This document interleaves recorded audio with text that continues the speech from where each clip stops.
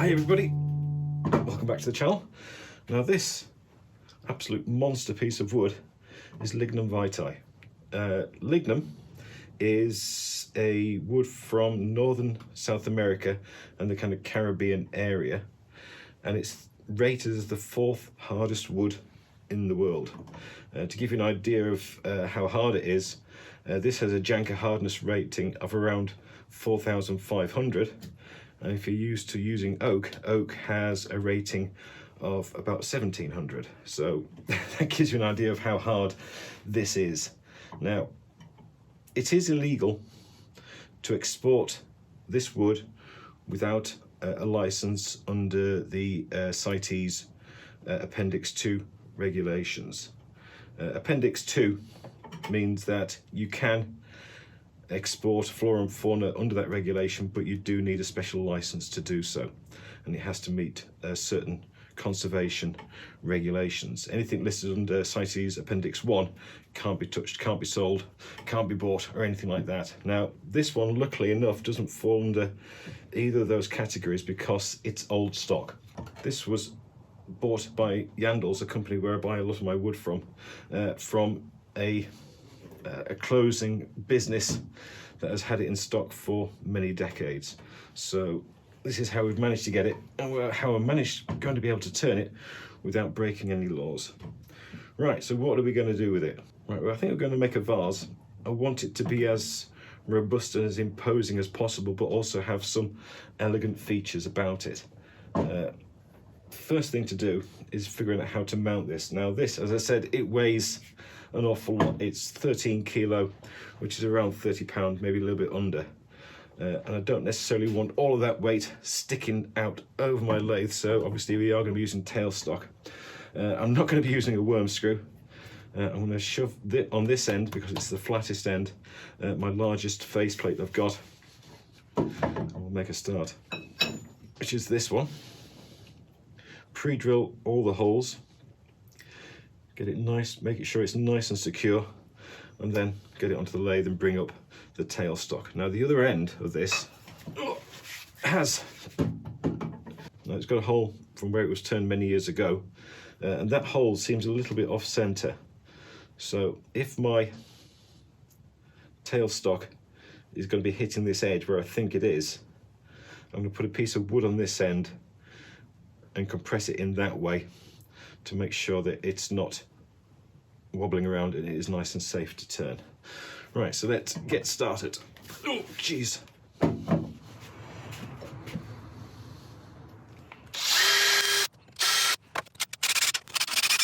Okay, I've just put 2 screws in initially to help me pre-drill the rest of these holes without it sliding around the place. Okay, we have unfortunately snapped 3 screws while doing that, but I'm fairly sure we are safe enough to proceed. Right, so I'll get this on the lathe, bring up the tailstock, and we'll sharpen up. Okay, the tailstock, when brought up, it wants to push into a hole and change direction, so I'm just going to put a little piece of wood, of a sacrificial block, in here and compress it against it. This is a piece of ebony, which is going to be nice and strong. Now then, slightly nervous about turning this on. Okay, right, I'm going to give this a spin up, standing well out of the way, see what kind of speed we can get to, and then we'll get started.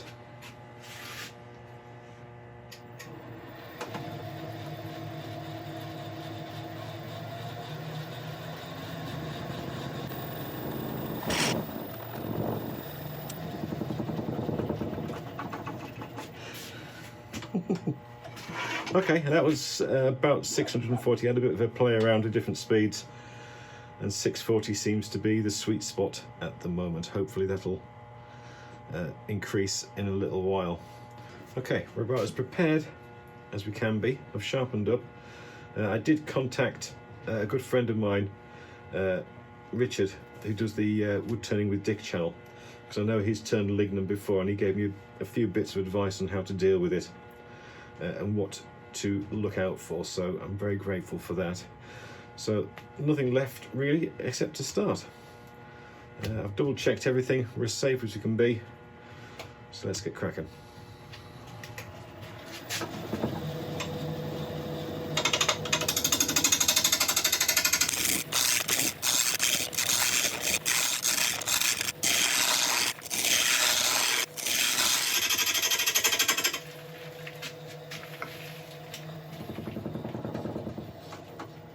Okay, so far so good. We're not quite getting all the way around yet, but there's some beautiful colour variations in this. Now you can tell, looking at the surface, that this has got quite a lot of oils in the wood, which I guess is why it's so good at being used at bearings for ships. It obviously helps protect the wood from any kind of water ingress. Okay, let's keep on going. I think I'll just do a bit on the top and then we'll get the whole thing one shape.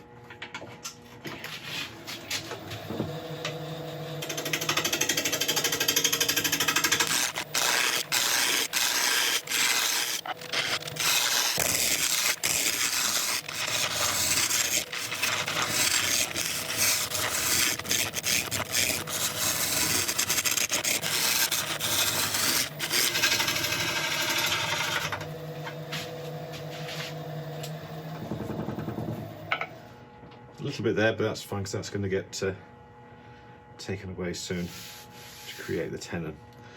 Now, there really is quite a strong smell from this. It really is quite sweet. Now, lignum vitae, the grain is difficult to cut mainly because it's very much overlapping. So it's going to be an interesting proposition. Right, one thing I'm wanting to do is create a textured surface, but just with normal wood turning tools, not with routers or anything like that, as we've done in the past. So this is going to be the top of the vase, and I just want to do a quick test in this area to see how it cuts and then quickly how it sands, because this is quite an oily wood. And if you remember back to the VERY Burl I made a few weeks ago, that was absolutely horrible to sand. And my friend Richard did tell me that your sandpaper does clog up an awful lot very, very quickly with this wood. So I just want to do a quick test in this area. So please excuse me for a little bit. I'll do a quick bit of test and then we'll carry on.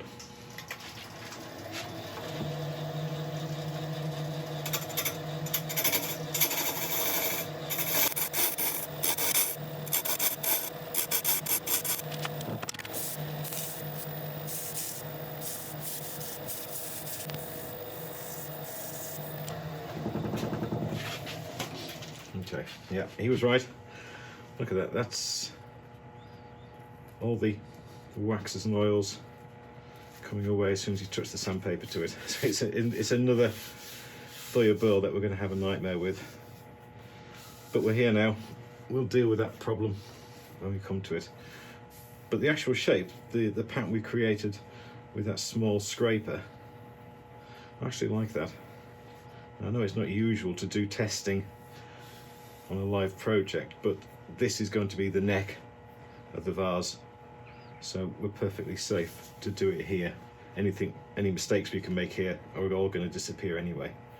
Okay, right, we know what problems we're going to have to face, but I do like that design. I love what it does to the grain pattern, so that's nice. Right, we can start creating a shape.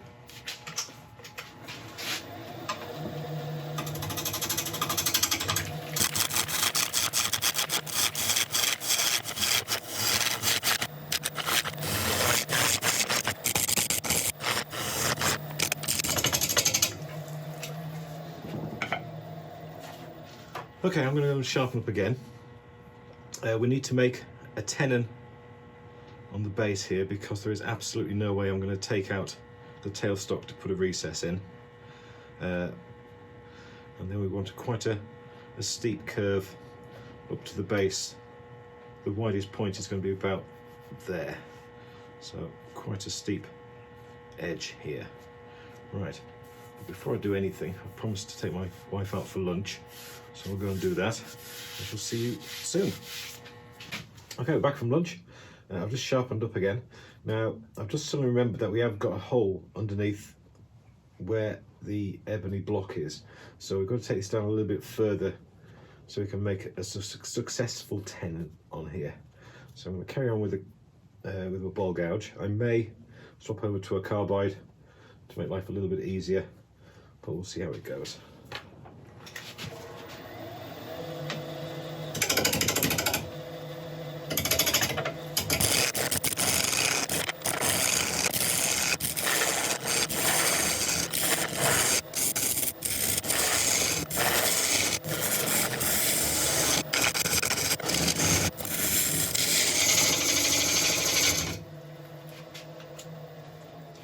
Okay, I'm just going to really get a carbide on here and see how that does.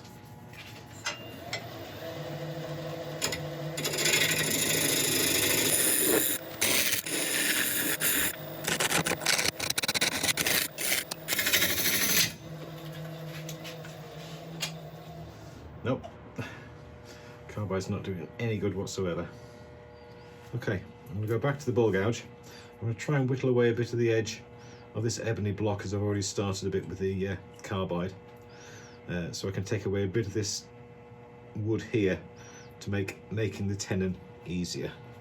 Just going to sharpen up again first.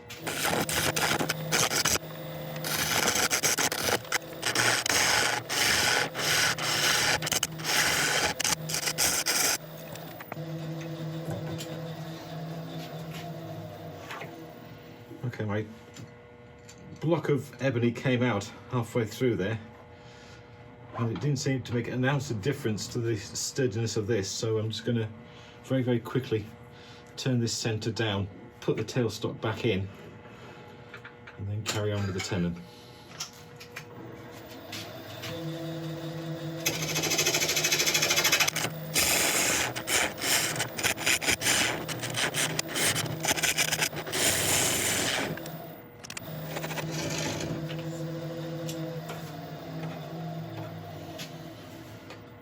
Okay, that's excellent. I've got rid of that hole, so I can get my tailstock back in there. We can get ourselves safe again, rework this base, and then make a proper tenon. Just going to sharpen up again.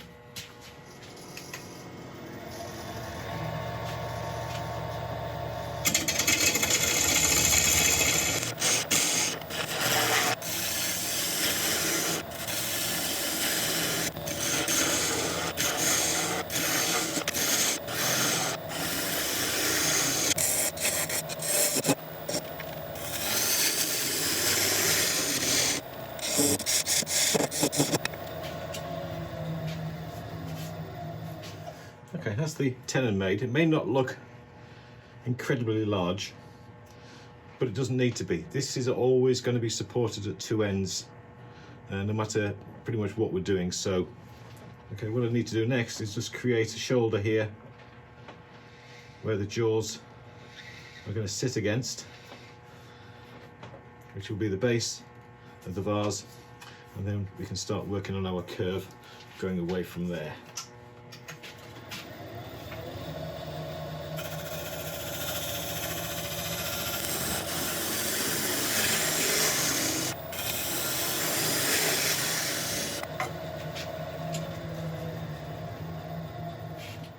That's the shoulder, and I can start worrying about this curve. Let's go quickly sharpen up again, and then we'll try and plan that curve out. Okay, now initially I want this curve to come from this area here to pretty much the base, but only gradual at the start here, and then get more severe as we get around this corner. I'm going to quickly put a line on this bowl, sorry, in the vase, just so I don't go past it. That should help me, give me a good indication, and I'll put one here as well. Right, that's where the curves are going to be between, but it's not going to be like a complete semicircle. It's going to be a gradual curve from here, and then getting more pronounced on the edge as it gets towards the centre. That may not make an awful lot of sense, but I kind of know what I'm doing, I think.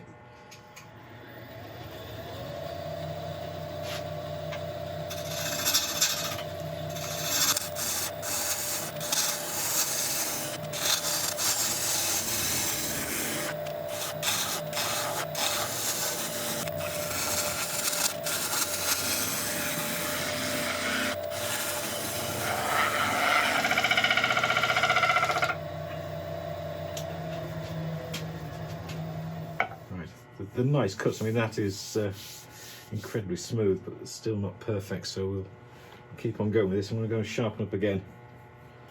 This inclusion we've got here, we're just going to live with. It's part of the natural wood. I don't want to try and turn that away or anything like that. I'm just going to live with it and embrace it, as it were. Right, we're up to about 900. We're over 900 RPM now turning.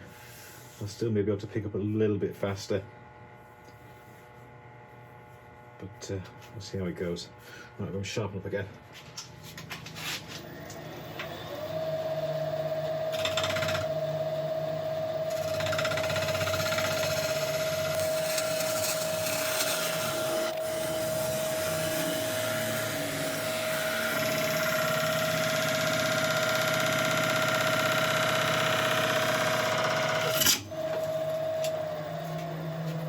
Oh, I nearly swore then.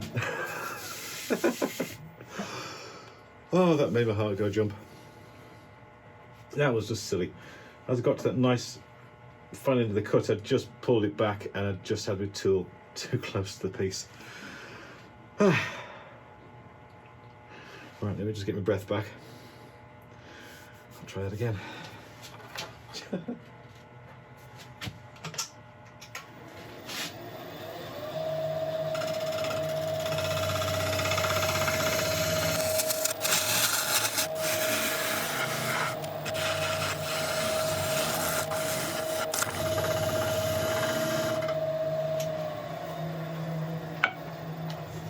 I think something just fell out. Yes, there you are, it's gone. Where is it? There's a bit of it. Okay, right, well it didn't want to be in there, so we shall leave it gone. It's a new extra feature. We can call it a live edge now. Okay, that shape is nearly there. It may need a little bit refining later on, but I think we're okay for the minute. Now the next part, before we even think about turning this round, although we are going to have to turn it around soon because we've got quite a big face plate on the bottom. Right, this needs to come in and graduate all the way to the top. So what I'm going to do is just start taking this down to a place where we can start turning it around. Right, I've got about 1 inch from the face plate at the top, so we'll just make a gradual curve here and then we'll turn it around.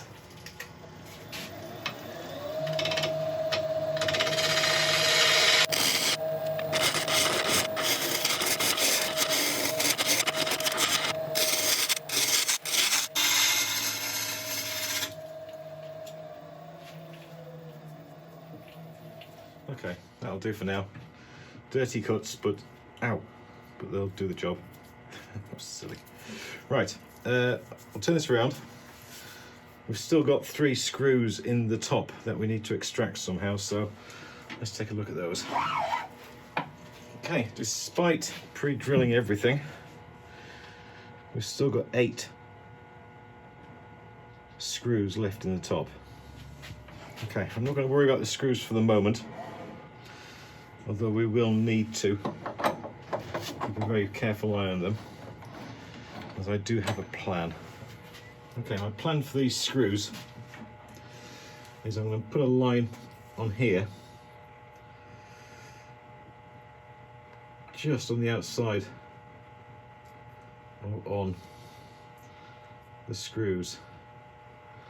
And as I turn down to each one, I'll switch to a carbide and then I'll just gently clip the edge, then I'll be able to pull it out and then we'll move on down to the next one. I could be on all day trying to dig them out. I can't believe we lost so many. Luckily they're all outside of where the neck is going to end up. Well, it is now anyway. Right. I think I'll get these out of the way first, these screws, or at least the first few, before I do much else with the rest of the vase, because I don't like that forever being in my head. Right, so I'll just work around down the top so we can get them out, and then we'll make whatever we've done here fit in with the design we want.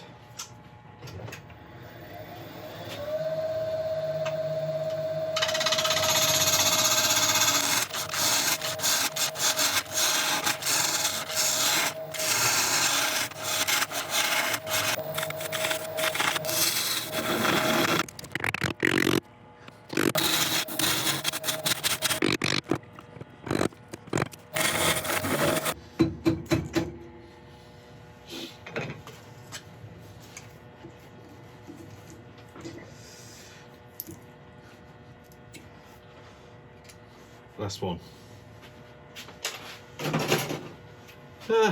Right. I have to remove, as you can see, an awful lot of wood to get those out. Hopefully I can still make the design I want work. If not, it'll be a similar design, just a little bit shorter. Right, I'm going to go and sharpen up again, have a quick breather, and we'll carry on. Okay, we're all ready to start again. The screws are out, we've got no more worries there. So now our main concern is getting the shape right before we start putting the design on the surface. So I want a kind of an outside curve running from the top to about there. So it's going to be a tight one. I may have to take this a little bit narrower to get it looking right, but we'll figure it out as we're going along. I think I'll start from this end here and start working down and working backwards along the piece. I have sharpened up again.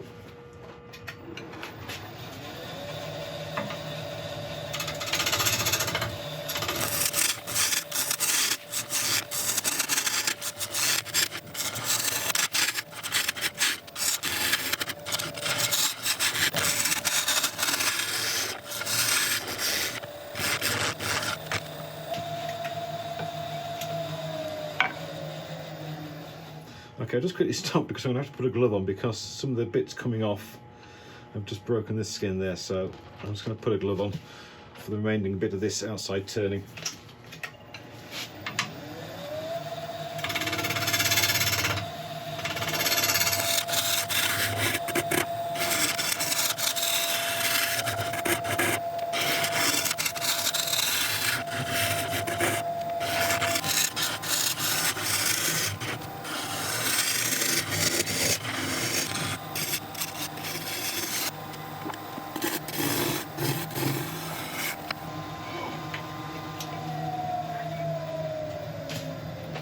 Okay, we've got the shape pretty much where I want it.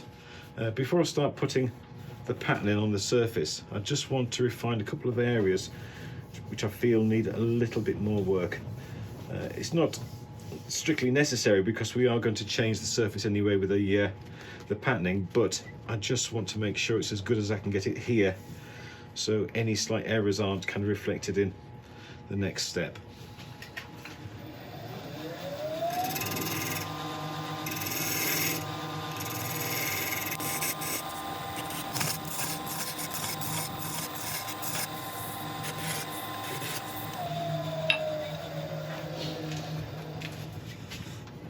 Okay, excellent.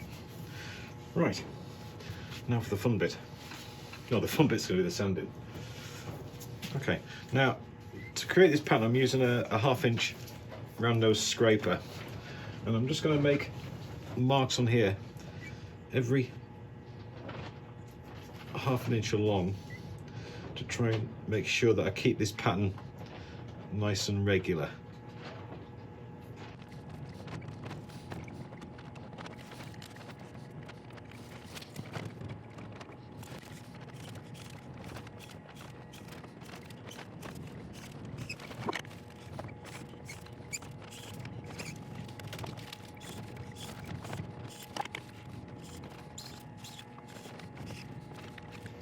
Okay, I should do it. Okay, we're ready to start. I'm going to start from the second one down there, as opposed to going to the top. I'm not sure how it's going to look at the top, but I'll start from there, and at the end I'll take a look at it, and if I think it needs it at the top, I'll put one in the top as well.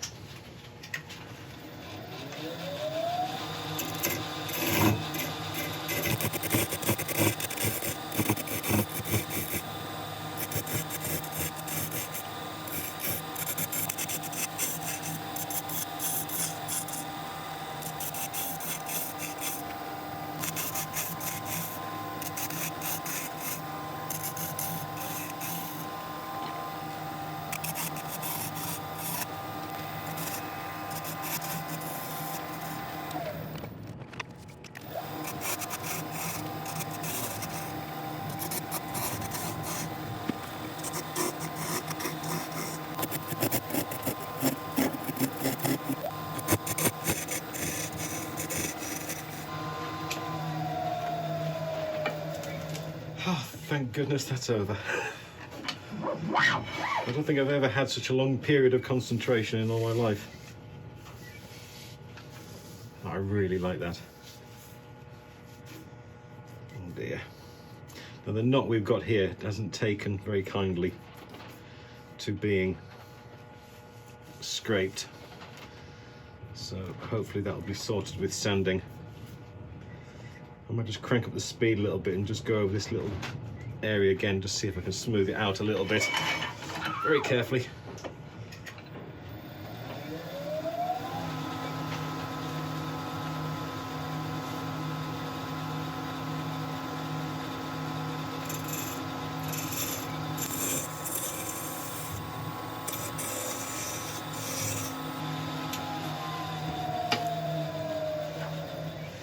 It's not ideal, but we'll live with it.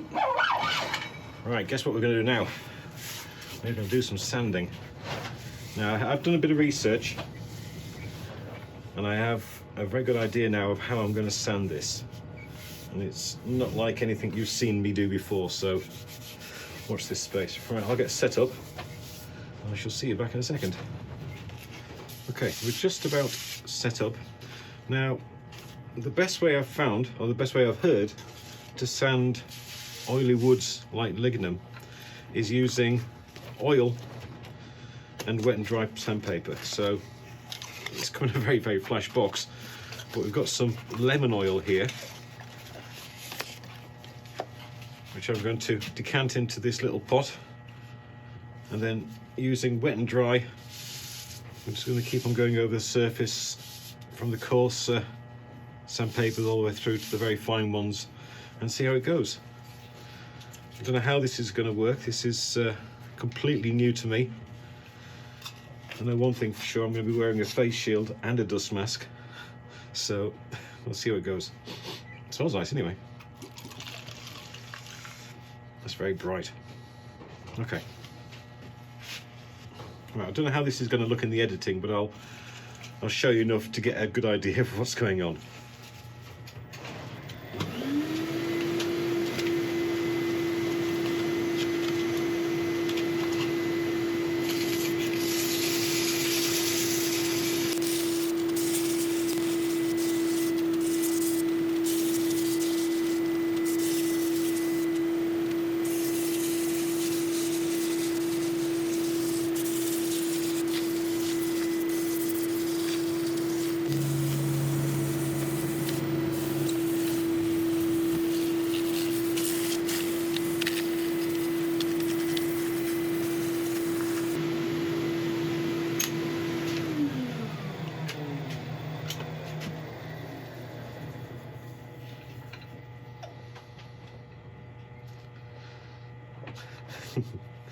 Well, I think we can say that worked.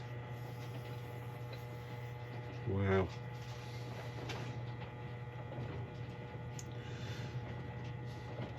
Do you know the best thing of this method? My workshop smells great. That lemon oil really made sanding so easy. Nothing to be scared of at all. That was just brilliant. Okay, there's no finish on this yet. That's just purely the sanding and the lemon oil. I'm sure the lemon oil is, you can buy lemon oil as a polish anyway, but I might just put a wax on the top just to protect it and to give it a nice shine. Okay, all right, let's do that. Okay, the wax we're putting on is beeswax, carinabu wax, and a microcrystalline wax in a mineral oil, which was number 4 on the batch of waxes we made up a couple of months ago. Now I'm going to apply this directly from the cloth, so I'm going to get a good lump on the cloth, get the vase spinning, and then rub it against it.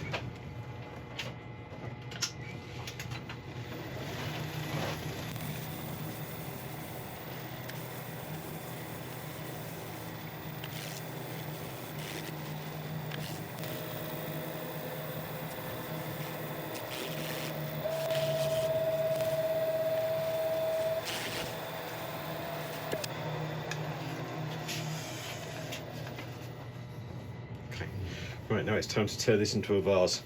So I shall set up for hollowing out. I shall bring you back in a second. Okay, we're all about set up, ready to start hollowing this out. Now I've bought myself a set of really long auger bits to do the majority of the hollowing at the start. Now, one warning I was given by my friend Richard was that if this gets too hot, it can develop micro cracks. It's fairly similar to you in that respect. So we are going to take it slowly. We're going to hollow out as far as we dare, and then we're nearly done. I'll put some blue tape on the bit to mark where we want the bottom of the hole to be. So as soon as that gets into the edge, then we know we're deep enough.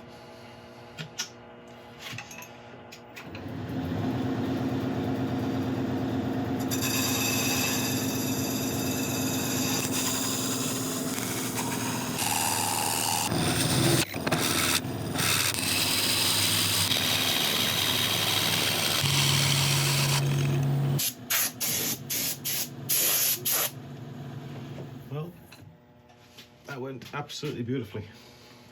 Absolutely over the moon the way it went. I couldn't have wished for a better outcome. I took it really slowly, took a lot of time, waited for the bit to keep on cooling, and then progressing a little bit further, and so on until we've done.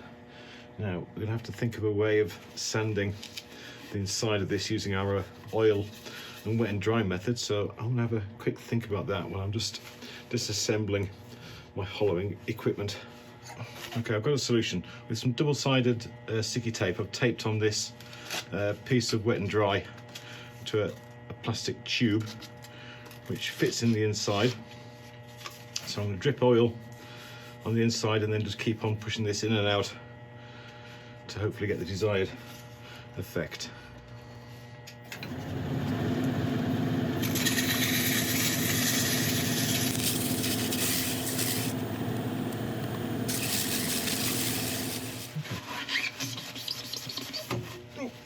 It seems to have the desired effect. Sometimes you can only do what you can do, but you can put some oil in there as well just to help seal the wood. Give it a nice healthy coat. I'm just going to quickly clean off this edge very carefully with a ball gouge. I probably should have done it earlier, but I kind of got excited and carried away.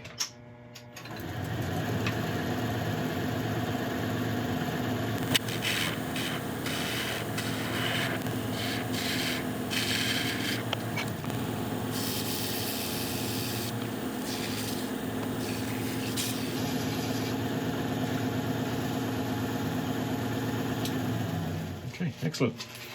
Right, I'll clear up a bit and I'll figure out a way of how we're going to take out this tenon.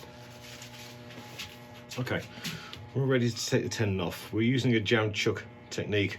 I've got a long piece of beech spindle here which goes all the way to the base, and it's held there as a compression fit nice and tightly with the tailstock.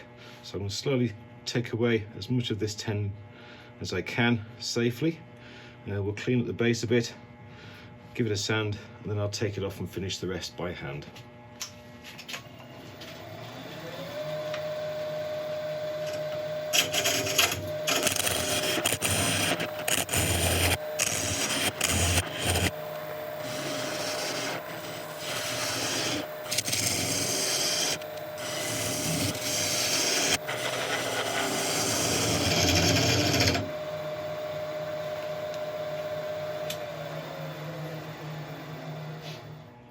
Okay, right, I'm going to take this off, finish the rest by hand, and I shall bring you back and we'll look at the finished article.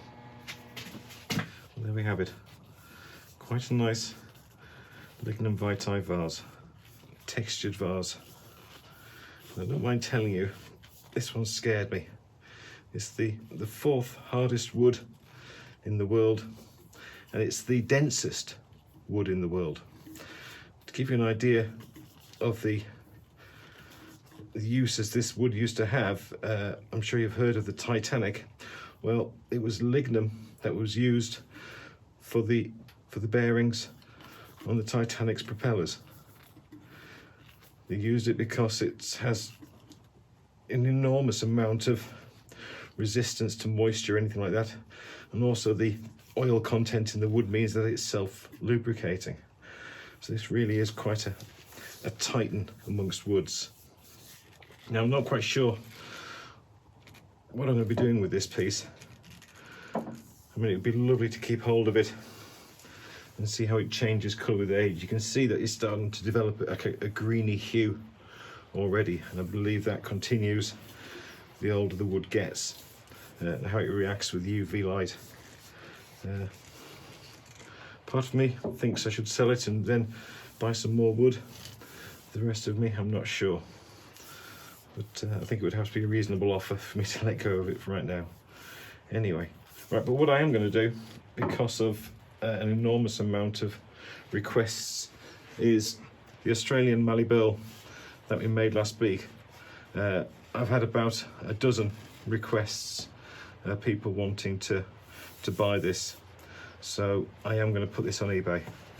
Rather than just pick out one person saying, yes, okay, you can buy it if you want it. I think the fairest way is just to put it on eBay at £1 start and see who can get it. Right, so that'll be going on 8 o'clock tonight after this video goes out. There's been links in the description below, and just on its, to say that one being on its own, I'm going to list this one which I made on the channel about a year ago. It's a beech bowl inlaid with milliput and brass. Now at the time I was talking to milliput, the people who make this resin, and they'd never heard of anybody using milliput and brass together, so we're thinking that's a world first, but I can't confirm that. So anyway, they'll be on eBay from 8 o'clock tonight. That's British Standard Time. I will put links in the description. But anyway, if you've enjoyed the turning of this monster, I would really appreciate a like and subscribe and all those usual things. And if you leave a comment as well, you're going to be entered in the giveaway when we get to 25,000 subscribers, which is getting pretty close. When I woke up this morning, we're at 24,000, so we really are not far away. So anyway, there we go. Thank you very much indeed for watching, and I'll see you next time. Thank you.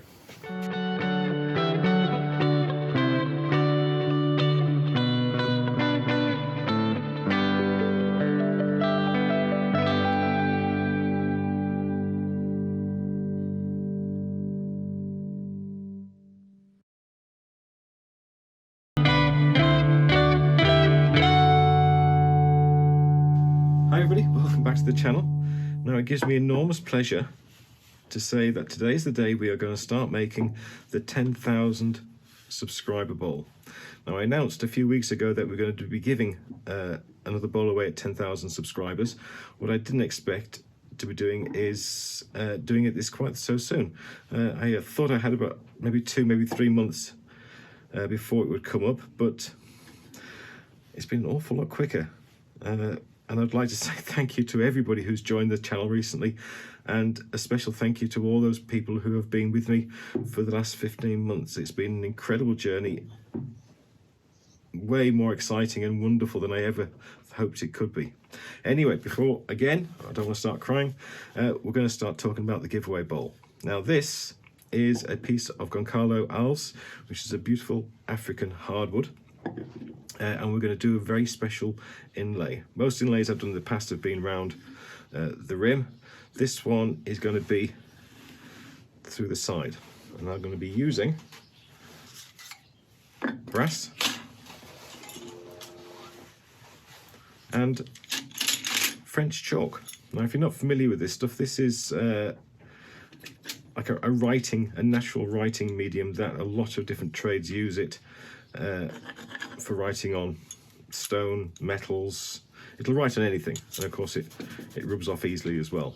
And this is actually soapstone. Okay, we do know the soapstone is very easy to carve, so hopefully my idea will work. Right, the idea that we're going to put together is I'm going to glue, first I'm going to cut all these in half, then I'm going to glue them all together in that kind of orientation to build up a nice long strip of them. When I have that, I'm going to sandwich them between the brass to give that kind of effect. And then that is what we're going to sandwich into this board, into this blank. And then we're going to turn it. Will it work? Well, there's one way of finding out, isn't there? Okay, I'll get set up and we shall get started. Okay, I've got all my French chalk pieces all laid out nicely, ready to start gluing. Now, at the moment they're all too long, so I'm going to cut them all in half, or snap them in half, so we can make them go further. Now, I'm not going to use any particularly elegant method for this. I'm just going to drag a knife blade across them like that, and let's hopefully score them enough to snap them in half.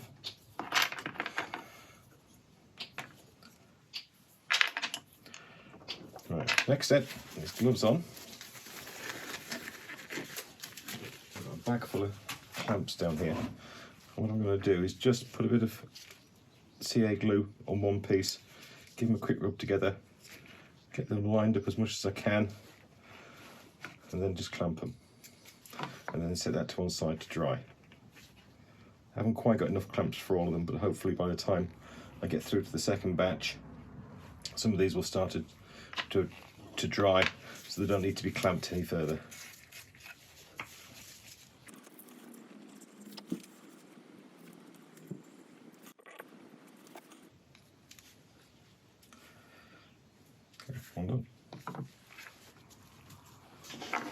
Okay, so I've got lots of little stacks of 2 glued together now.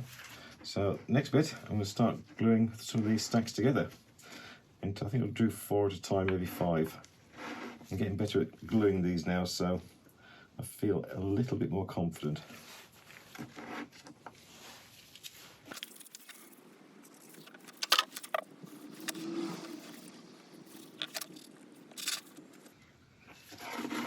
The trick to getting them letting them not to stick to your workbench is to keep them moving.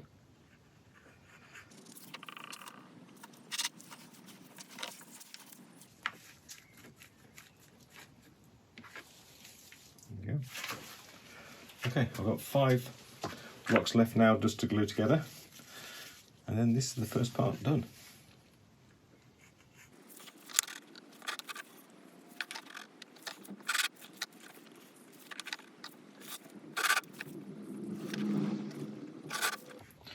I'll clamp these up, and then we're going to come back tomorrow and start preparing the surface so it can be attached to the brass strips we've got. Okay, we've got our soapstone all nicely glued together, and it seems to be holding pretty well. But we do have another step to do before we can sandwich it in between the brass strips. If we were to sandwich it right now, then we'd end up with some gaps where the surface isn't quite flat. So that's what we've got to do now. We've got to flatten off both sides, so we can get it sandwiched with the brass. Now initially I'm just going to use a palm sander going over the surface to get the higher bits off, and then I'm going to sellotape or stick a couple of pieces of sandpaper to the surface of a board, and then rub it backwards and forwards to get a nice flat surface. We're using a face mask for this, obviously.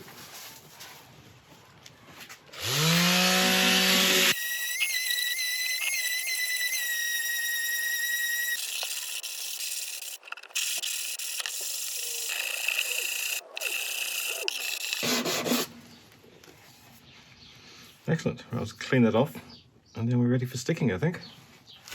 Okay, we've got that cleaned off nicely, and that's going to be sandwiched in between these 2 brass strips like that, and we're going to secure it with a 2-part epoxy resin glue.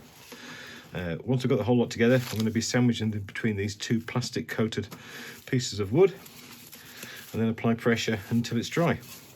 I've covered this plastic with I've covered this wood with plastic because I don't want to inadvertently stick this to the wood, because that would kind of give us a whole load of problems. Right, now, so 2-part epoxy glue, so we'll mix it thoroughly.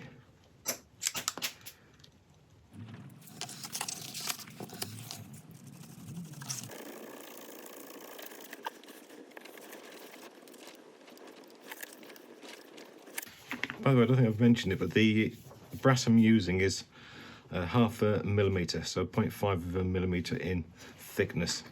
I did initially order some which was 1.2 millimetres, but it just felt too heavy gauge, and I didn't feel comfortable turning it, especially when it's next to delicate soapstone. So this is just 0.5 mil wide. Just make sure the entire surface is covered right to the edges.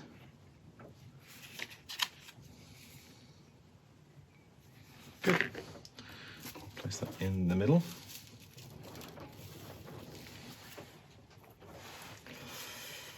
I will have to trim off the edges, but that's fine. I don't mind doing that.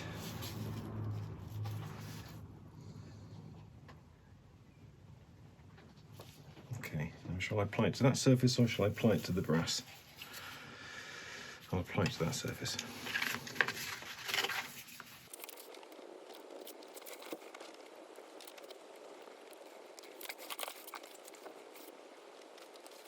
Should get these positioned correctly before I start applying pressure on the top.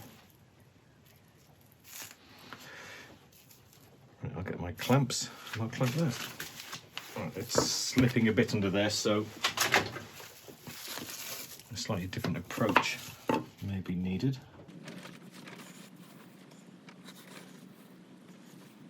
Right, I think I'll just let it firm up for a little while and then apply pressure. Because the more I squeeze it at the moment, it's going to be like, you know, when you're trying to handle wet soap, it'll just fly out. So I'll leave it as it is. In a little while, then I'll bring these lot together again and clamp it up. Okay, I've taken the clamps off, and I've got our nicely sandwiched piece of material. It looks to be okay. There is a tip which I suddenly remembered, which helped everything stop slipping around when you start to clamp it up, and I'll show you that in a second when we go to the next stage. Now what we need to do is take our beautiful bowl blank and decide exactly where we're going to cut this into. Now I've marked a centre. Now what I need to do is to ensure that when we do cut this in, we're not going to be interfering with where we're going to be putting our tenon or recess in. So that's the outer extremities for the tenon or recess. So I want to be clear of that. And possibly a little base up there, I think. Let's go with a couple of millimetres just to be sure. So there, and our width is about 12 millimetres.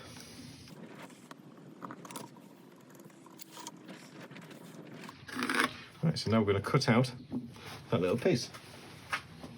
There we go. That was easy. Right, I'll save that for another project at some point, I'm sure. Right, before I can shove this in, I've got a bit of cleaning up to do on the bottom here to get that flat. I think I'll trip off the edges as well, so I'm not going to do that in quite such a dramatic form as before, but I think that's going to look quite nice once we get it set in there. Right, I'll go and clean this up. Okay, we've cut and trimmed our little insert. I've just sanded over the top as well to give it plenty of material to grip against when we glue it. We've got the blank set up, ready to be clamped, and I have my secret ingredient just hidden behind the lathe there, which is going to be used to stop this slipping when we start to apply pressure. Okay, so I'll mix up some more epoxy.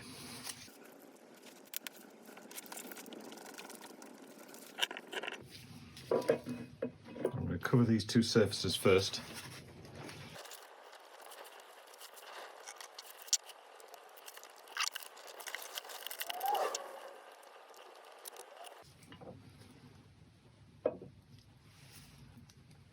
Okay, with those two covered now, we can apply this secret ingredient, which is in this little capsule here. And all we want is a few little grains on each end. If you're wondering what this is, it's sodium chloride. Salt, table salt. And just those very, very fine granules are going to stop this slipping. Hopefully stop this slipping. I saw this tip on another channel quite a while ago and I keep on forgetting it every time I do a glue up. But luckily I've remembered this time.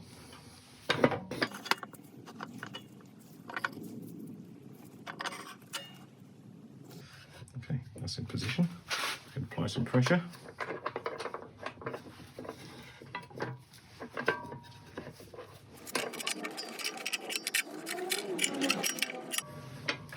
Okay, I can see glue seeping out of the seams, so that's good. All we have to do now is wait. I'll bring you back when we're done. Okay, so we've got our blank all nicely glued up. The next step is to drill a hole for the worm screw, put it on, and then we can get turning. Now, I need to warn you now that I'm about 50% sure that this is going to work. It might even be 40%. It all depends on how these joints hold up. So when I start turning, I'm going to keep well to the side. I'll have a full faceplate on, keep myself as protected as I can be while we get started. Okay, there is a reasonable chance this could fly apart, but we won't know until we actually do it.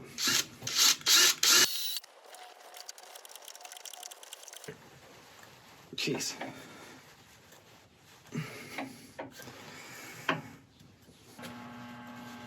Okay, we're all set up, tailstock in and locked. I'm just going to move my control panel to this side so I can get to the emergency stop if I need it. Right, I'll put a glove on my left hand because we've got some sharp edges here and some metal, so just to keep myself safe, but I will be keeping my hands well away from these edges. I've sharpened up, as I say, I'm wearing a face mask and a face shield. I think we'll find out fairly early on if this is going to let go. So anyway, let's get started. Wish me luck.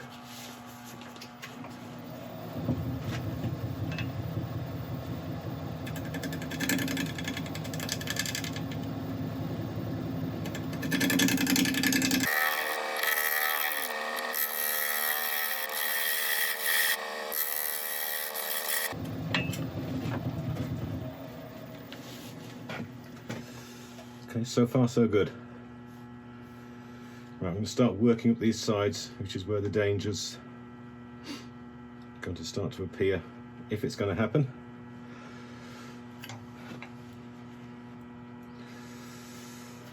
Right, I don't like the look of the way that copper, or the brass, sorry, is just bending outwards, because that's going to put undue pressure on this. So I'm just going to get my Dremel tool out and cut this off.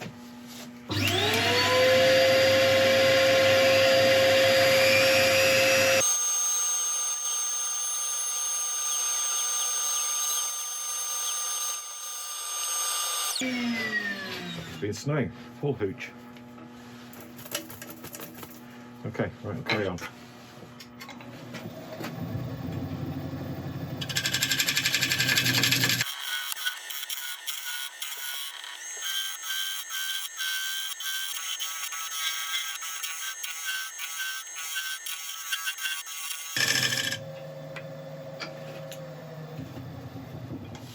This is a really hard combination of materials, but we are cutting it. Okay. Right, I think I'm going to sharpen up the ball gouge again and carry on with that for a little bit. I'm also going to turn on the extractor. I am wearing a face mask, but I think we can keep the dust out of the air as much as possible. That would be good.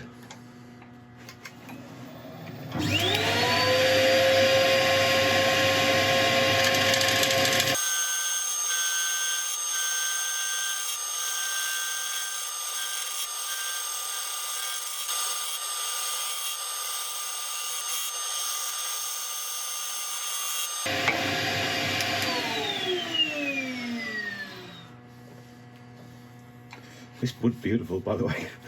I know I'm concentrating more on the soapstone and the brass, but the wood is gorgeous. Right, we're nowhere anywhere near out the woods yet, so we'll carry on. I'm going to go and sharpen up again. I really hope this stays together. I really do.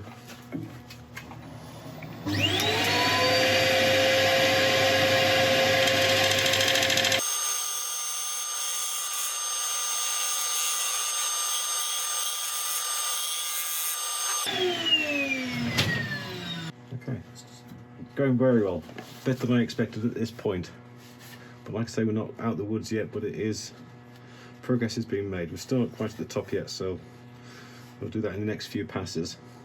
When I'm coming back in this way, I would normally stand here to turn there, but I'm not going to get anywhere near this side, because if this does let go, like I say, it's either going to go that way or this way. So I'm going to try and do all the turning from well to the side to keep myself safe. Right. Another quick sharpen up, I think.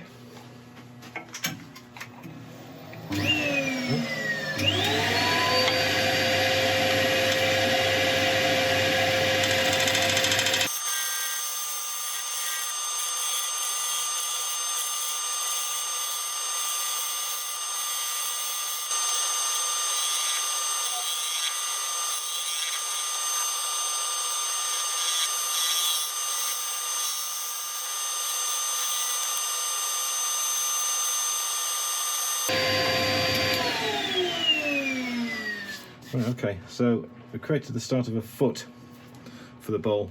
So I'm going to take the tailstock away now for a brief moment and put a recess in.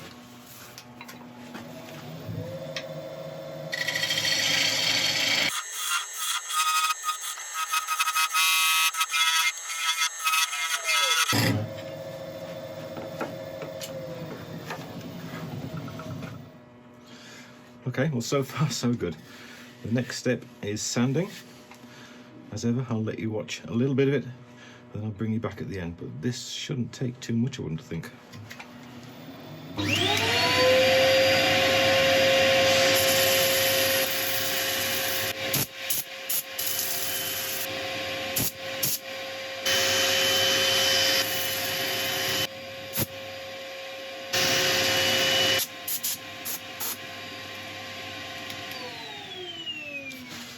As sanding goes, that was an absolute joy.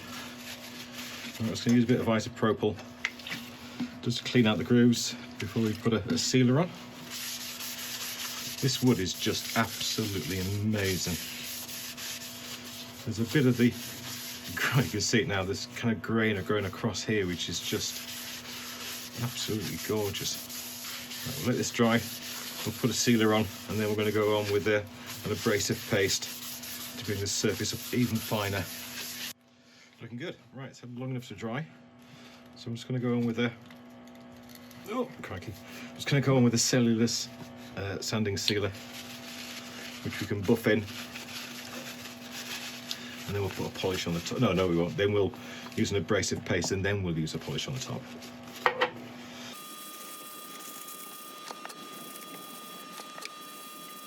I've just heard, by the way, that this isn't going to be the only prize that we're giving away. And I'll tell you a little bit more at the end. Right, I don't usually wear a face shield when I buff in sanding sealer, but I am going to on this occasion.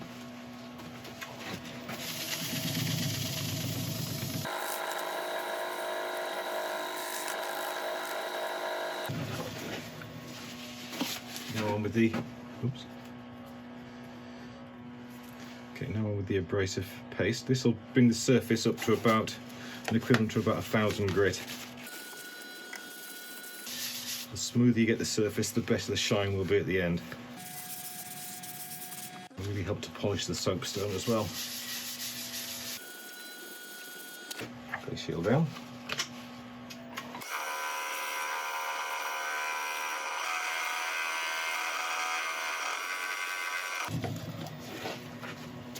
Again, we'll clean off the residue with isopropyl.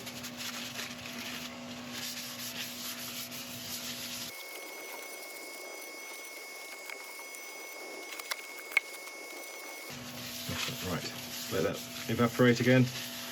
I'll put the final finish on. Okay. Right, now over the Hampshire sheen. I'm going to buff this to a nice polish.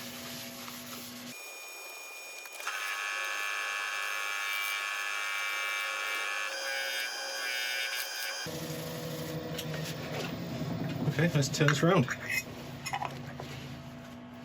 Okay, we turn back round.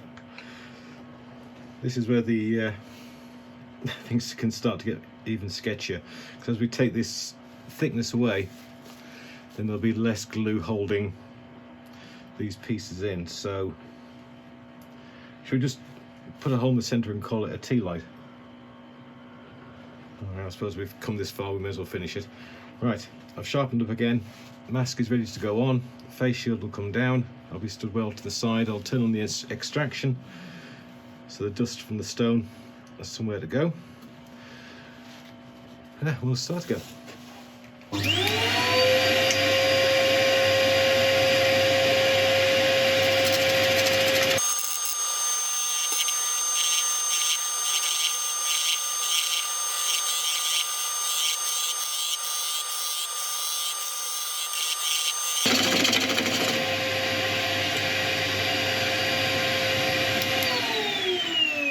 So far so good, it's going to sharpen up again.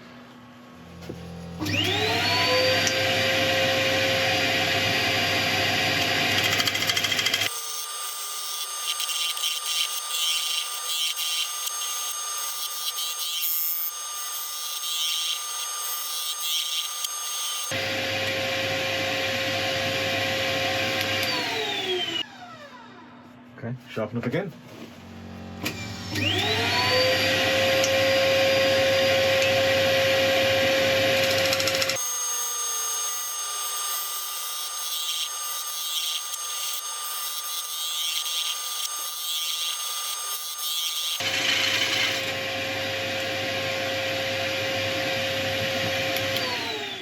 Good progress. Looking nice. Still very scary. Right, I'll go sharpen up again.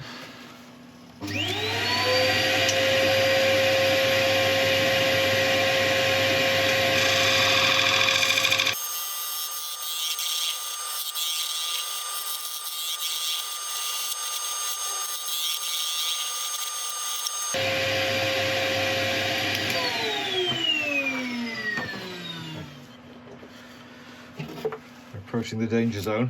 Right, mask off. Right, we're approaching the danger zone. We've still got a little way to go on the bottom, thickness-wise. But please excuse me if I'm not going to make this a really thin bowl, because I need the depth of wood. I need that surface area to keep this inlay adhered to the surface. If you go too thin, then I'm fairly certain it'll just snap straight off. So I'll start to try and even up this surface. We'll take this down and then we'll probably finish up with a scraper, I think, to even it out completely. And then we can sand, and I'll be so happy to start sanding. Right, one more quick sharpen up.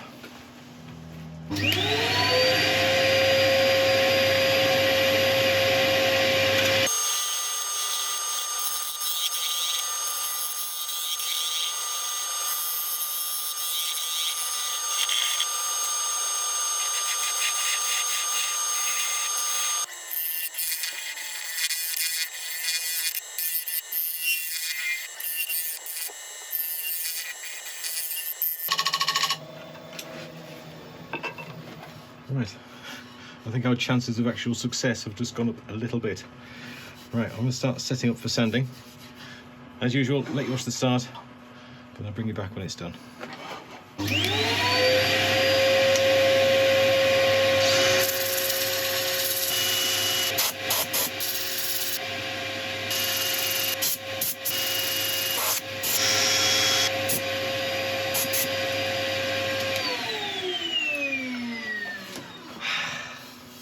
The end is in sight and I am so happy.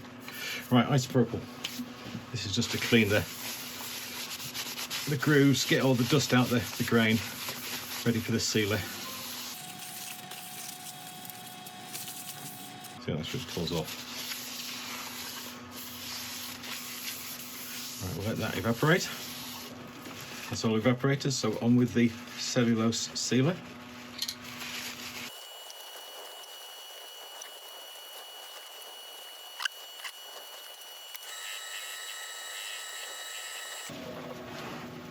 And then on with the True Grit abrasive paste. Give it a nice polished surface. Ready for the final wax.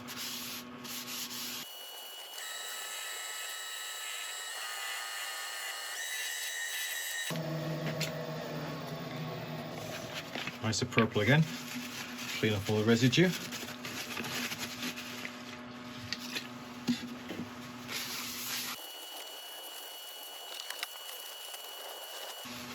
Let that evaporate. And the wax polish to finish off.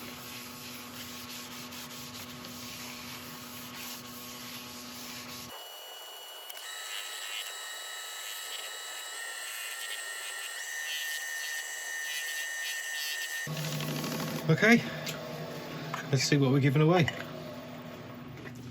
There we have it. The 10,000 subscriber giveaway bowl. Goncalo Alves, French chalk or soapstone, and brass. Oh, and a little bit of salt. I have never been so pleased to get to an end of a project. I thought the grass treat route was nerve-wracking, but this, as I say, only gave it a 50-50 chance of actually making it to the end in one piece. And I'm so pleased we got there. It's absolutely beautiful, even though I know I'm saying it myself and I made it, etc. But the contrast between the soapstone, the brass and the wood is just gorgeous. And I'm so pleased and so proud to be able to give it away to one of you lot. Now, as I mentioned a little bit earlier on, this isn't the only prize. The very, very kind people at Record Power have offered a set of bowl gouges, a small bowl gouge kit to go along with this. So we'll be giving two separate prizes. One person will win this and the other person will win the gift from Record Power. I'll put a picture on the screen now of what they're giving away as well, which is incredibly kind of them. I'm so grateful to them. Again, I'm so grateful to Record for all the support they've given me since I've been running this channel. Really nice people. I'm not sponsored by them, but they're always there to help whenever I need it. Right, so how do you win this? Well, if you've left a comment and have subscribed since our last giveaway, then you are going to be automatically entered. Every time you comment will pretty much act as another entry into the competition. The more times you comment, the more entries you will have. And we'll be taking all the comments from after the last giveaway we did, which was just a few weeks ago. I wasn't quite expecting to be doing this quite so soon. Anyway, thank you very much indeed for watching. I'll put a beauty shot of this in the video at the end, and I will always put shots of this on my Facebook and my Instagram accounts. But apart from that, thank you very much indeed for watching, and I'll see you next time. Thank you.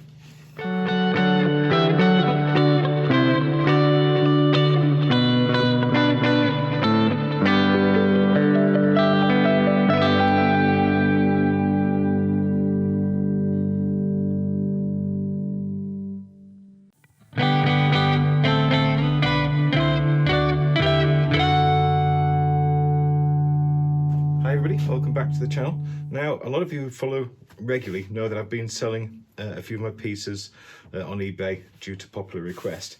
Now, as I promised, the money raised from these sales have been put back into the channel, and I've been purchasing some wonderful wood from a company called Yandles in the UK. Now, Yandles is the same place actually where I got my lathe from. They sell just about everything to do with crafting. Especially they have an enormous warehouse full of amazing pieces of wood. Now, unfortunately, I don't live near Yandles, but the manager very kindly gets his video camera out and walks around the warehouse where the wood is, and points at pieces of wood, and I say yes or no, and I couldn't help but say yes at this beautiful piece of brown Mallee Burl. Now, Mallee Burl is from southwest Australia, and it's known for its incredibly beautiful grain, which we are going to try and uncover in here. Now, I'm wearing gloves because this guy's got teeth. This incredible grain, surface pattern here is caused by the burls, and it's pretty unique to kind of Eucalyptus mallee family. Now, gloves are on because a lot of these spikes are absolutely razor sharp, and I've already got a few puncture wounds already from looking at it. Now we're going to try and create a bowl from this, and the bowl is going to be on this top area, and it's going to be in this center. Now we've got such a beautiful shape, so it seems a shame to lose any of it. I do have a slight problem that I do have an 18-inch turning capacity over the bed, and this is spot on 18 inches. So if I don't get it spot on the middle, I am going to catch on the ends, and I may have to nick a bit off, but don't worry, I have thought about a solution for that. Right, so first of all, I think I'm going to use a face plate, or shall I use a worm screw? Right, we're not turning into end grain, so I think a worm screw will be okay. So we'll get that sorted and we'll get it on the lathe.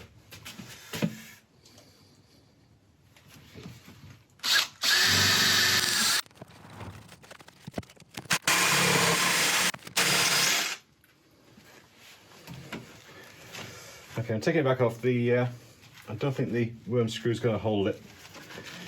I'm not 100% confident in it, so I'm going to take it off, put a face plate on, and then I'll bring it back when I've got it back on the lathe.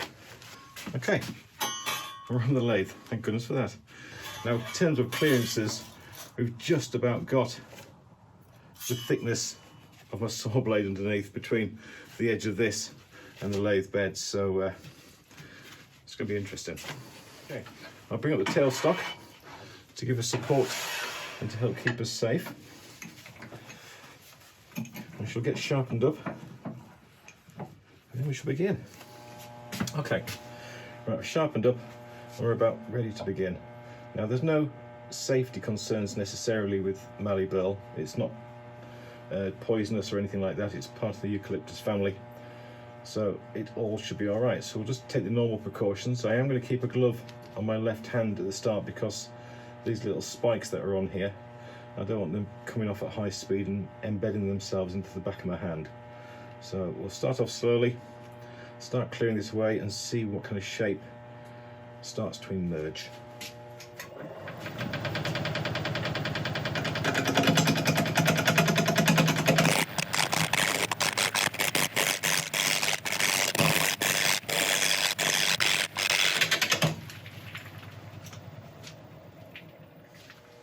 Right, we're working our way through.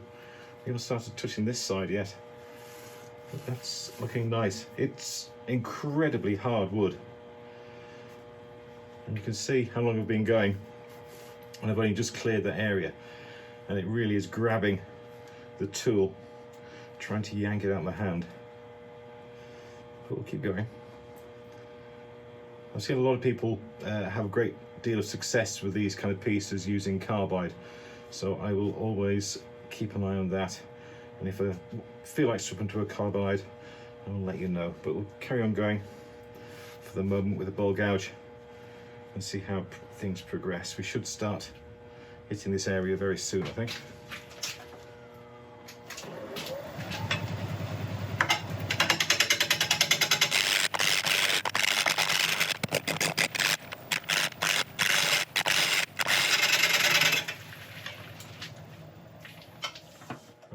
Here it's starting to make connection this side, which is good. Now, one thing I have to be very careful of is that I don't go too far up here, because with usual kind of wing bowls like this, I want the bowl to be sitting proud of the rim. So I don't really want to go much further up than that. It might end up being a funny shape, this. I may have to think very carefully. See how far if I work a bit more around this area, see if I can start getting through to the, or get past the sapwood, get past these spikes at the base. And we'll see how we're looking there, I think. But this is going to be very much a case of winging it until we can get to a design that we feel we're comfortable with.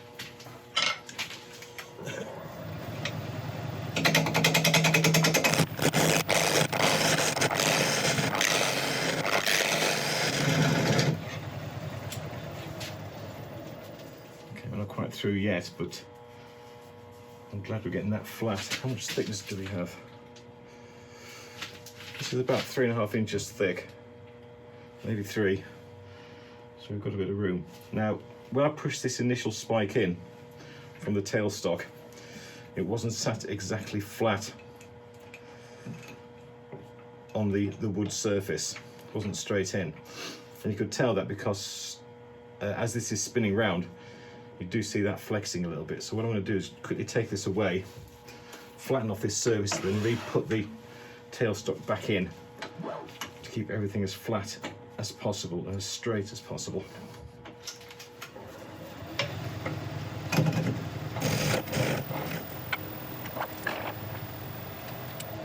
Right, that's better. I feel a lot happier about that connection. Right, we've got a nice flat surface here. I'm going to start taking away this area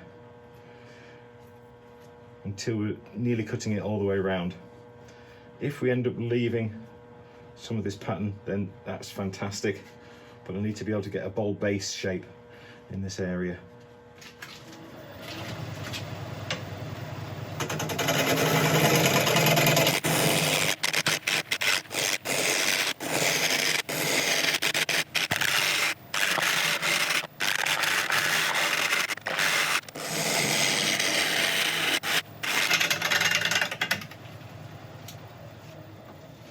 Okay, I've got a pretty well defined area that's going to be the base of the bowl shape, and I've got to try and figure out how high I can come safely to create the bottom of the wing area. If I put the tool rest at the maximum extremity, I just want to see how much of an offset I've got on the top between its highest and lowest point, so I know how much room I've got on the top to work with. Okay, it's about 1/4 inch off between the lowest and highest point on this side, so that's not too bad. So if I imagine about 1/2 inch down, maybe a bit further. Right, that little dot there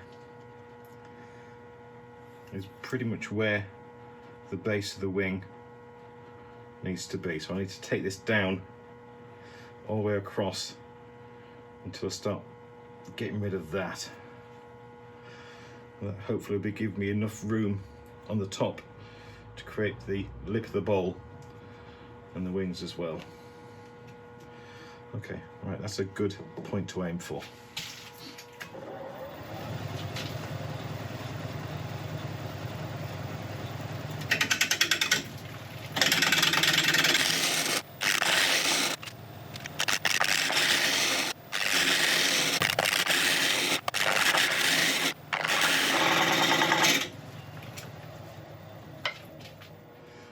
Right, we're just about there. I'm going to swap over to a scraper now, just to even up this surface, take off the last little bits of material, and then we'll start redefining this shape. Actually, shall I leave that for now? Because I'll probably have to do it again. Okay, right, let's leave it that bit for now. I'm going to create enough of a flat base to put my recess in, and then figure out what shape I need to have this to get the lip onto into the top.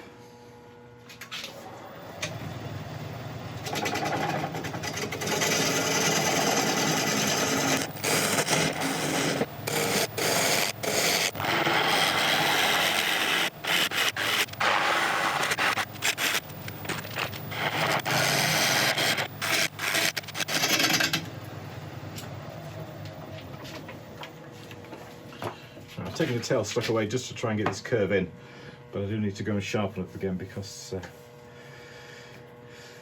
this material really is knocking 7 bells out of that ball gouge. It's worth it though, isn't it?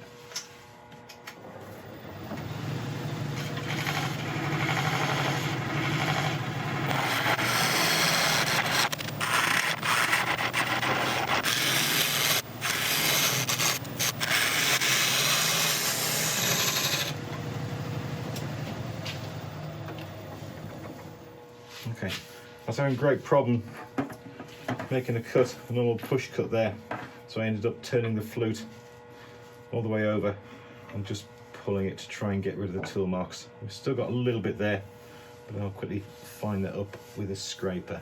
Now I've had a quick look at the side again, and it's looking good, but it's angled too much in. I think it needs to be a bit flatter, so I need to come back in here and start working this kind of area in. I'm going to do that with a scraper to try and get this perfectly flat.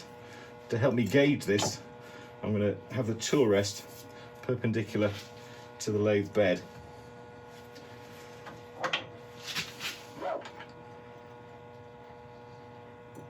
To help me gauge it properly. Okay, scraper's all sharpened up. I've got a nice burr on that edge now, which is going to do the cutting. I'm going to have the handle slightly up, and we're going to pull it across until we get this edge here parallel with the tool rest. Then we'll spend a little bit of time tidying up this edge and get rid of that tool mark just there. Then we can put the recess in and sand.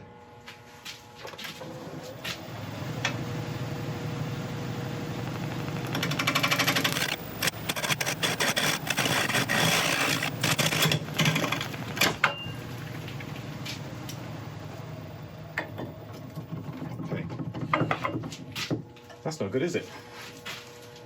Okay, right. Back in a second. Just going to quickly sort out the faceplate. Okay, I've replaced the screws. We do have to come back over this and realign this bowl. I've put that scraper on the naughty step. Like all good workmen, I shall blame my tools. I'm going to go back in with a negative rake scraper this time. Be a little bit more gentle and see how we get on. We need to flatten off this surface, and then we'll need to unfortunately come back into here and realign all these areas.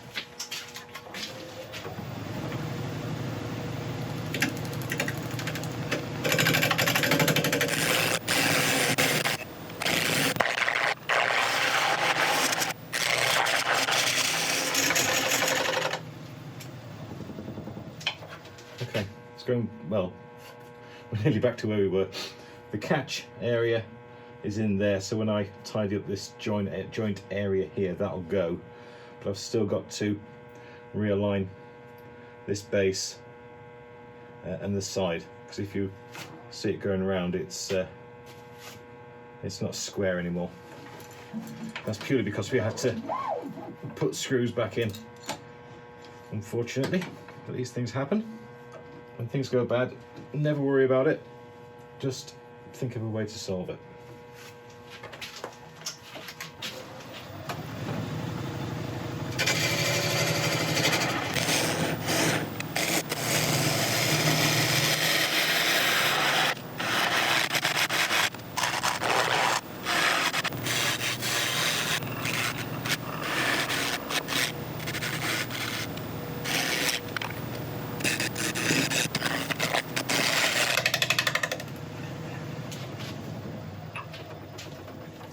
Right, that's pretty good now along that edge.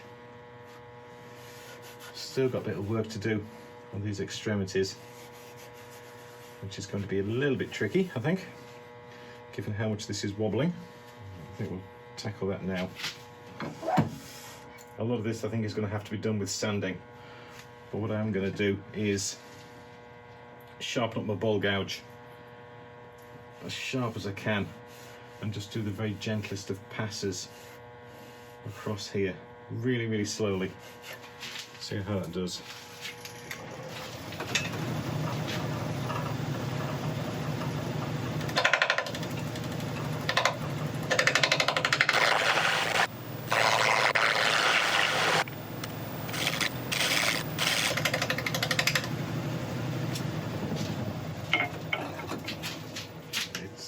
there's not enough wood, you're not hitting wood long enough to be able to get a decent contact with it.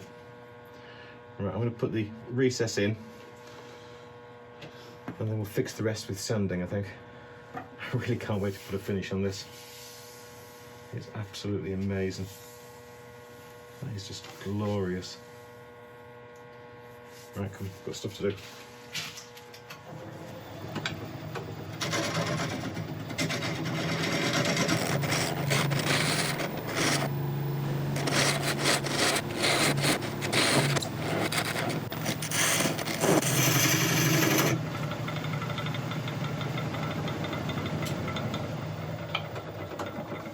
Right, that's as good as I can get it with tools. It's such an odd shape as you're cutting these areas. You know, you're hitting them, missing, then hitting them, missing, and it's virtually impossible to try and get a flat cut. So I'm going to sort all of these problems with sanding. I'll let you watch a bit of it as usual, and I shall bring you back when it's done.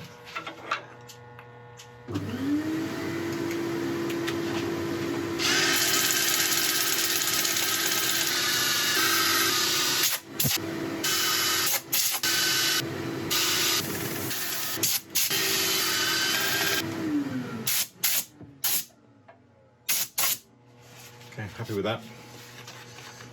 It's sanded beautifully, got rid of all the tool marks on the wings. Now we're going to put a finish on at the end. I think we'll go with the Danish oil again. But I just want to put a bit of isopropyl over the top, just to get a look at what this is going to look like and just to clean out the pores as well. Oh God, I'm excited. Look at that.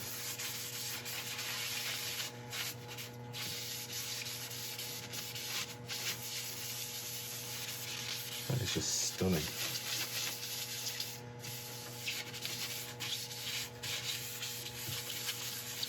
Okay, right, we'll let this dry off. I shall turn it round and we shall see if we can do just as well on the other side.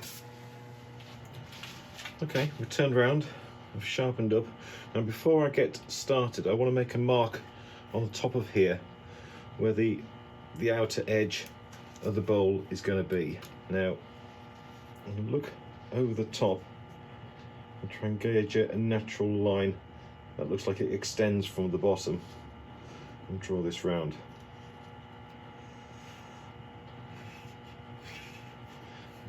The top isn't completely flat, so I'm having to push against it.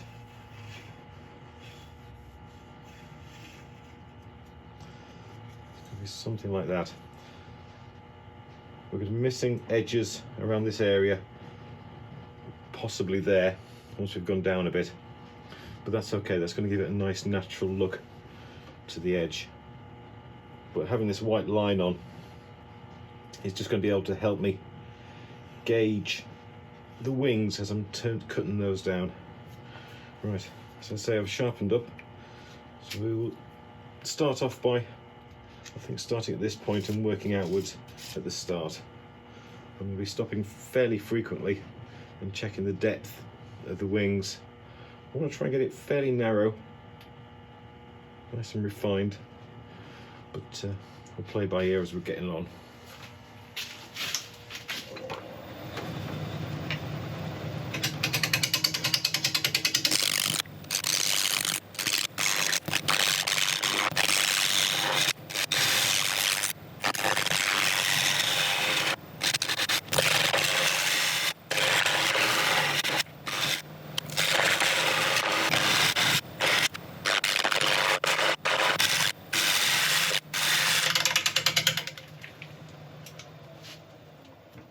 So a quick check, see how we're getting on.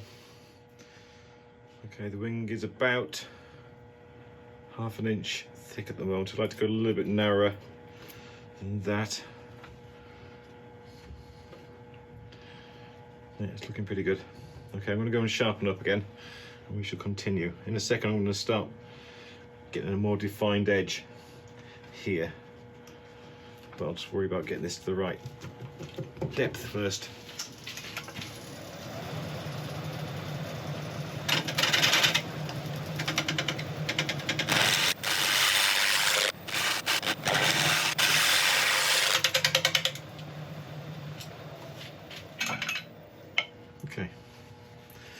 surface is looking good. The thickness wise, it's just about there. Maybe go a little bit thinner, but we'll worry about that in a second. Now I'm just going to get my skew out and start cutting in here to get a defined lip on the outside of the bowl edge. I may just slightly undercut it a little bit so it kind of matches with the outside shape. I know that's going to be an absolute pain to sand, but I think it'll look nicer.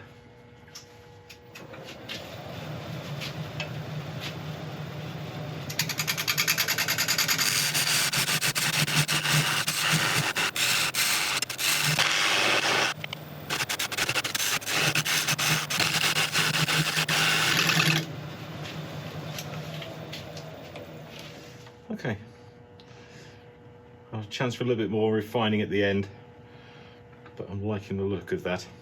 Okay, next step now, we've got to start worrying about the bowl. I'm going to get this surface nice and flat first, and then we'll start hollowing out.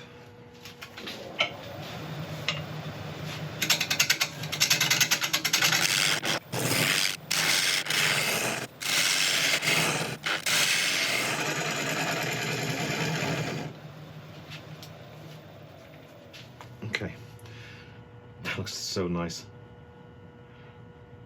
There isn't a square inch in this wood that I do not like.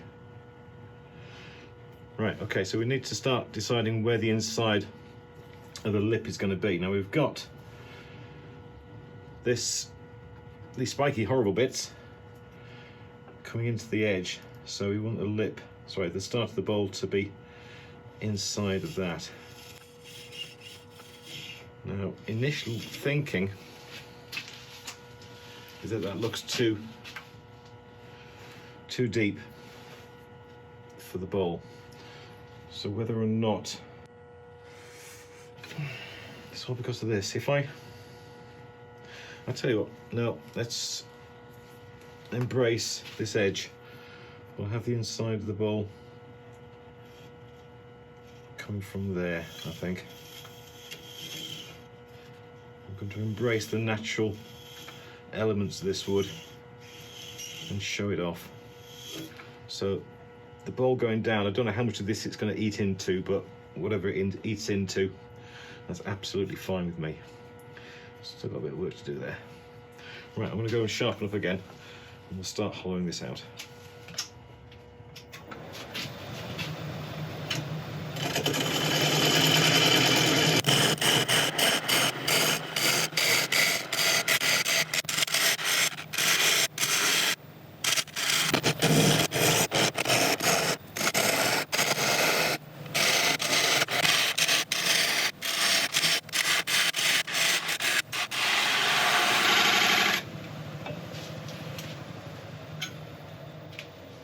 Okay, hollowing's going nicely. I've been very careful to try and follow this outside angle from the bowl to try and mirror that as much as I can. And it's looking good. We have, where is it? There it is. We have, as I suspected, lost this inside edge, but that's absolutely fine. I'm just going to make sure we sand that very sympathetically at the end to make sure it still looks okay. Still not 100% certain on this rim yet. I have undercut it a little bit. Whether or not it needs to go a little bit further, I'm not sure. Before I take this tailstock away and we lose that support, I'm going to revisit this area and see what I can do with it to make myself feeling a little bit happier about it. So anyway, I'm going to go and sharpen up again and we shall continue.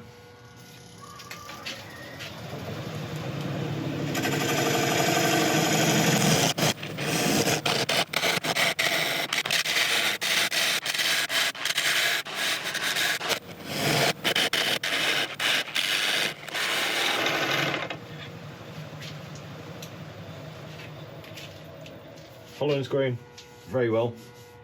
That's not going to take an awful lot to finish out, but we are getting to the point where I need to take away the tailstock. So before I do that, so I can keep this extra support, I'm just going to use a diamond shaped carbide just to undercut this lip just a little bit more and do this little bit of feathering that I need to here.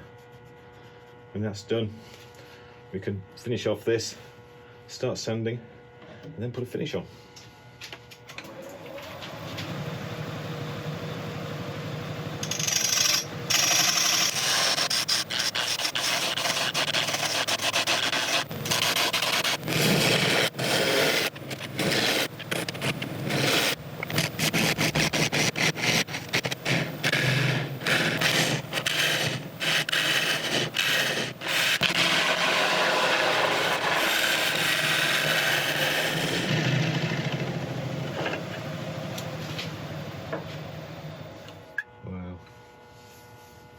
Okay, scraping time.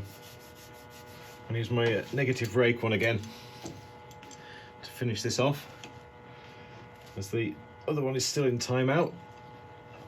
Okay, we're all sharpened up, ready to go. That took a little bit longer than expected because my beautiful wife brought me in a nice egg sandwich from a lunch. Right, let's get this finished off.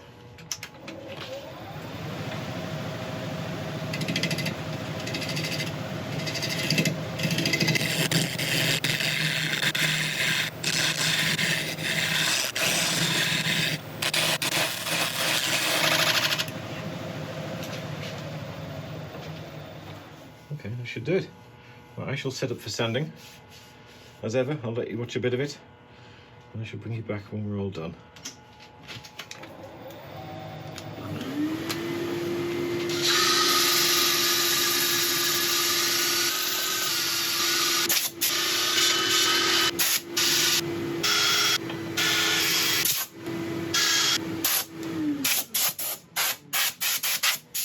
Well, as you can imagine, that took a while, but we're done.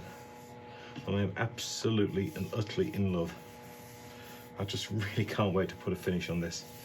So anyway, I'm going to get cleaned up and I'll bring you back in a second and we'll start putting the finish on. Okay, we're all set up to put the finish on. We're going to use Danish oil again, as we have done a few times recently.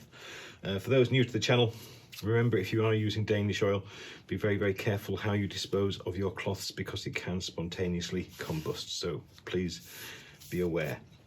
Now, using LABURNUMs, because it has a slightly quicker drying time than many others, and I'll be able to put another coat on in about 6 or 7 hours. So this is the bit I've been dying to do for so long. Oh wow. This is the first time I've turned one of the Australian burls, and it has completely lived up to all expectations. It is just absolutely glorious.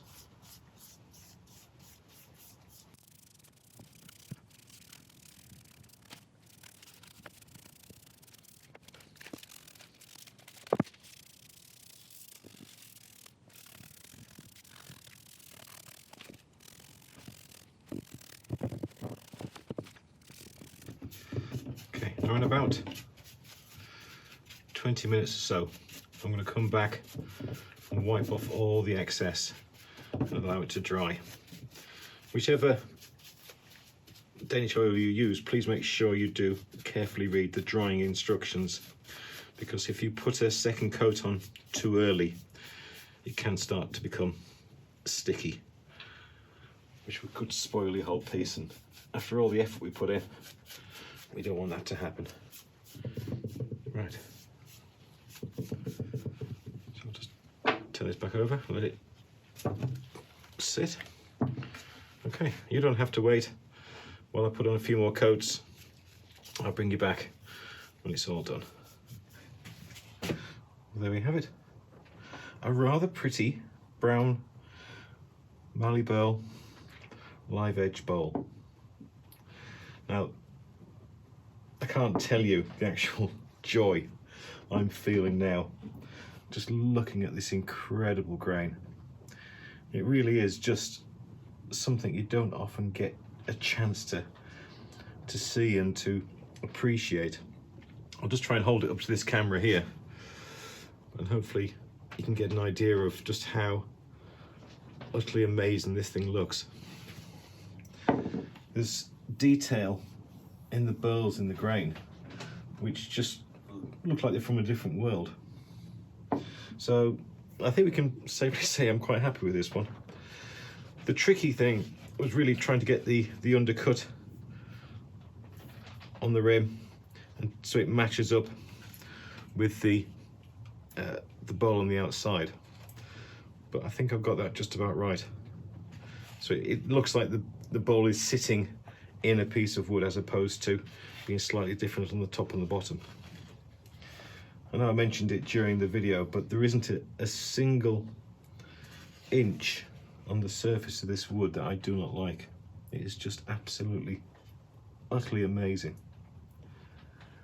I'll put some high-res photos at the end, and of course there'll be more on my social media, Instagram and Facebook and the Ko-fi site. Well, that's it for this one. I hope you've enjoyed it. I'm not quite sure what's going to happen to this bowl. I have had a few auctions recently, but we're running into the point where I'm not sure if they'll make it to people in time for Christmas, so I don't think I'll be listing anymore unless there's any special requests. If you want this bowl to add to your collection, then please feel free to email me. I'm always open to recuperating money we spend on wood so we can buy more wood and carry on the process. There are still 3 eBay auctions. I think they've got another 2 days to go, but I'll leave descriptions, I'll leave links to those in the description below. But apart from that, thank you very much indeed for watching. If you have enjoyed it, I'd really appreciate a like and subscribe and all those usual things. And if you could share it as well, that would be absolutely amazing. Look at it. All right, well, thank you very much indeed. I'll see you next time. Thank you.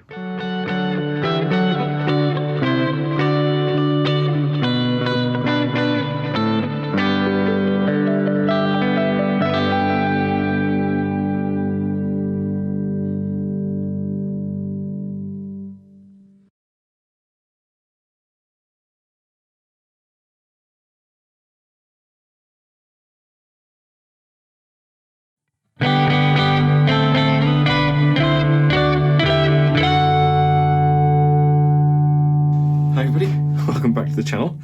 Now you may find this hard to believe, but I actually bought this on purpose. It's a crotch piece of laburnum, and it certainly has 1 or 2 problems, but in my opinion it's got an awful lot of charm and potential. I think what we're going to do with it is to create some sort of open form in here, so possibly a vase, possibly a large bowl, something like that. But I think the character of this wood can be really brought out. I just hope that the rot I can see isn't too deep into this piece. Now, initially, we need to find a flat area on the top between these 3 key points so I can get it safely onto the lathe. We're going to mount it that way, probably between centres, and turn a chuck grip on the bottom, a nice big tenon there, so we can then turn it round and start creating something interesting from it. Right, I'm going to get a Forstner bit out and try and flatten off a bit of this area, and then we shall get started. Right, that should do it. There.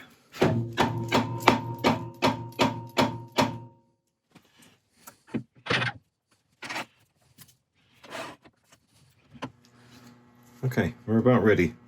I'm all sharpened up. We're going to be initially turning at about 500, 550 RPM, and it's going to be a slightly rocky ride at the start because it is still a little bit out of balance.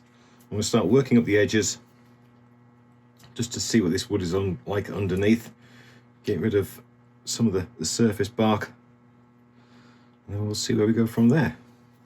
Face shield will be on. We'll get started.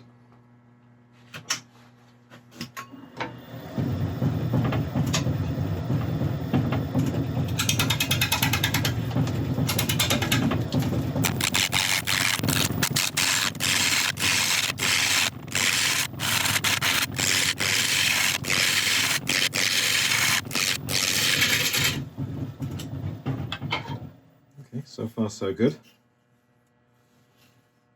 Quite soft at the moment. which isn't always good news.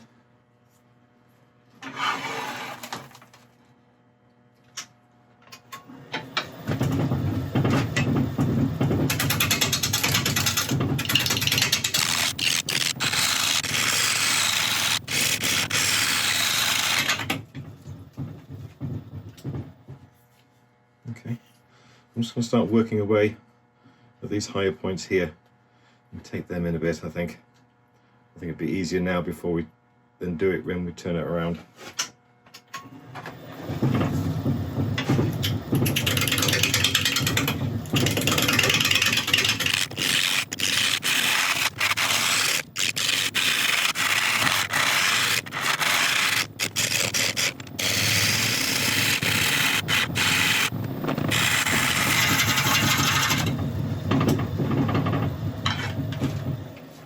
Okay,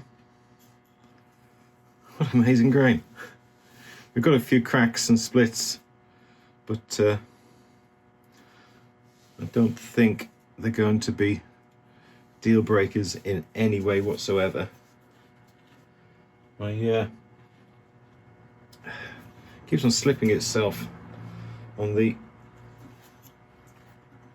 drive spur, so I'm gonna have to tighten this up a little bit. We'll see what's going on at the top. Although I may be time to create my tenon and start turning it around, I think, because I don't think that drive spur is going to hold.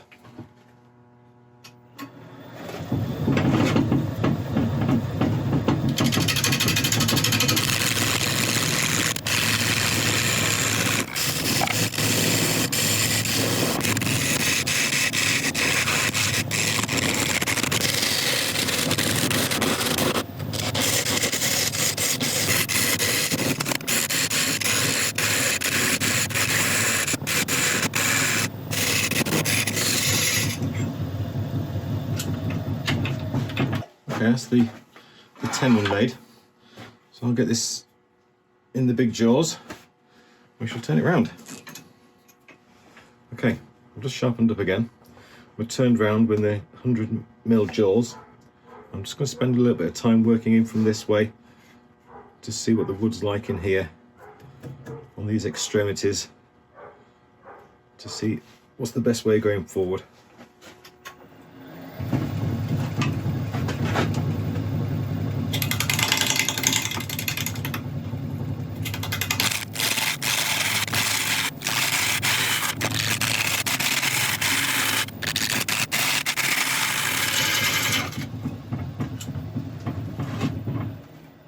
Fair amount of rot in there.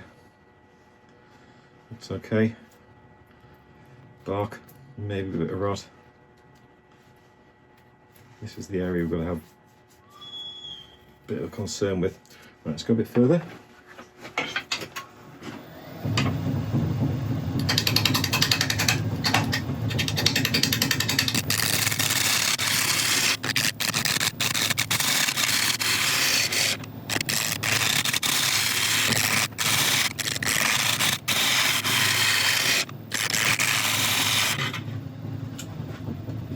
Okay, it's coming on. I think I'd like a more of a kind of like a fingers out kind of shape on this. So I'm just going to start cutting in a little bit this way to create more of an angle at the top as opposed to going straight down. Can't wait to finish this. The grain is just looking absolutely beautiful. I do love laburnum.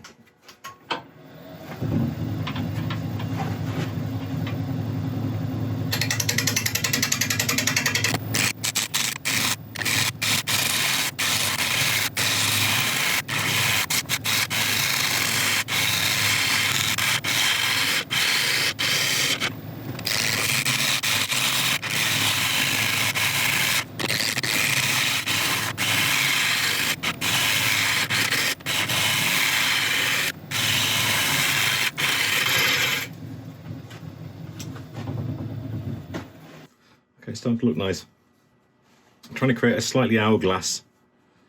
So broader at the base, in, and then out. Not sure if that's rot or just a darker bit of wood. I think I want to try and get past this knot. That's a bit ugly. So I think just a little bit, another 5mm in, I think.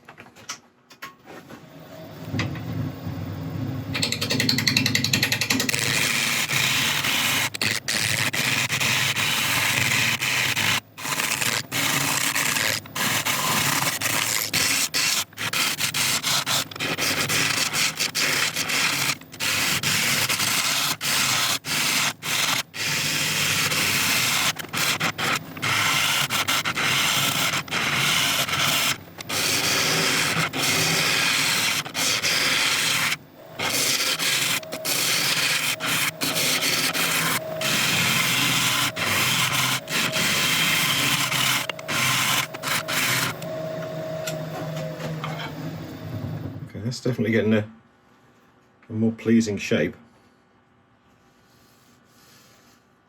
I'm not going to fill any of these cracks and things. I'm just going to treat it with love and care, I think. Right, a bit of inconsistency in that area there, so I'll refine that. And then we'll look at sanding, I think.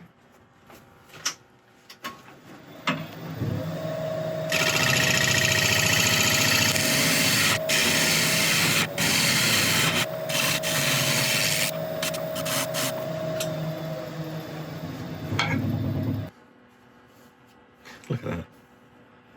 Right, I'll set up for sanding. I'll let you watch the start as usual, but then I'll bring you back at the end.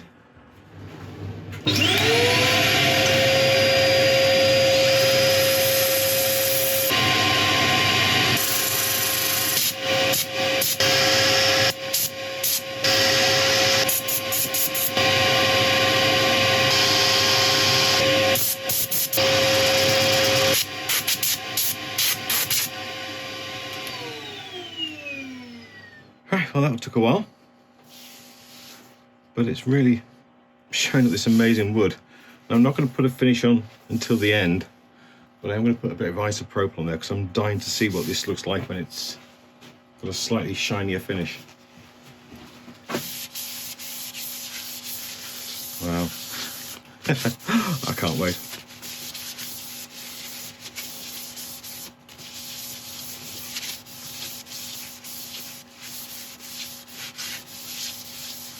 Right, we're putting the finish on at the end because I'm going to use a Dutch oil. So I've never used Dutch oil with LABURNUM before, and I think it's going to be a brilliant combination.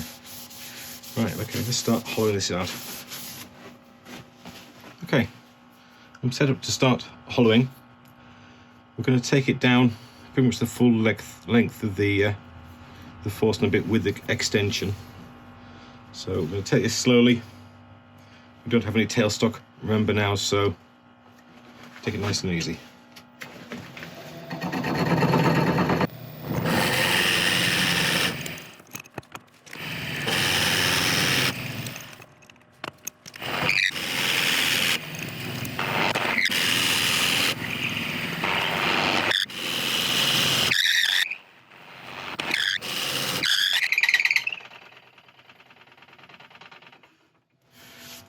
Right, just to make this beast a little bit easier to hollow, I'm just going to rotate the headstock outwards so I can see in easier and get into a more comfortable position as I'm doing it. I'll move the cameras as well so you can still see what's going on. Okay, I'm going to start off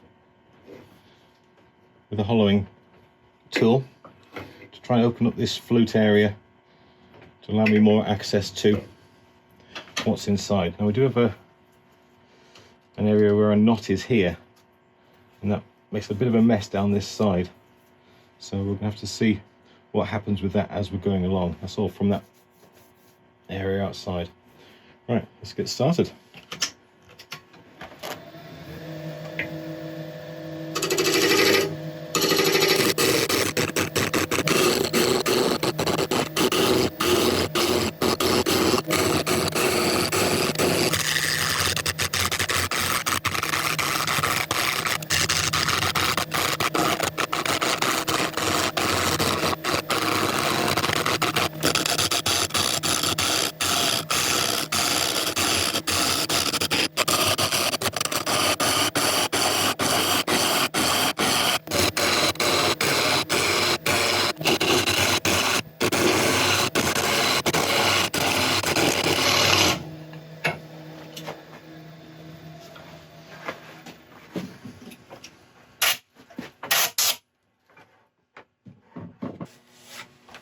Okay, right. I shall set up for sanding. I shall bring you back when it's done. Got quite a bit of work to do on these kind of areas here where it's quite a bit of rotten wood, but we'll figure out what to do there, I'm sure.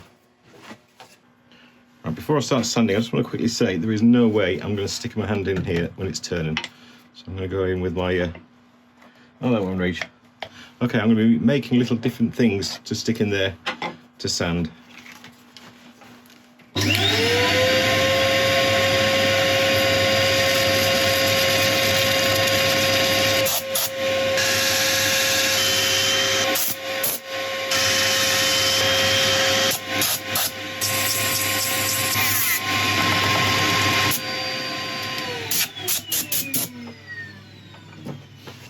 Okay, before we can put a finish on, we've got to take this off and take the tenon off it. So we'll do that now. Okay, we're going to remove the tenon by creating a jam chuck. We've just got this piece of wood in the lathe, and that's going to sit over the top, protected by that piece of cloth. And bring up the tailstock to the original centre hole. Tighten that up until we've got a nice firm hold.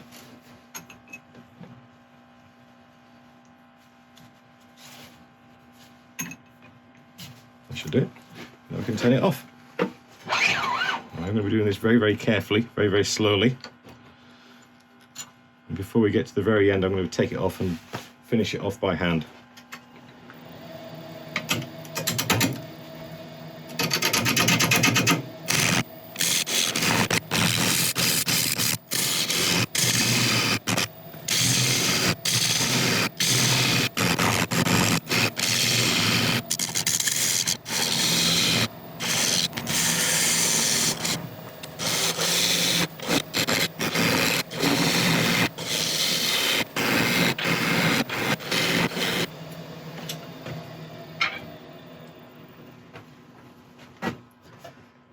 Excellent. Right, I'm not going to go any further than that. I'm going to finish that little bit off by hand. Okay, we've sanded up, taken the tenon off. We're all ready to start putting the finish on. Now, as I mentioned earlier on, I've never used Danish oil with LABURNUM before, and I've got a feeling that hopefully it's going to be a little bit nice. So we're going to try it. Just wait till the helicopter goes over. There you go. Danish oil needs to be built up in layers.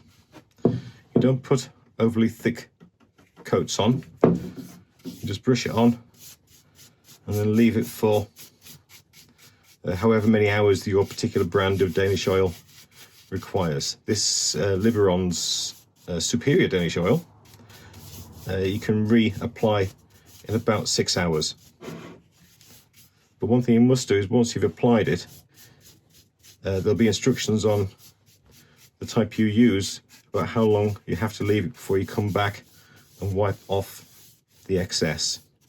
Oh my goodness. Okay, that's quite stunning.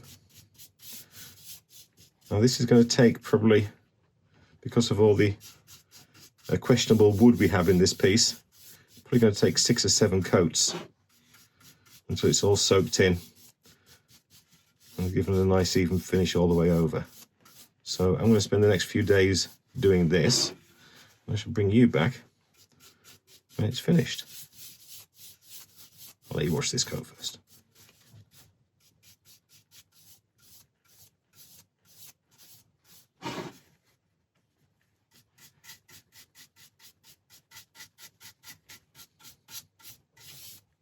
If you haven't used Danish oil before, one thing to be very, very careful of, you can put it on with a cloth or a brush, but if you do use a cloth, then make sure you dispose of the cloth or let it dry flat somewhere away from where anything can catch fire, because it can, I mean, it's very rare, but it can catch fire. So just be careful.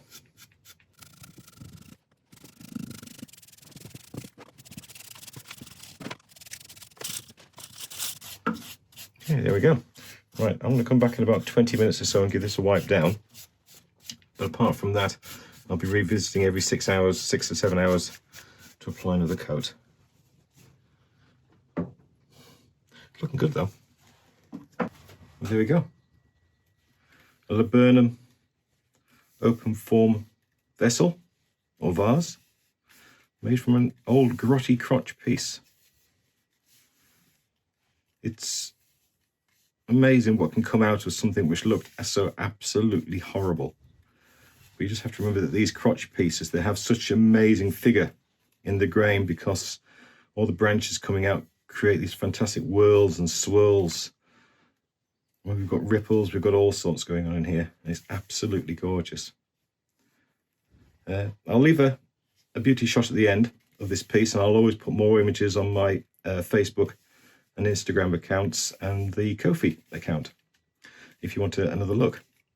Now, if you like the video, then I would really appreciate a like and subscribe, etc. And if you may leave a comment as well, then you'll be entered into the giveaway, which is happening very soon, and we'll be giving away this bowl that we made last week.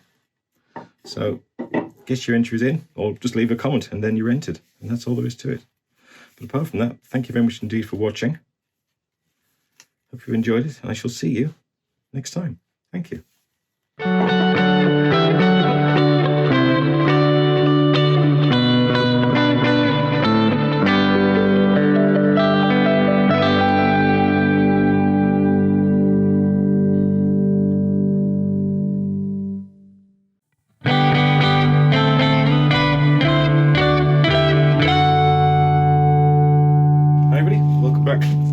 Channel. Now this is quite a nice piece of laburnum. Quite often when you get naturally dried pieces like this, you've got a lot of cracks in it, but from what I can see, unless they've trimmed it before advertising it, there's no cracking in it at all, which is nice. Now the bark is fairly loose, so that will all come off during the course of the turning, but I'm thinking about making a vase with it. Now the problem we've got is the top, this is obviously going to be the end, the open end of the vase, is quite narrow here with these two pith areas. And that could give us a little bit of problem when it comes to the design. If you look at it that way, imagine that being the bottom, it'll obviously flute out to the top. But this area at the top, with it being narrower than the rest, it's going to have like almost wings on this side and be open up down here, which may be okay. If I taper that in quite a lot, then I can kind of make a feature of that, I think. So anyway, that's what we're going to try. First of all, initially, we're going to mount it between centers this way, turn a tenon on this end, turn it round, and then start shaping. I may do a bit of shaping while it's in this orientation to get the balance right, but we'll see once we've got it mounted. So first of all, I'll just grab a hammer and a drive spur. I'll get started. I'm trying to get this as central as possible.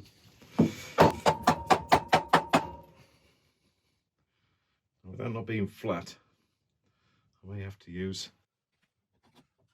this little fella.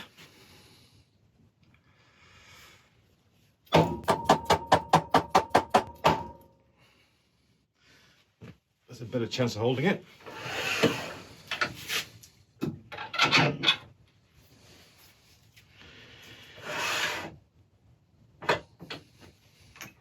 Okay, we're between centres. I haven't tightened anything up yet, so I just want to make sure we're not wasting wood by having it too offset. I've got a bit of a lump this side, which is throwing off the calculations a little bit, but I think that looks to be okay. Right, so we'll tighten this down. Right, we'll sharpen up. We shall get started. Okay, we're all ready to start. I'm going to start off with a 1-inch spindle gouge from Record Power. I'm just going to try and take off a lot of material around here just to get this round so I can see the state of the wood underneath. I've got a few areas around here which lead me to believe there could be a bit of a problem, but I don't think it's going to be too bad. Anyway, let's get started.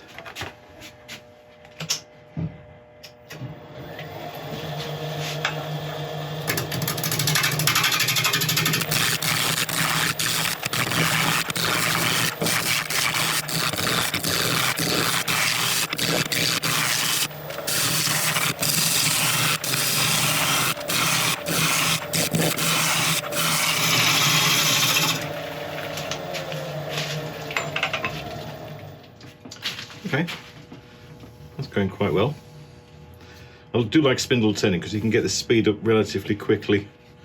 Currently I think we're turning at about 900, 950 RPM, and it won't be long before we can get a little bit higher than that as well.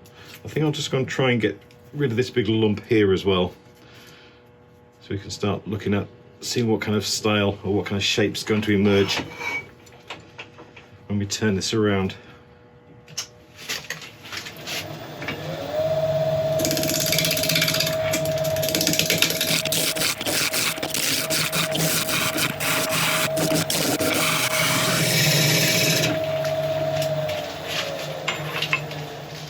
Okay, excellent.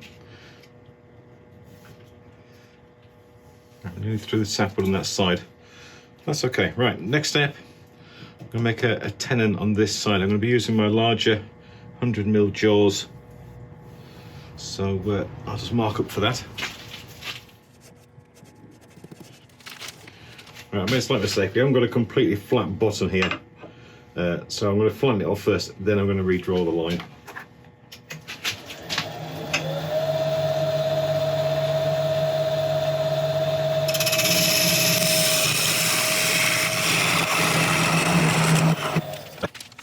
Better.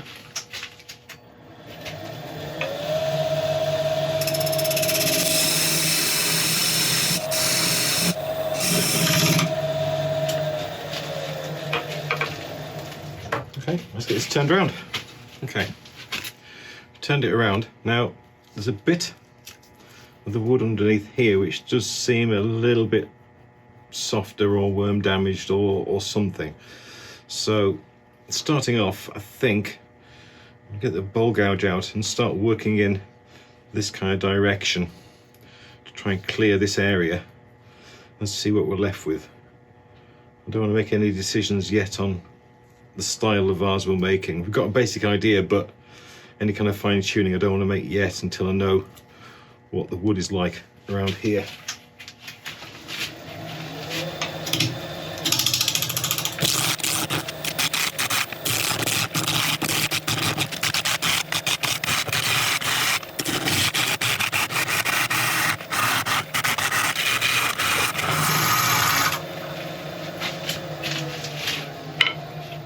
No particular design is screaming out to me yet, unfortunately.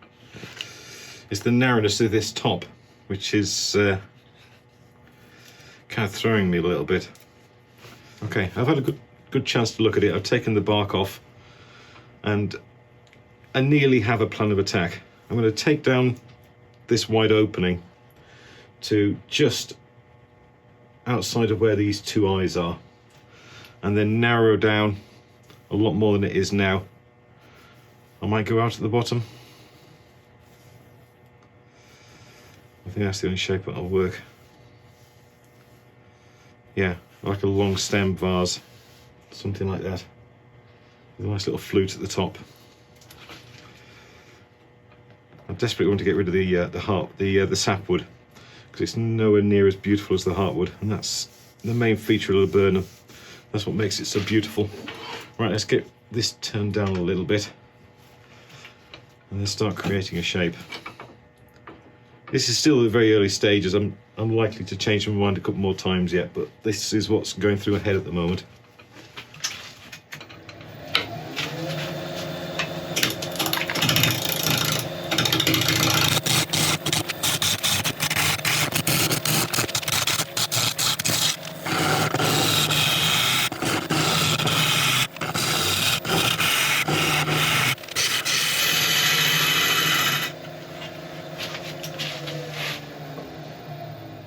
Okay, I just took a quick break there and just stood back from it just to have a look at it and try and get a few ideas. Now, I liken this angle coming in. I think it needs to be a little bit steeper into a narrow neck and then out into a bulbous bottom, probably ending around there. I think that may look quite different. Or is that too different? If I'm keeping a bulbous bit here, then I can always change my mind later on because I still have material to work on. So I'm going to come in, take this curve in here a little bit, and then feather that down to about there, I think. It's going to be a strange one.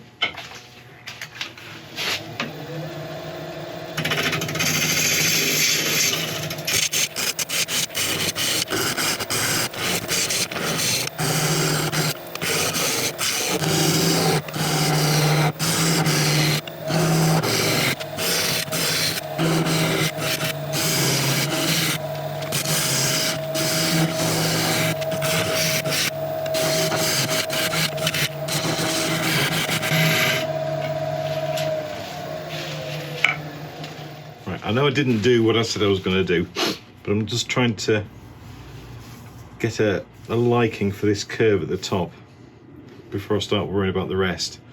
Now what I'm thinking is, when I start hollowing this out, if I take this curve quite steep from these two edges here, then when I'm hollowing in, it'll be hopefully take away these areas, just leaving these two kind of wings out at the top. I think that might look quite unusual. I'm just trying to imagine that shape and getting a neck that balances it, and then I can worry about the rest. But I don't want to do this and then have to start trying to fit the top into it. And I can't hollow out yet because, or could I? I guess I could hollow out. Let me have a think. No, I'm going to do the body first and a bit the neck.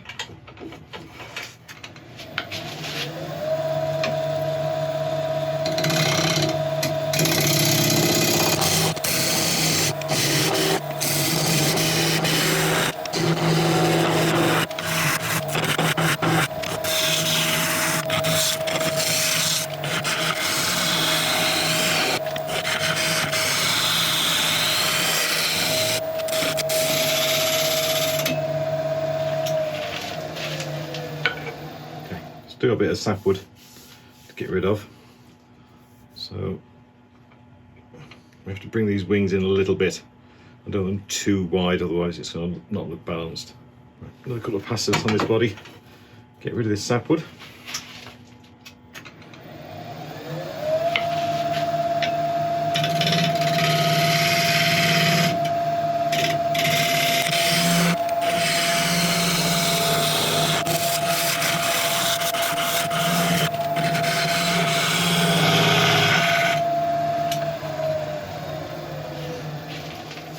Still got a bit of sapwood left, but that's nearly gone.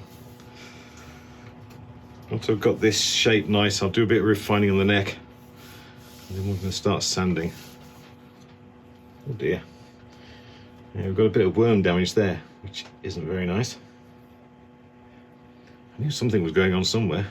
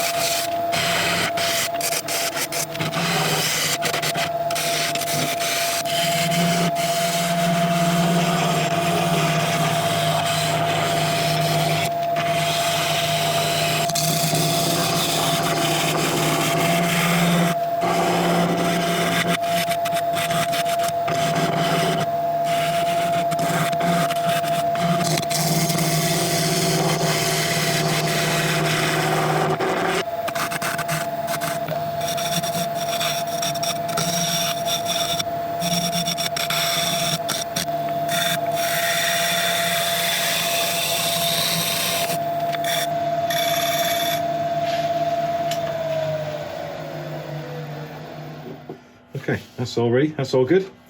I'll set up for sanding. I'll let you watch a bit of it, then I shall bring you back at the end.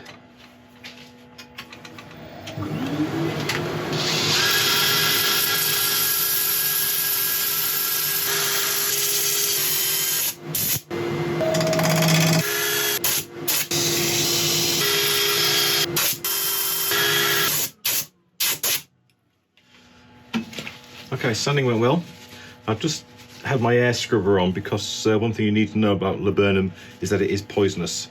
So always take extra precautions when you're using it or when you're turning it, and don't use it for any food products. Wow.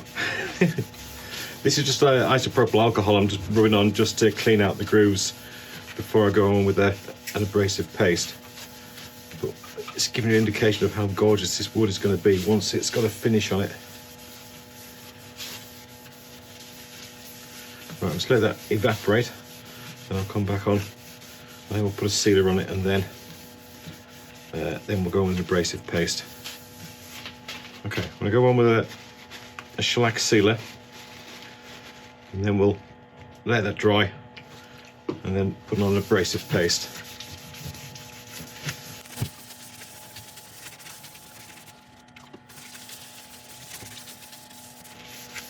Probably looks quite light at the moment, but laburnum will go darker over time and take on a beautiful brown colour, really quite dark. Okay, right, we'll let this sit in for a little while, then I'll come back, we'll cut it back with an abrasive paste, and then we'll put a few coats of finish on it. While that's waiting to dry, I'm going to quickly go and take the dogs out for a walk. Okay, this has had plenty of time to sit and dry. One thing I forgot to mention, during the sanding I lost a little piece of this top, so I had to just reshape the end here. So these things happen, but hopefully it still looks all right. In fact, I think it looks a little bit better. Right, so we're going to get on some abrasive paste. I'm using the True Grit as usual. Abrasive paste is basically designed to bring a normal finish on sandpaper up to a higher grit. So for instance, this was I've sanded this up to about 400, and the application of abrasive paste should give us a finish of around about 1000 grit.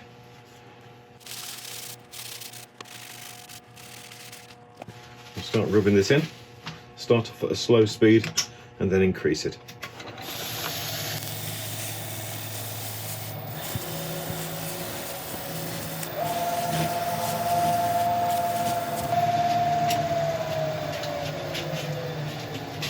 Now we remove the excess grit with a bit of isopropyl alcohol. You can use denatured alcohol or anything else like that, as long as it's a fluid that evaporates quickly.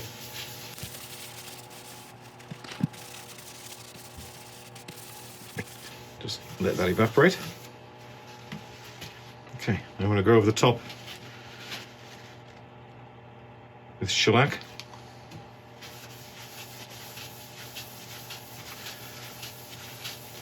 I'm going to give this 2 or 3 coats. I'll give each one a chance to dry, and then I'll just give it a light wire wool over the top. We'll build up a few coats, and we should be able to get a nice high shine on this. Okay, well, I'll get on with this. I shall bring you back in a second when we're starting to hollow out. Okay, we're all ready to start hollowing out. The first thing I'm going to do is just flatten off this area here before I start going in with the Forstner bit. We're going to try and go down quite a long way on this one, or as far as I can with the tools I've got. Now, I've never really had much of an opportunity in the past to go as deep as I'm going to go with this one, because I haven't had a steady rest. Now, a steady rest is designed to hold, to stop this moving and coming out the chuck when you've got really deep projects to hollow out. This one I got from a guy called Tim Mason, who makes them bespoke for the lathe that you're using. So I sent him my measurements and he made this up for me, and it's been absolutely brilliant. I'll put his email link in the description below if you're wanting something like this for your lathe.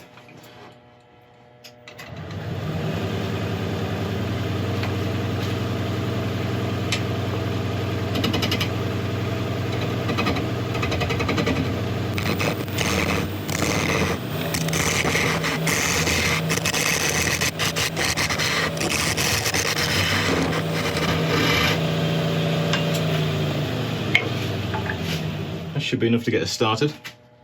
Now, those kind of cuts on here would be, well, quite often disastrous if you were trying to do it with a steady rest. So, sorry, without a steady rest.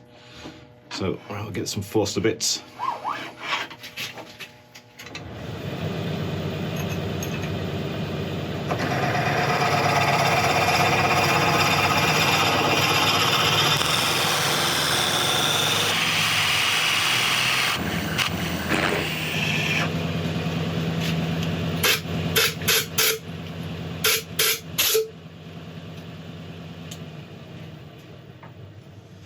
Okay, that's good enough for now. As you can see, we've got a lot of moisture building up in this piece, so there's obviously still a bit in the centre. So I'm just going to let this cool a little bit, and then we'll start feathering in these edges. Okay, we're all ready to start creating the opening in on this. I'm going to follow this curve to the neck and then blend it into the hole we've made, so it's kind of seamless. I'm doing this very carefully, very slowly.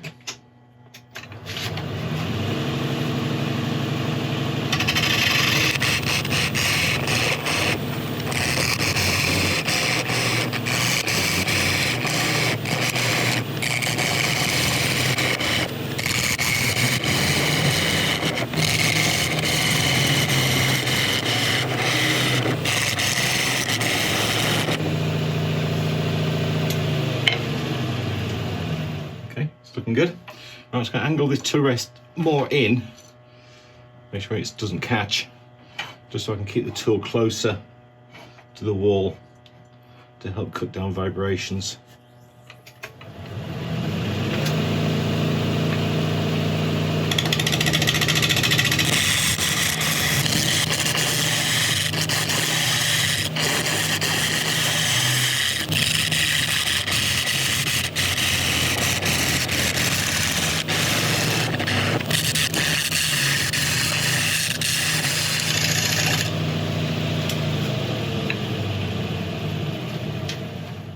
Pretty good. Right, I shall set up for sanding. I'll let you watch a bit of it. It isn't going to take long. I ain't going to sand all the way to the bottom there.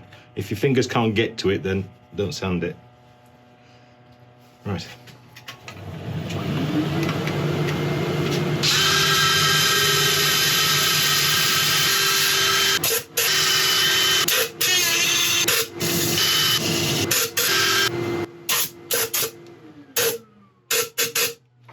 Okay, sanding was good. I'm just going to quickly clean what I can reach with isopropyl, and then we'll put a shellac over the top. I'm going to use a paintbrush to get the shellac down inside this hole, so it still looks like it's got a finish on it. Just let that evaporate. Okay, I'm going to go in with the shellac sealer.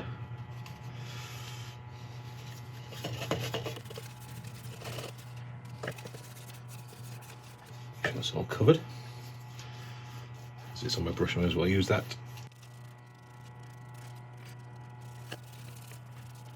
So I'm going to wipe down any excess and then we'll let that dry.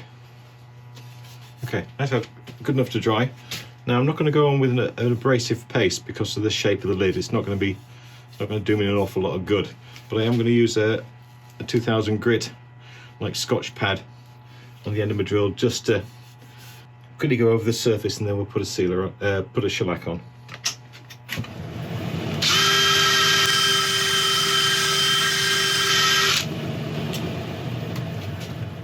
Okay, the shellac I'm going to apply in the same way with a brush, so I can get a good coating on the inside.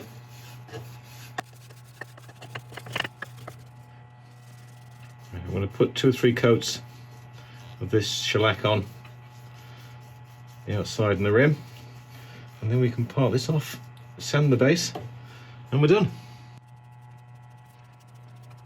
Right, I'll bring you back for the parting off.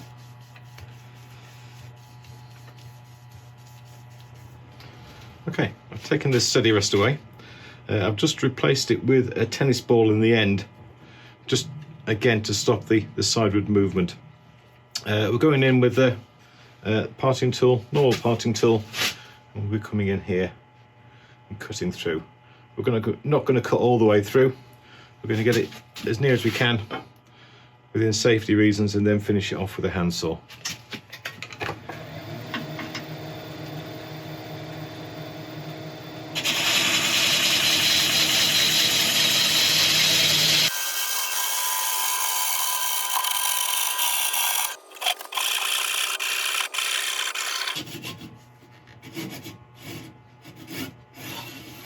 Oh, not bad. Right, I'll do a little bit of sanding and finish up the base, and I'll bring you back in a second and we'll take a look at what we've done.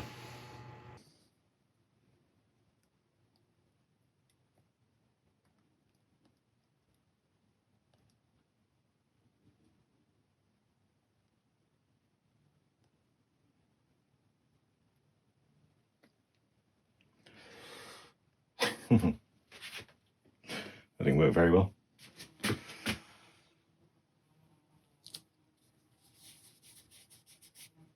That's better. And there we go. A beautiful 12-inch laburnum vase.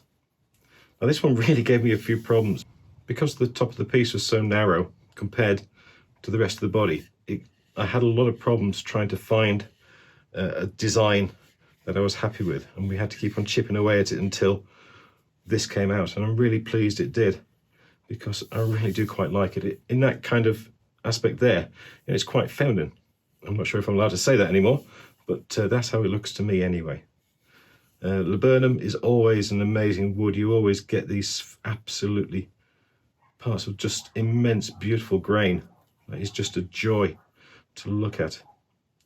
The abrasive paste did a great job. This is absolutely silky smooth, and I'm really happy with the way this one came out. Even on the inside of the lip, the grain is just absolutely gorgeous.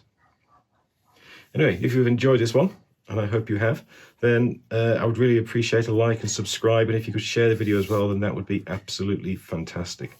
If you do leave a comment as well, then you are going to be entered into the giveaway, which I am currently thinking is going to be when we get to 25,000 subscribers. When I'm doing this, we're currently at about 22.5, so another 2,500 subscribers.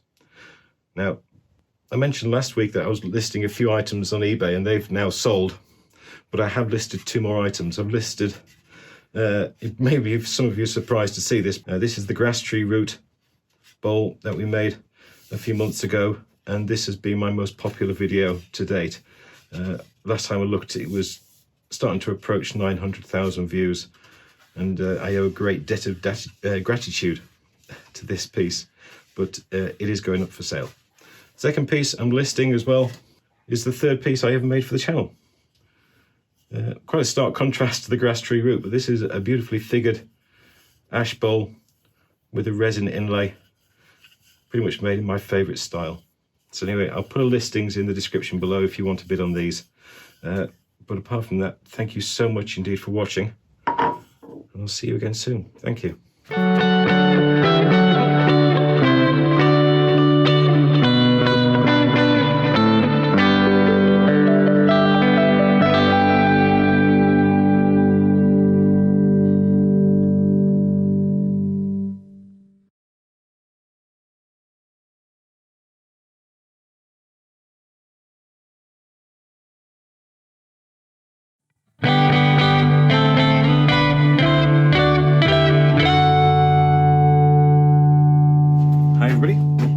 Back to the channel. Now this amazing looking thing is a grass tree root. I can't tell you an awful lot about it apart from how expensive it was. I kind of got into a bidding war on eBay for this, and as bidding wars go, I won and I lost at the same time. So if you don't mind, can you please watch this video 2 or 3 times and then send it to your friends to watch as well? It would really help me out. Anyway, so we get a chance to turn something completely different. Now the shape itself certainly leans itself to being a vase or something like that. Whether or not we have a natural edge remains to be seen, but I'll certainly do my best to leave it that way if possible. The way we're going to turn this is we're going to have it between centres initially, turn a tenon on this end, then turn it around, hold it in the jaws, and then work on the outside, sand it, and then hollow it out and finish. Right, okay, I think we're nearly there. So I'll mark it up and we'll get started.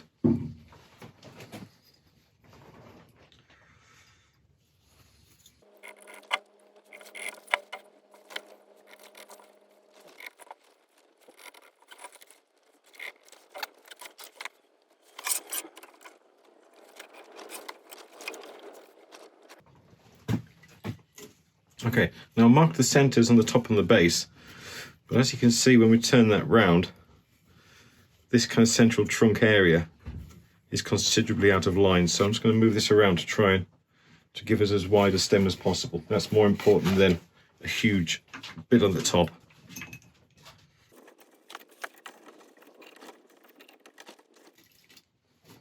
It's getting worse. What am I doing wrong?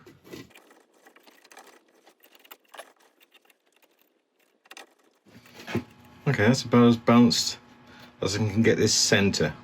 We can either do 2 things. We can either put it right in the middle of the bowl and have a maximum width there, but that'll leave us a very, very thin stem, or we can have a thick stem and a slightly narrower vase shape at the top, so, or flute as we would call it. So I think we've got the best mix of both there. So I'll go and sharpen up and we shall get started.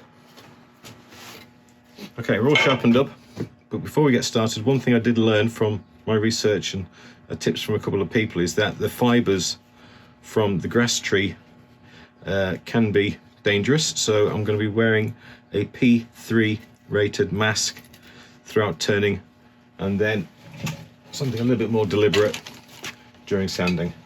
Just so you know, we're going to be safe. So I'm going to start off with a ball gouge. Just try and clean up this outside, just get a feel for this wood, see how it's going to act, and then we'll create a tenon.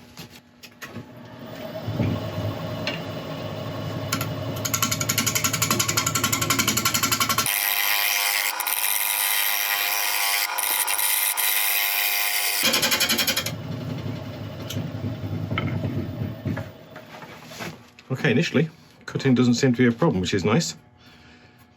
Very fibrous. I mean, we're not getting anything bigger than little particles coming off, but it looks like it's going to give us a reasonable clean surface underneath. Obviously it'll need a bit of sanding, but once we're down there that should be fine. Right, let's make a tenon.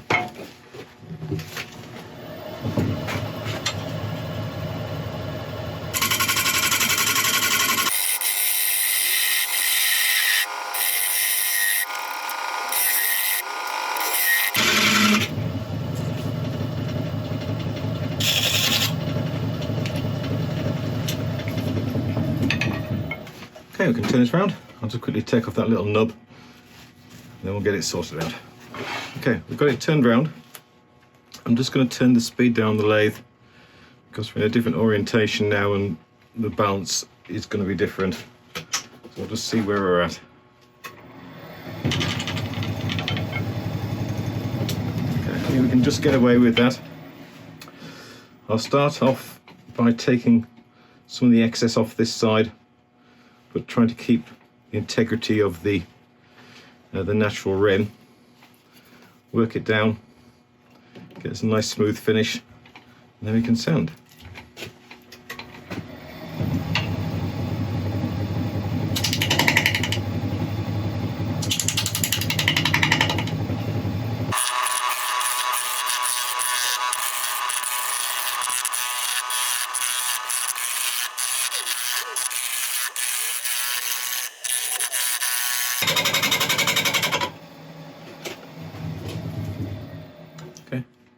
that's coming nicely. Now I'm going to have to take off a reasonable amount of this purely because when I come to hollow this out,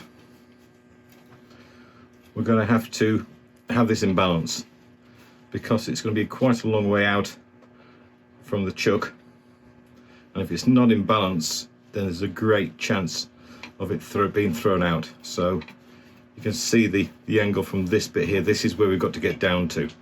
It'll still give us about an 8-inch flute, but in order to keep us safe and to keep this in one piece, it's got to go down that much.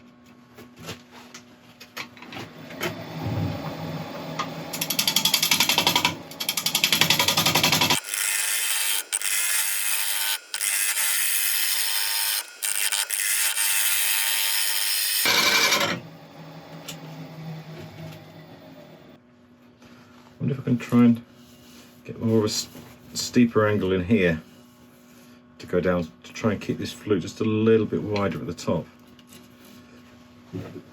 So quick go at that.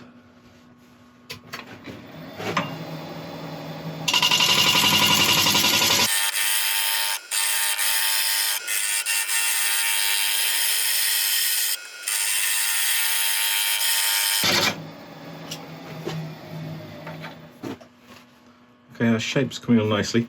It's just this little bit of area here that we've got to sort out. As soon as that is all being cut, then we can stop with this shaping, blend it in with the stem and start sanding.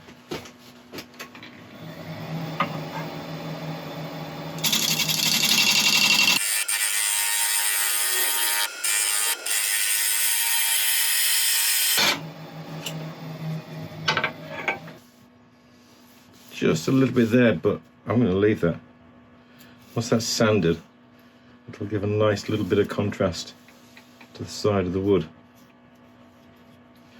These kind of flaky areas you can see on the side, we're going to try and leave those as they are, and we'll build that into the edge design when we start that. Maybe just a little bit off the edge. Yeah, just a little bit there.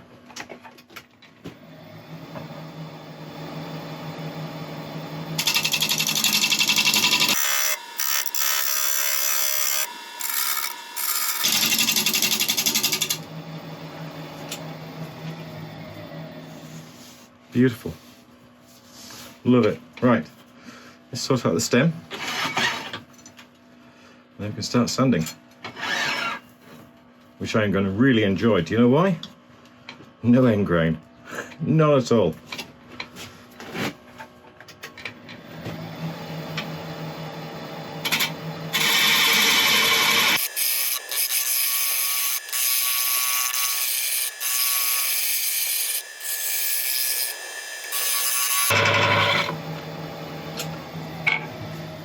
So I'll get ready for sanding. I'll let you watch a little bit of it, but then I shall bring you back when it's done.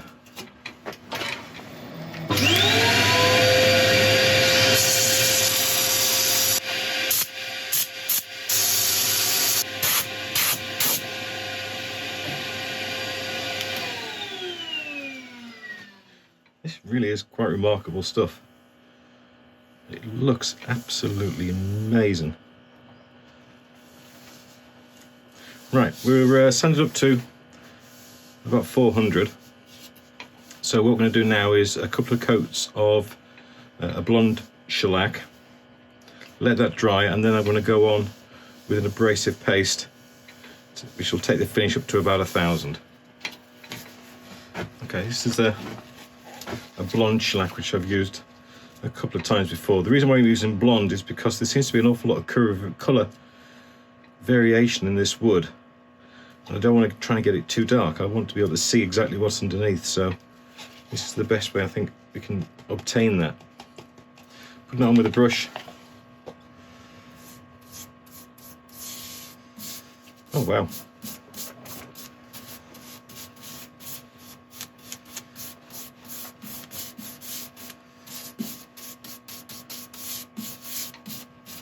think that was the right decision. I said we're going to try 2 coats. If it needs more, I'll use more, but depending on how dry this wood is, how much it soaks it up.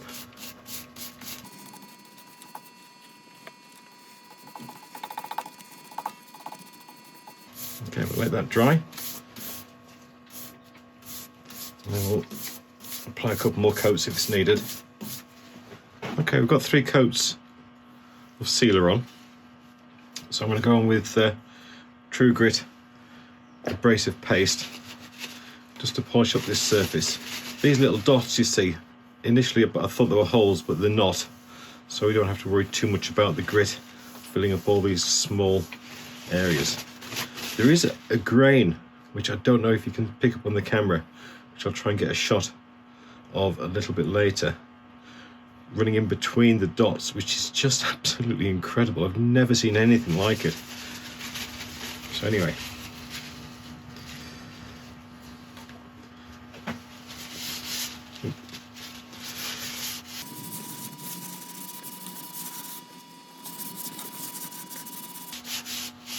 okay, I'll get this rubbed in.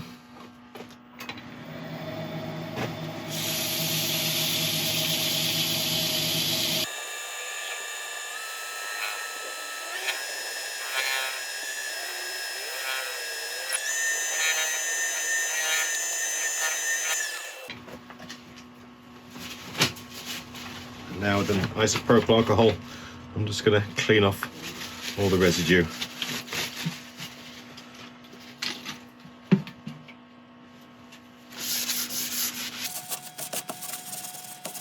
Okay, for a finish for this,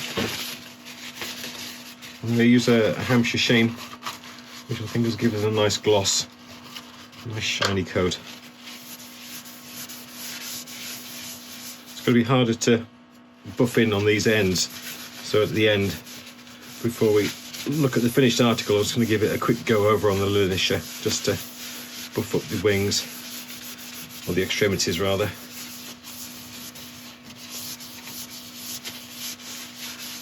Okay, buff this in.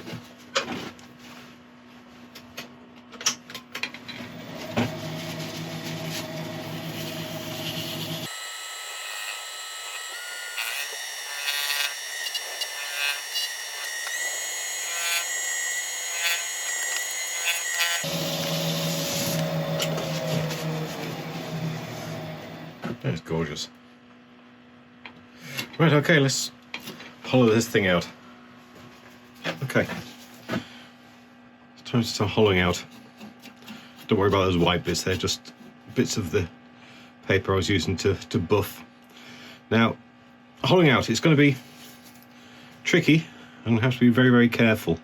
Because we haven't got a steady rest to hold this in the centre somewhere, we can't put too much force sideways. So with the tailstock there, I'm going to try and get out as much as I can and then only take the tailstock away at the last moment. I'm not going to hollow this too deeply because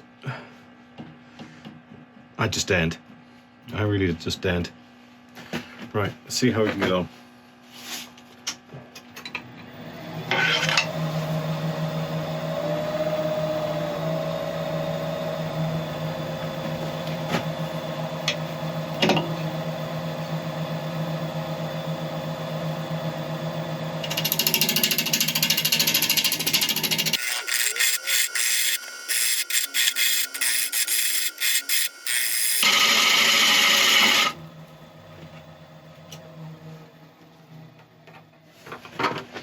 Okay, I'm just going to put a piece of tape on my tool rest where I don't want to try and go beyond. Then I'll start nibbling away at the edges. Is that about right? That should be about right.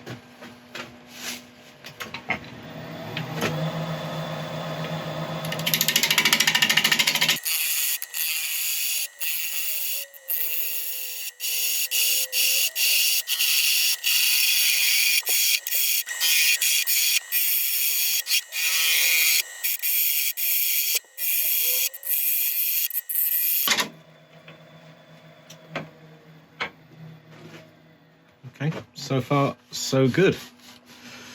A beautifully thin wall. That's scarily thin, actually. We'll be all right. Okay. Deeper. Deeper, still trying to keep this here. I'll make this thinner. Allow myself to get a bit deeper. I'll turn my tool rest in so I have more support as I am getting deeper.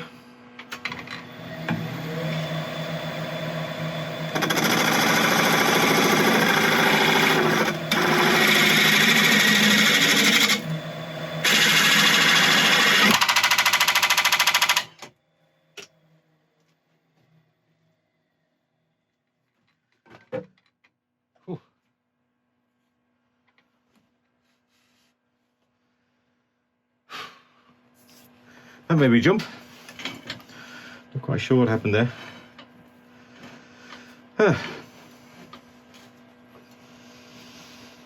Okay, carry on.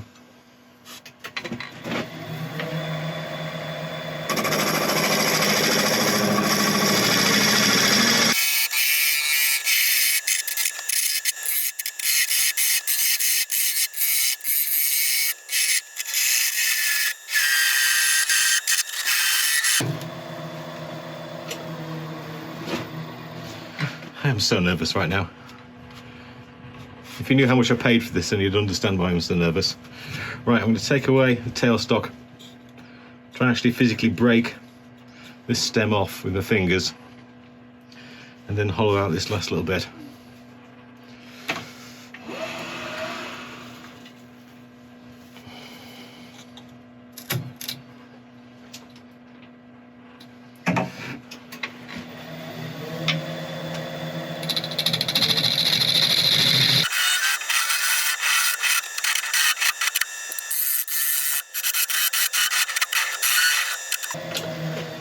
Okay, I am going to go deeper, but I'm just going to take out a little bit of that with the Forstner bit, and then we can just work up the sides. It's going to make life an awful lot easier and a little less precarious.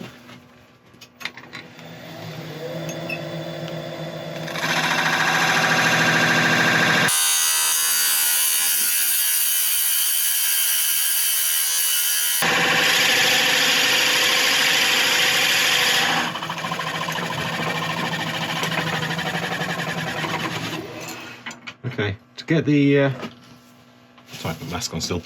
Right, to get the hollowing out done, I'm just going to start off with the small carbide cupped bit. This is a Hope hollowing tool,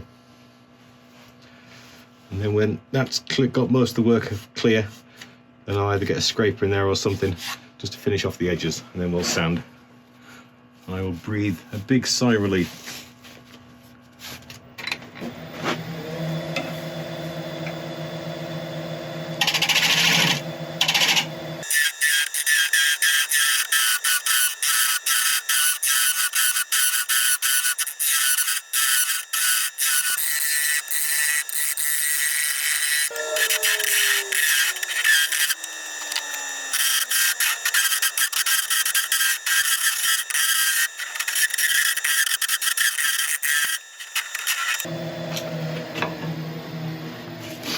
Right, I'm going to start sanding. I'll let you watch the start, and I shall bring you back when it's all done.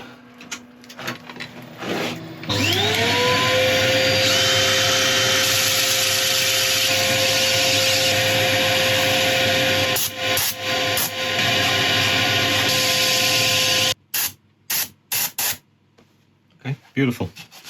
Right, I'll just broaden a bit more light there just to watch this shellac go in.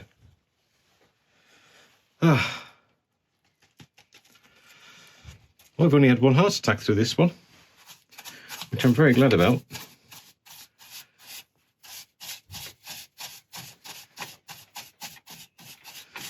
Like before, we'll give it as many coats of shellac as it needs, or sealer, sorry.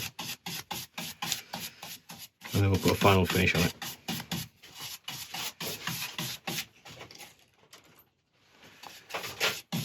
That grain really is quite amazing.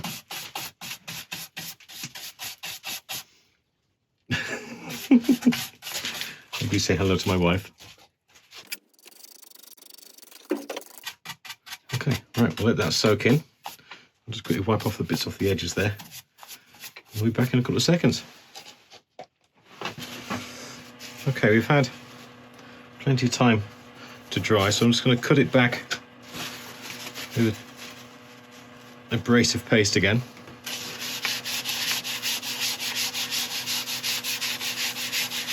I just did a little experiment on the outside. I didn't necessarily love the glossy finish on the outside, so I've just hit it with a bit of 1000 grit pad, and it's given it a matte finish, and the finish looks so much nicer than a high gloss finish. So we're going to do the same to this. Sometimes wood doesn't want to be shiny, and looking at the outside now, this wood definitely doesn't want to be shiny. It looks so much better with a matte finish, or a silks finish, should we say.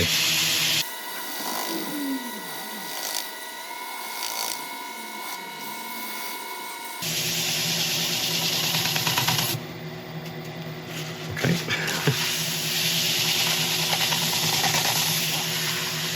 Okay, we'll clean this off with isopropyl.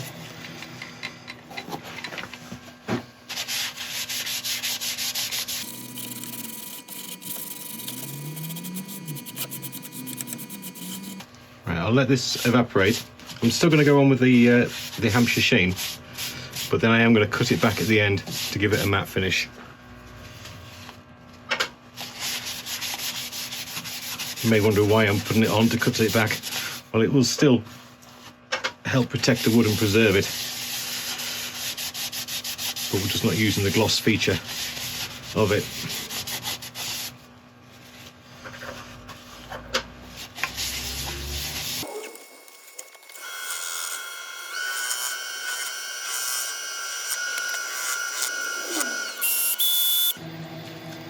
Okay, I'll pot this off, and then we shall take a look at what we've done.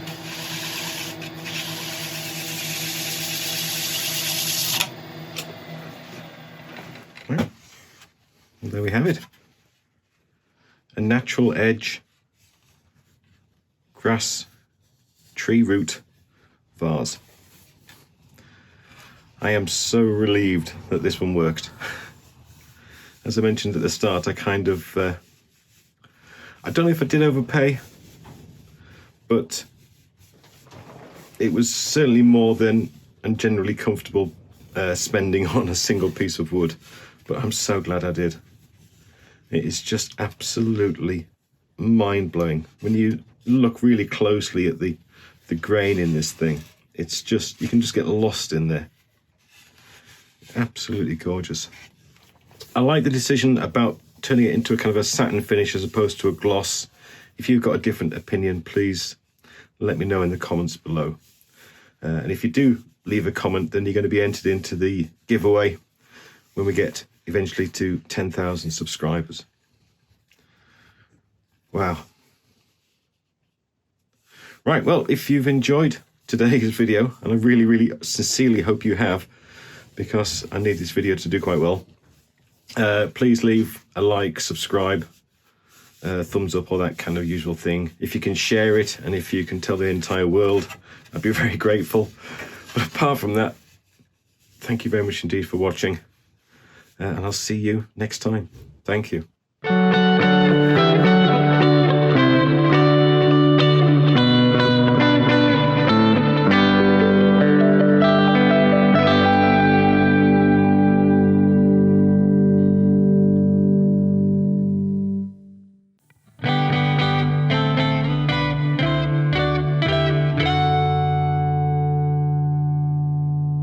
Hi everybody, welcome back to the channel. Now this is the most expensive burl available on eBay. The search I did was Woodturning burl, sorted it from prices highest to lowest, and this came out on the top. I did filter it to those in the UK because I didn't want to be paying absolute fortunes in postage from around the world. So anyway, this is it. It came a couple of months ago, and I've sat on it until now because I've been kind of scared. I did consider having a peek at it, but that would kind of spoil the fun, and I wanted to do it in front of you lot. So this is it, right? Let's have a look.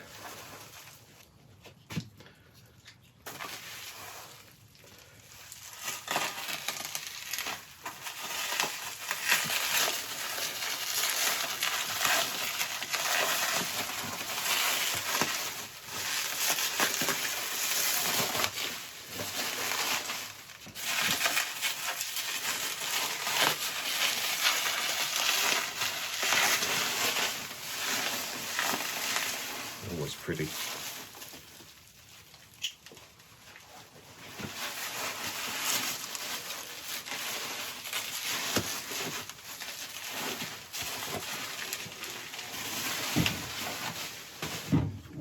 So this is a Thoya Burl. It grows in the Atlas Mountain range in Morocco, and this one is actually from Morocco. You can also find them in the south of Spain and in Portugal as well, but this is from the Atlas Mountains in Morocco. And it cost me £150. Oh, it's written there. It's 14 inches wide, 4 inches deep, and it looks absolutely gorgeous. I've only seen pictures before, and the pictures looked amazing, but this is really quite beautiful. Now, the Thoya tree is a softwood tree, which the rest of the wood has no real commercial value, but the burrs, which are generally taken from the base of the tree, are renowned for their beauty, and this one seems to be no exception. Now, as I said, I've just opened this, and I've had a few ideas. I've looked at the photographs obviously before I bought it, and I've got a few ideas what to do with it, but until you actually get something open and have a good look at it, you're never quite sure exactly what you're going to do. Now, this weighs an absolute ton, so it is going to be interesting. We've got quite a lot of burr. We've got some beautiful figure in the wood round here, absolutely gorgeous. We've got a small bit of bark inclusion, obviously a knot there, a bit of a hole there. Now, when I looked at the photographs, this area here looked like normal wood grain, but now I'm looking closer to it, there's still quite a lot of figure in there, which is good to see. Look at the other side. Plenty of figure. Obviously we've got some bark on this side, so initially thinking this is going to be the bottom, so the bowl can turn upwards. Let's look at the edges. Right, we've got a few bark inclusions and a bit there. Wow, that looks nice. That looks incredible and nice and beautiful and clean. That's the bark inclusion. Excellent. We've got a swirl there, obviously from a protrusion, or sorry, a branch coming out. So, okay, that looks pretty good. Right, now I'm just going to give myself a few moments to have a good think about this. Because like I said, this is the first time I've actually seen it live in my hands. So I'm going to have a little think about what to do with it, and I'll bring you back in a second. Okay, I've had a good look at this, and I'm excited but still quite nervous. It's a big imposing piece. It's 14 inches across, and I want to try and make as much of this area usable as possible in terms of functionality. The bowl area itself is going to go from corner to corner, from edge to edge. So as soon as we finish the outside shape, it's going to go straight into the bowl shape. There's not going to be a lip, as it were. Now, given that shape in mind, the outside of the bowl needs to be something fairly robust and blocky to keep it balanced, as it were. Balanced in terms of design, not balanced as in terms of wobbleness. So I did consider having feet on this, but with the weight, the feet I would feel will do damage to any surface it's left on, because it really is quite heavy. So the outside, I'm just going to do a nice gradual curve into about 50 mil from the center, something like that. We'll have put an external tenon on this as opposed to a recess, and then we can turn off a nice flat foot at the end. And that flat foot, as I say, is just going to gradually curve up to the rim. Now that's going to keep an awful lot of the weight in the piece, so it's going to feel robust, strong, and when we can put a nice finish on it as well, it's going to look absolutely stunning. So I think the best way to get started is find the center. We use a faceplate. I'm not going to use a worm screw on this because it's a little bit big, so we'll put a faceplate on, get it on the lathe, and we'll get started.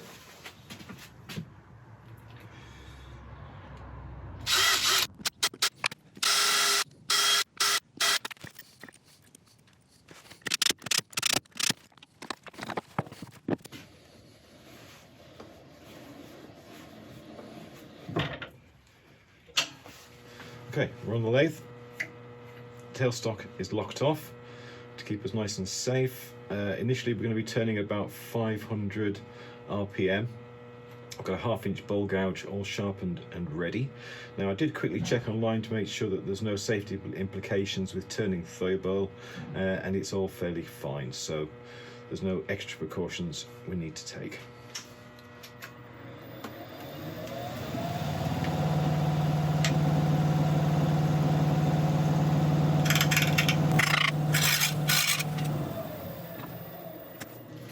Sorry, that really hurt.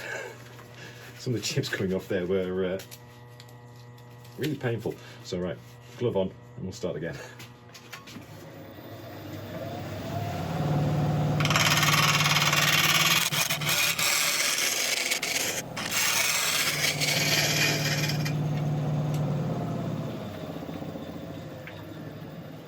That's beautiful. Okay, we're only cutting this half at the moment. We've still got to take it down to that, so I want to get this bottom flat first. Now, the first initial impressions are that it turns absolutely fine. The little bits coming off really hurt the hand, so taking precautions that way. But also the smell, it's almost identical to cedar. If you've turned cedar, you know that very, very strong smell you get from that, and this is virtually the same. Right, let's get this flat and then start working up the sides.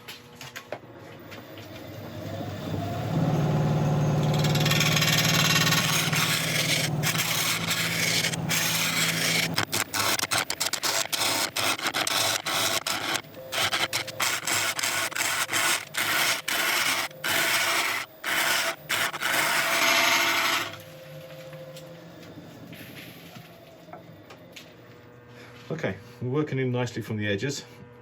This needs to all come out, so we'll work our way through that. Not quite sure how deep it goes, but I'm sure we're going to find out. Now this is quite a deep piece. It's 4 inches thick, and I quite like this heavy side here, this depth, so I might not take this curve all the way to the top. I'll see. All right, carry on, we're on the sides.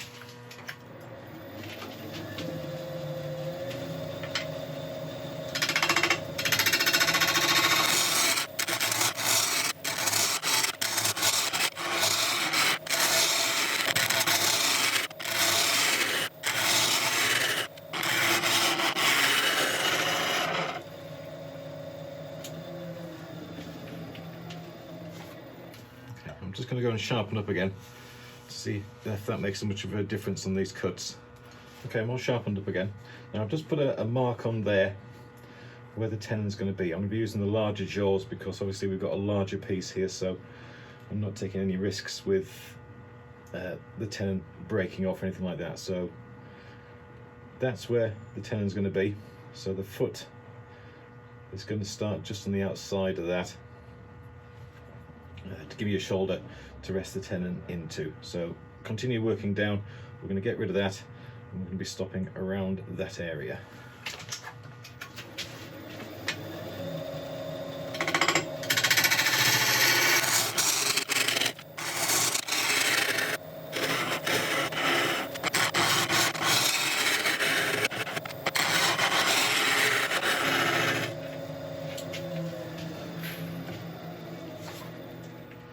Right, I'm getting to a point where I've got to start making a decision about this edge, what I'm going to do with this.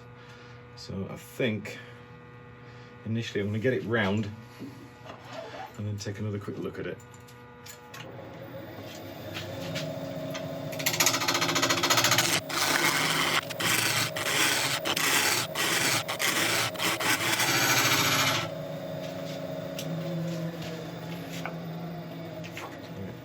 As I was turning that, I had an idea. If I take this curve up to possibly around that point, maybe a little bit higher, and then this top edge, just put a little curve, a little chamfer in to the edge, to the inside. That might look quite nice. Okay, I think it'll look quite sophisticated. Right, so I'm going to work this curve up to that yellow line and then see about the next bit.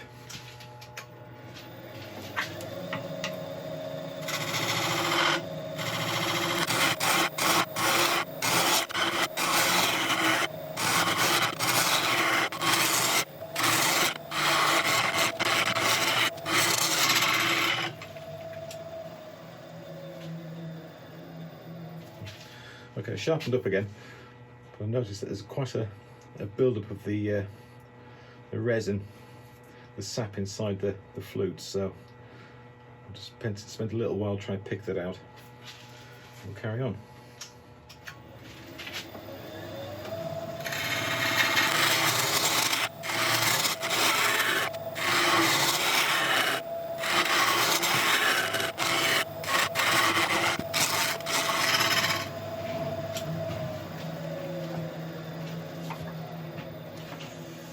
Okay, so that's got it up to that point. I'm just going to quickly have some lunch and then we'll figure out the next plan.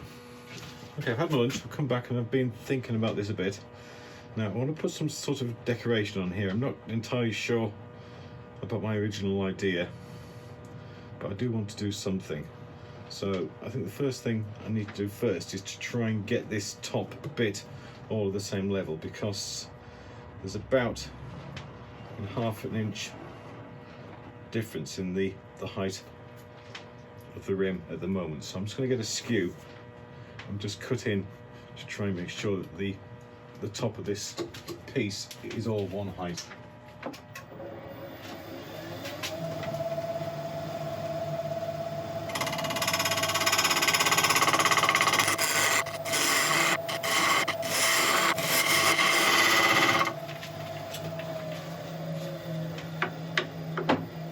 So now I know where the top of the bowl's going to be.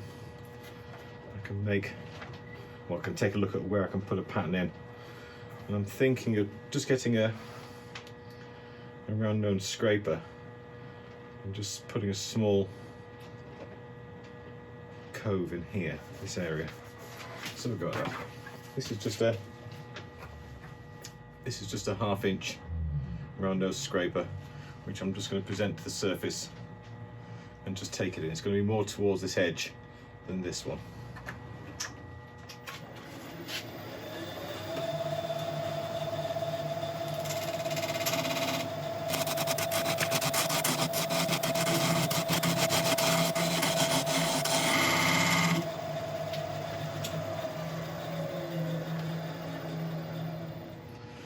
I like that. In fact, I like that so much.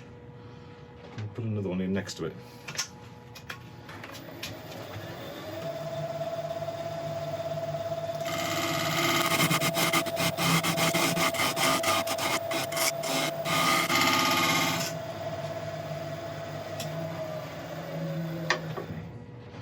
Right, that's going to need some fine tuning a little bit later on, but at least I know what I'm doing with that top edge now.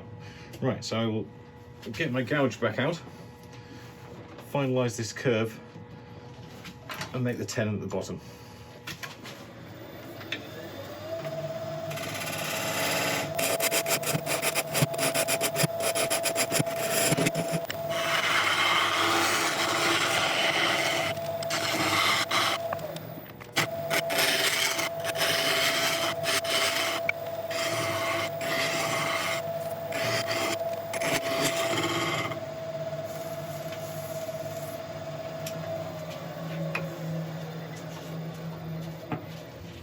I've been thinking a bit more about this top edge.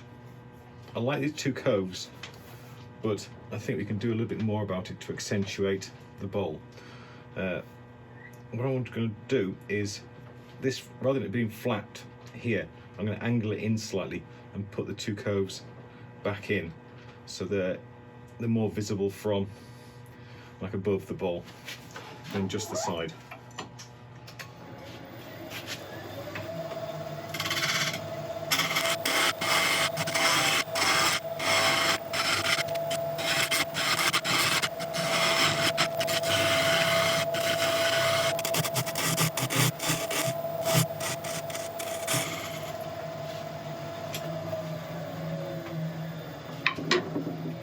Okay, I'm happy with that. That looks an awful lot better, a lot sharper, a lot more interesting. The coves were easier to cut that time, mainly because I'd sharpened the scraper. I was using it the first time round and it was still fairly blunt, so that's why I struggled the first time round with it. Right, okay, so next thing is I think sanding. I think we're there. Right, so I'll set up for sanding. I'll let you watch a bit of it like normal, but I shall bring you back when it's done. Okay, I've had a request from Michael Glaken about how this works, how I managed to turn on my vacuum with this little device. It's quite simple. It's a little kit of plugs that I got from Amazon, and they're literally just remote control plugs. For instance, my compressor is on number 2. I can turn it on and turn it off. Likewise, my vacuum's on number 1. Turn it on, turn it off.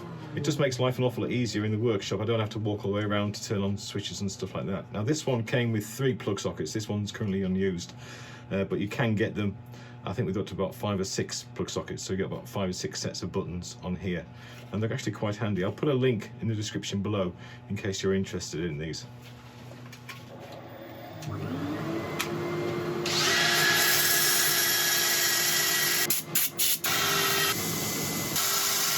Okay, I've just stopped for a quick second just to quickly show you something which I've never come across before in my history of wood turning.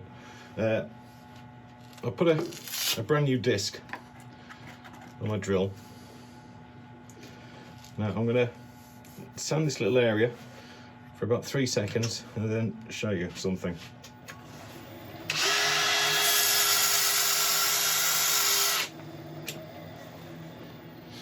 The resin in the wood is just filling up the disc as fast as you can sand. It comes off, you can just use a compressor to blow it off, but it's going to make life slow going, I think. It's going to make things very, very slow going, but we'll get there.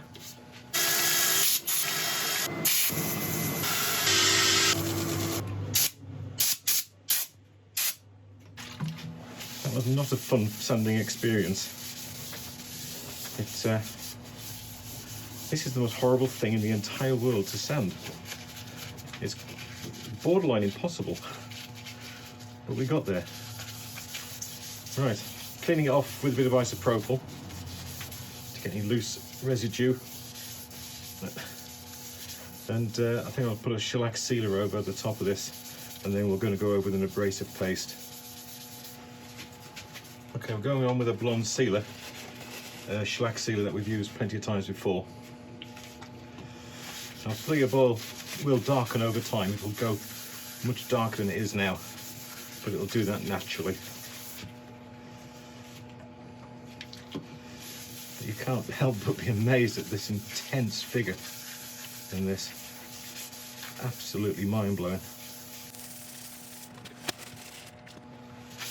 Right, I'll put on 2 coats, then I'll bring you back and we'll put an abrasive paste on this. Normally I wouldn't use abrasive paste on burls because it tends to get stuck in all the holes, but there's no holes in this. It's all, those little black dots aren't holes, they're all full. Okay, that's time to dry, so I'm going to go on with the True Grit abrasive paste. I'm going to give this a good going over with plenty of paste to make sure we can try and polish out and give it a nice high shine at the end.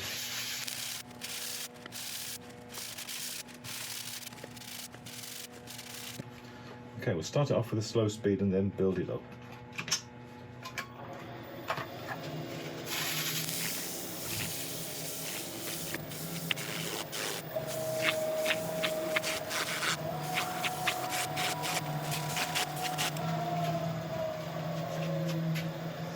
Okay, and now we're going to wipe off all the excess.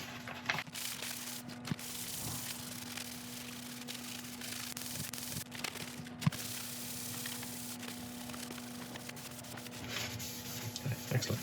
Right, let it evaporate, and I'll put some shellac over the top.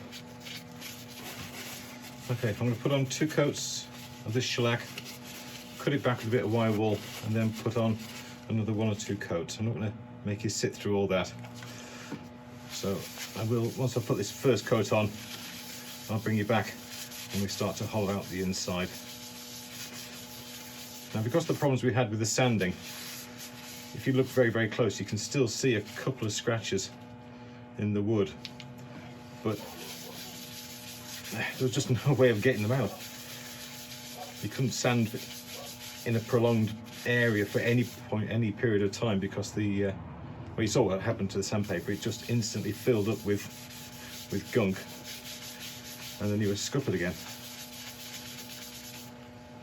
But it just looked rather nice. So I'm happy.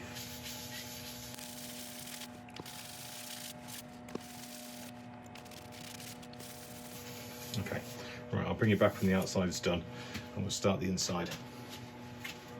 Okay, we've turned around and all set up again, using the tailstock support at the start, because obviously this is still quite a weight. I've sharpened up and we'll get started. Starting off, we're going to flatten off the surface, and then figure out what we're going to do about this bowl.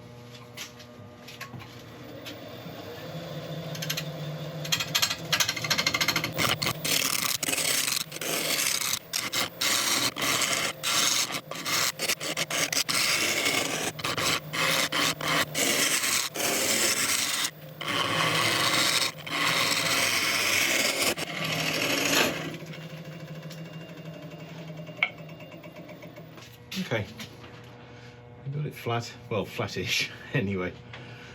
That grain is just absolutely amazing. We've got this kind of a bark inclusion there to worry about, possibility of one there.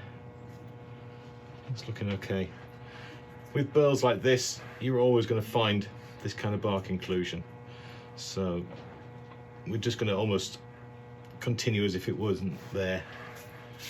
Right, I'm just going to sharpen up again. I'm going to start hollowing this out, and then I've got to rethink my thoughts about, do I take this bowl right up to the edge, or do I allow myself a little rim there and put this same kind of flute that I've got on the side? So a little way off before we decide that, so sharpen up and start hollowing out a bit.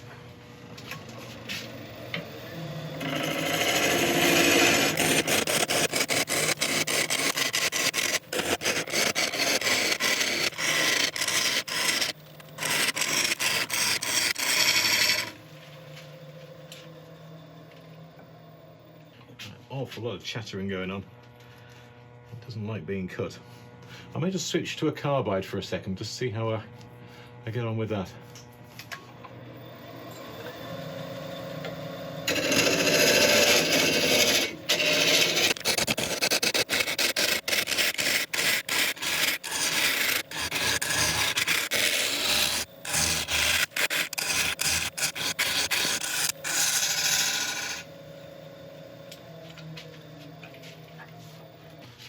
Okay, time to decide. Do I replicate the flutes on the edge on here, or do I take this bowl right up to the side? I think I'll put in one flute, see how that looks, and then we'll decide after that.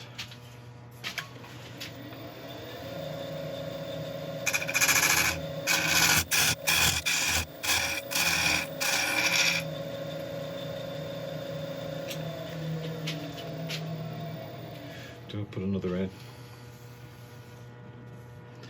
Okay, one more, see how that looks.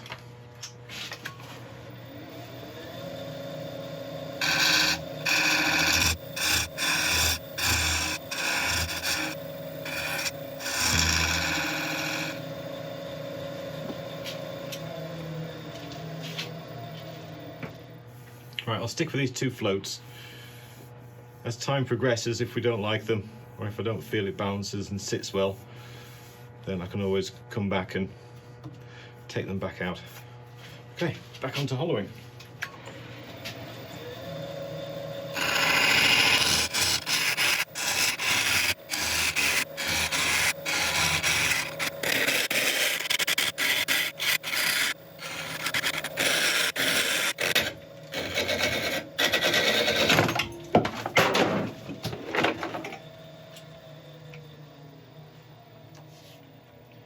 Oops.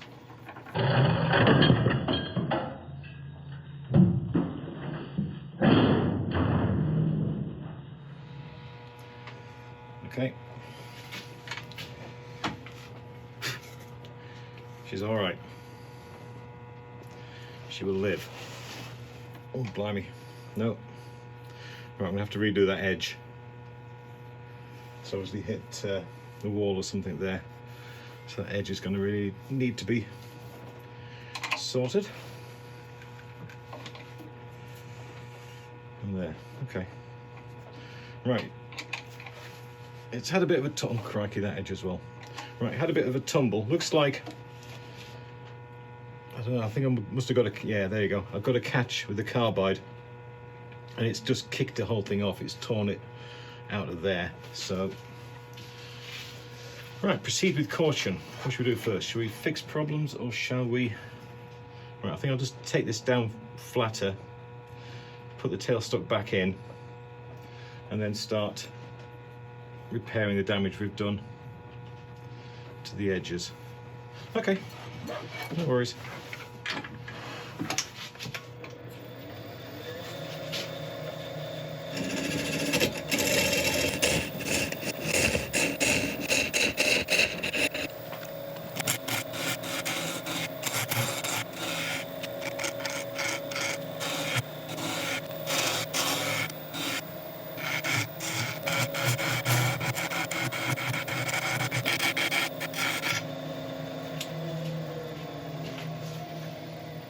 Okay, we've recovered and we've got an extra feature.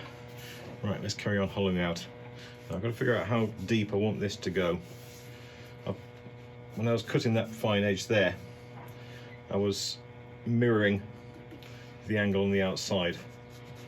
So I guess probably about another inch down from that point.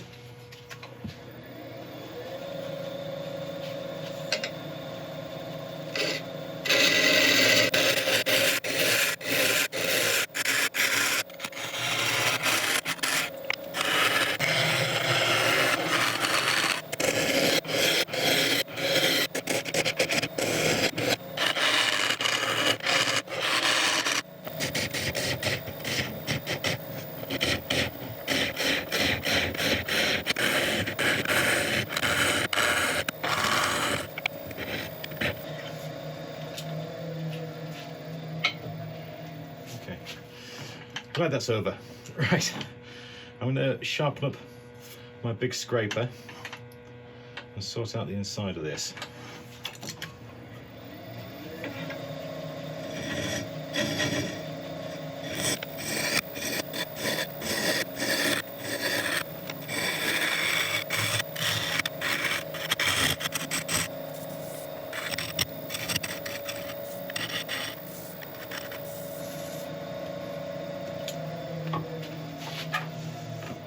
And I want to try and get this as perfect as I can before sanding, because sanding is really hard on this stuff, as you saw at the start. So there's virtually no imperfections in this at all. There's no tool marks, so I'm going to be able to start at a much higher grit, because it was the heavy grits that put me back so much on the other side. Because once there's a scratch in there, it's very hard to get off, because the sand pad the sanding disc just builds up with wax. Sorry, with the kind of sap from this so quickly that it becomes useless in moments. Right, I'm going to set up for sanding. I'll let you watch a bit of it, and I shall bring you back when it's done.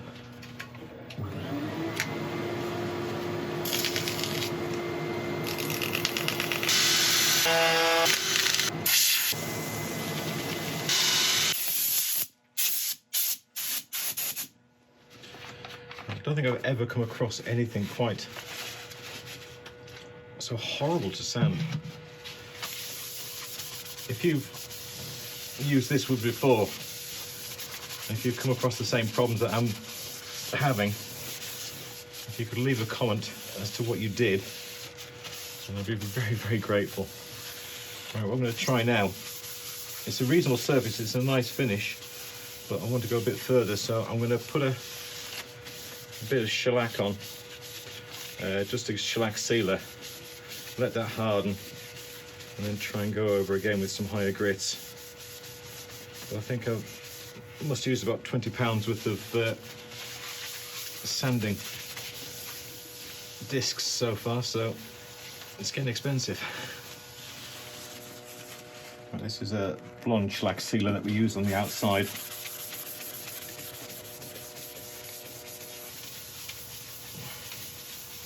I'm just hoping it gives us a kind of a more stable surface to be able to sand on. I don't know if it'll work, but anything's worth a try.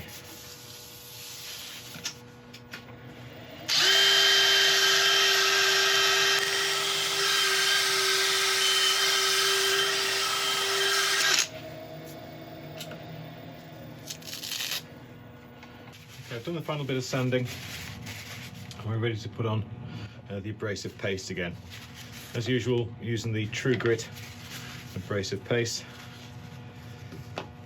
It may get stuck in a couple of these holes, but we'll be able to blow it out afterwards.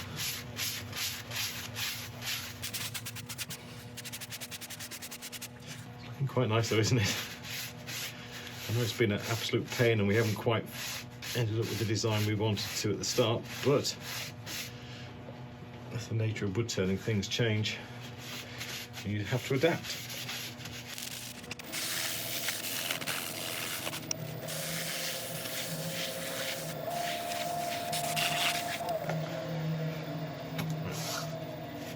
Okay, we'll clean this off with isopropyl, give it a good clean. Make sure we remove all of the abrasive paste.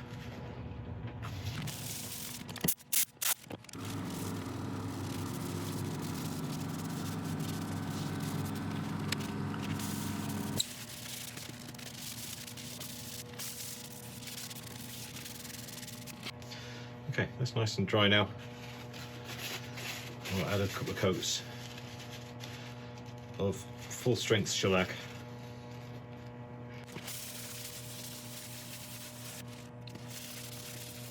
I'm not going to put it on too thickly, I'm just going to put nice thin coats on and then build it up to a nice shine.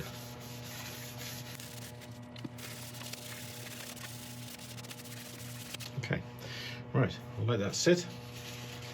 Cut it back a little bit with a bit of very fine wire wool and then apply a few more coats. I'll bring it back and we can look at the finished article. Well, there we go.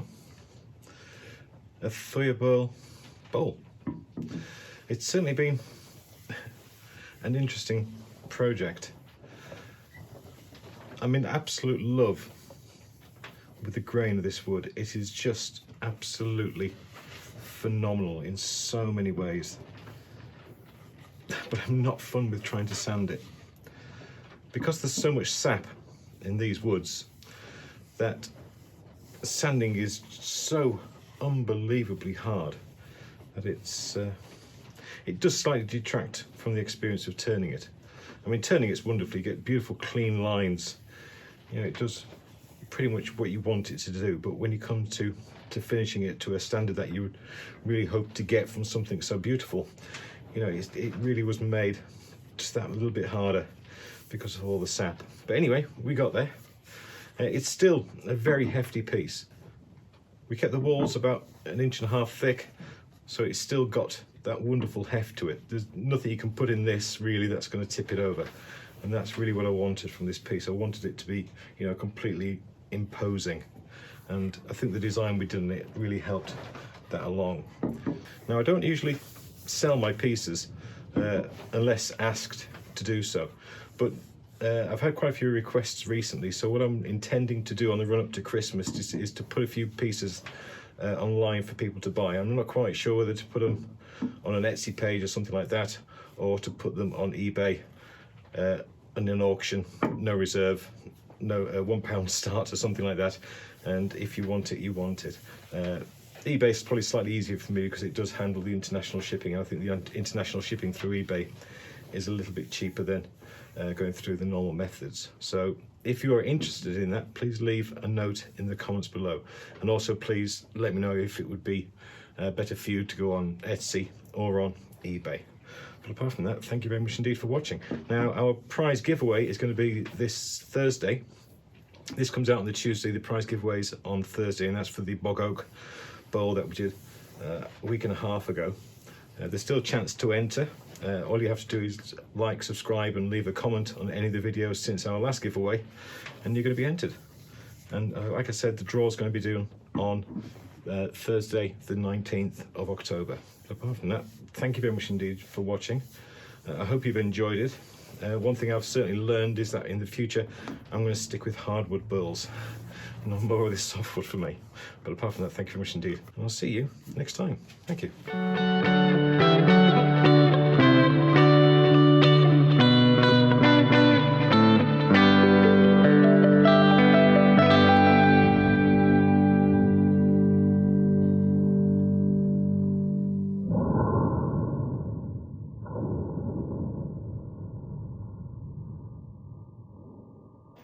Oops.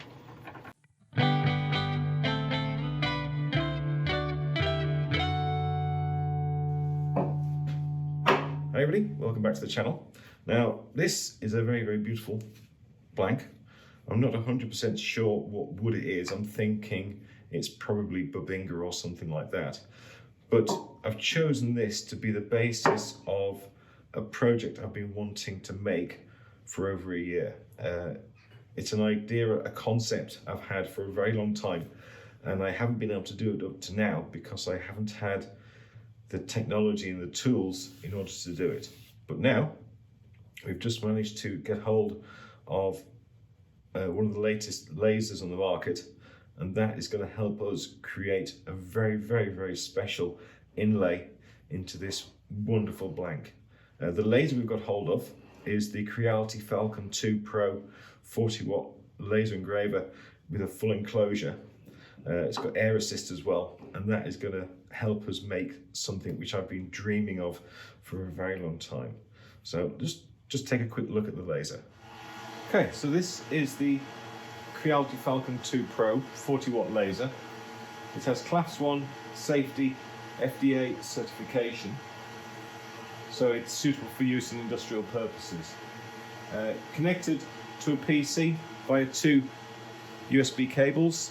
This one controls the main laser, and this one here for the top mounted camera, which allows you to position material accurately as it superimposes the pattern that you're cutting over the top. We have usual safety features, stop button, keys to lock it, and also if it's cutting,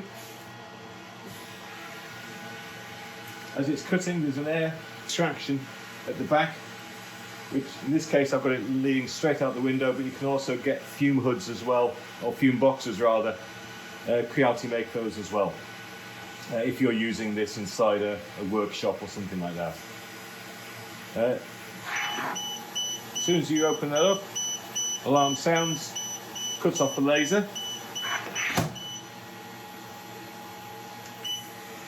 When you close it and press the play again, it carries on with its cutting, so you don't have to start all over. Nice sliding hood, and inside, I'll just take this piece out. Okay, so inside, we've got these removable rods that you can position how you like. You can either have them into the slots or laid flat, according to your preference. It's got a 400 by 415 millimeter work area. As I said, it's a 40 watt laser, but it also comes with a 1.5 watt laser if you want to do some fine engraving work. Now, I know it's got an enclosed cab, and a lot of you are probably thinking, you know, what happens to the bits that fall down inside? It does have a tray that pulls out, allowing you to clear anything that's fallen down there. It'll cut most things. It'll cut paper, wood, leather, MDF, felt, and some dark opaque acrylics as well.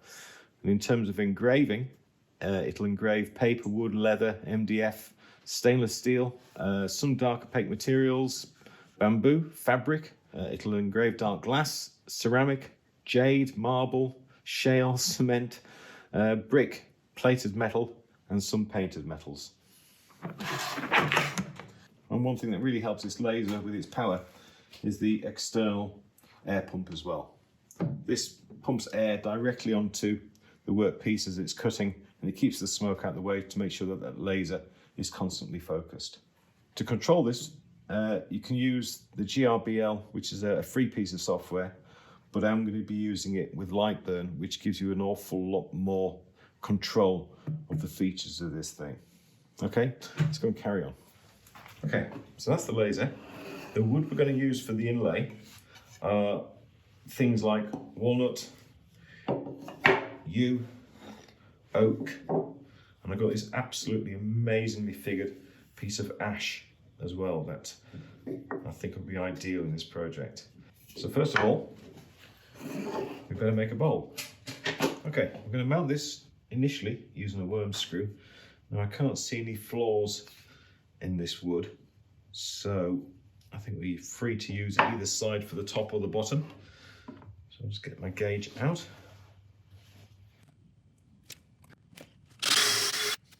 Now looking at the shavings coming off there, I think this is a piece of walnut. We'll know a bit more when we turn it back, but at the moment I'm guessing walnut.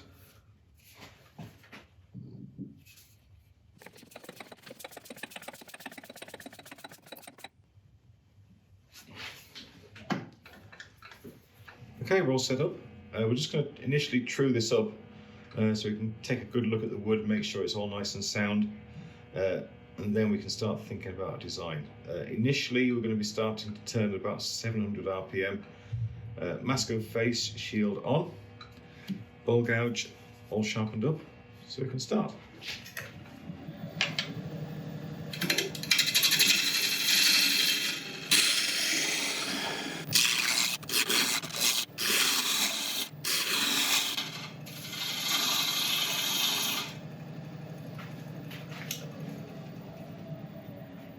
Okay, we've got that just about round. Now, it's not Babinga. I can pretty much tell you that because it really is quite soft when it's being turned. So currently thinking along the lines of a black walnut or something like that. It's got quite a distinctive smell to it, which Babinga doesn't have that when it's dry. So I am thinking along the lines of black walnut at the moment. Right, so we're going to be putting an inlay in the top, so we want quite a steep side as opposed to an angled one, because we need an area to put an inlay into. So steep side, maybe a slight cup at the bottom. Okay, let's start making a shape on the side and see where it goes from there.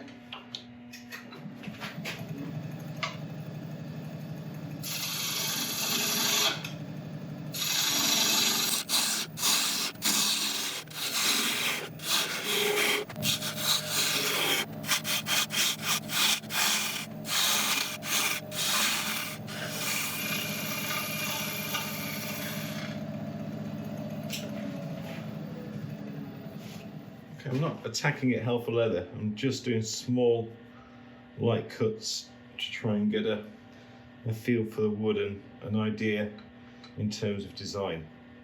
Now because we are doing something which I don't think has ever been done before on this top in terms of an inlay, I want the whole focus to be on that.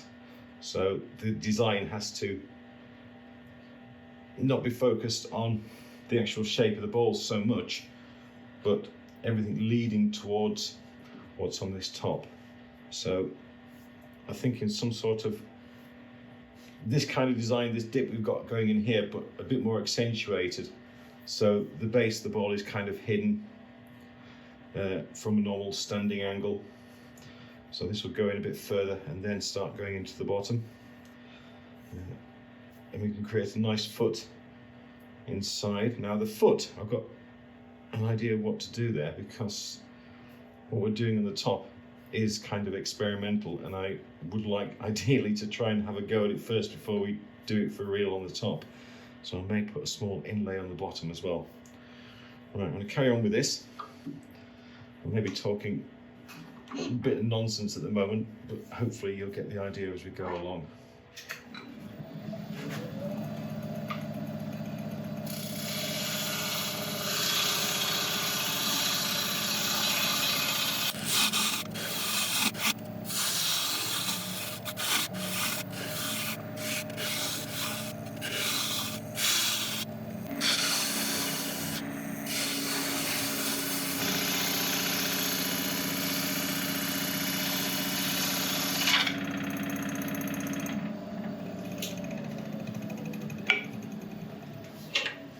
Okay, I'm still playing around with it, but I'm starting to get an idea. I've just angled in that top just very, very slightly towards the rim, again as if pointing to the inlay. It's all about indicators to show or to draw the line of sight into where you want it to be. Okay, it doesn't need any more than that, just that slight angle. I'm just going to try and figure out exactly what to do on this base.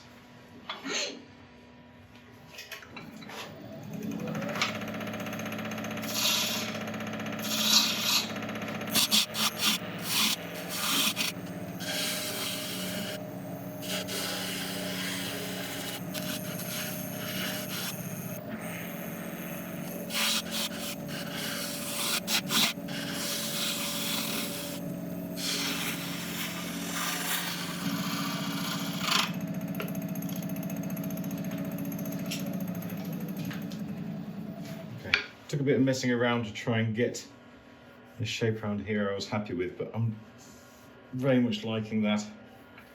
Some very, very nice fine cuts at the end. There's virtually no end-grain problems anymore as there were at the start, which is really nice to see. So, next thing I'm going to do is take away the tailstock, put the recess in for the tenon, and then we're going to start looking at where we can put a little inlay in here, just as a practice. And again, something to help enhance this piece.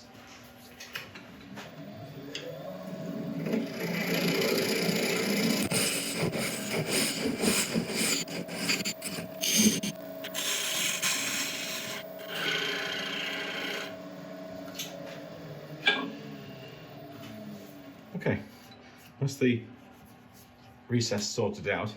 So I'm going to cut an inlay area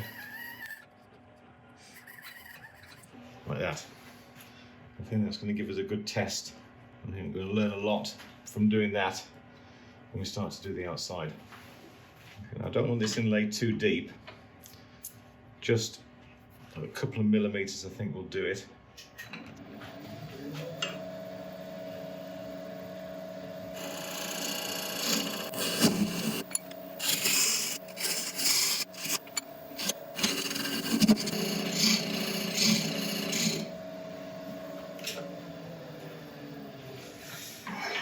Let's give that a measure. So the measurement is 91.24 millimeters.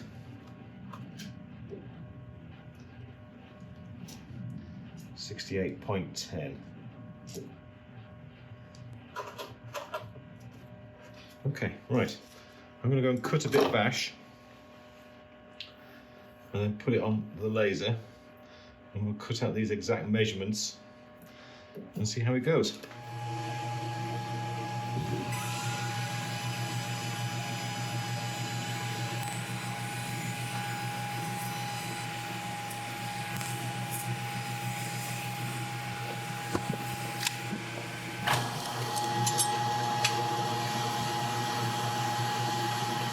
Okay, there's our little disc.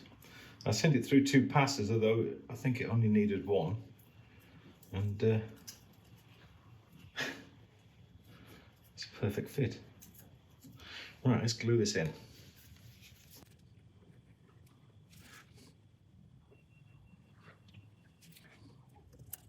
I'm just going to put a bit of cling filmed wood over the top of it so I can compress it in place.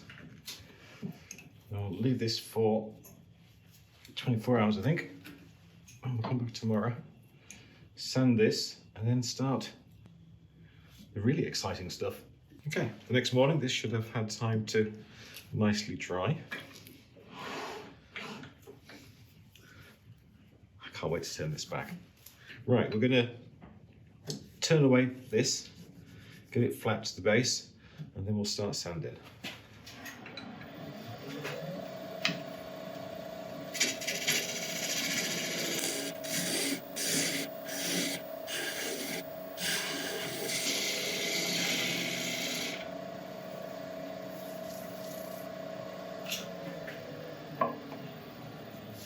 Okay, that's pretty good.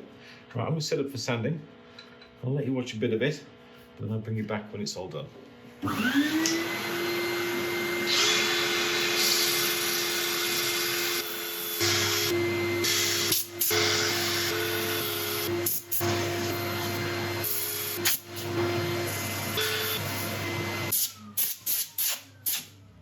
Okay, we'll start off as usual by cleaning off the surface with a bit of isopropyl alcohol.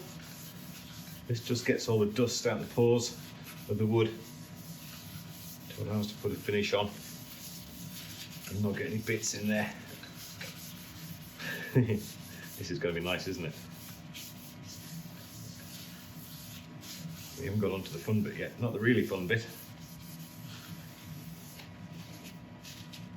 That's the colour of the cloth after you've wiped it over.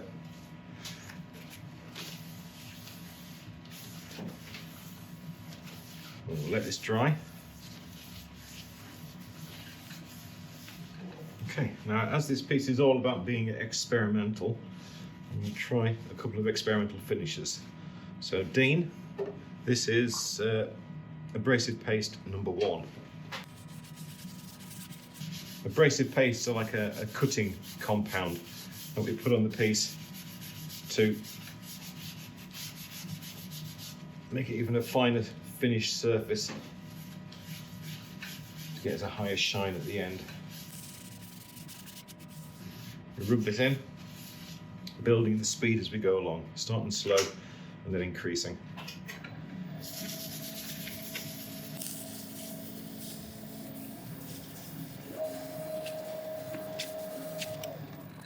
Okay, good. All right, we'll clean it off. Any remains with isopropyl again.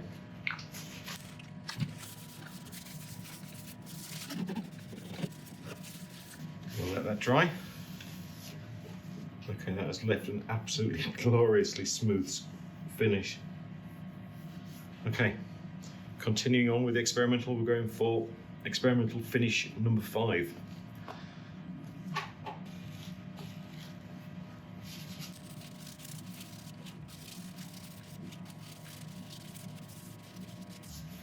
Okay, we'll buff this in.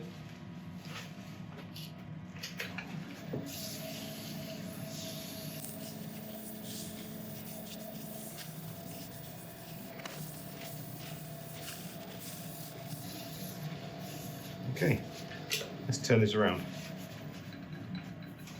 Okay, turned around. Initially we're going to face this off, get it all nice and flat, and then we'll decide whereabouts we're going to have this inlay. Initially turning now at about 900 RPM.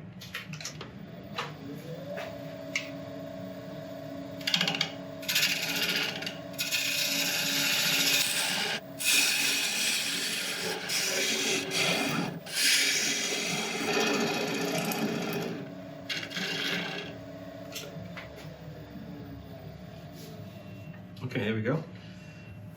It's a beautiful surface. Those dark patches are fascinating.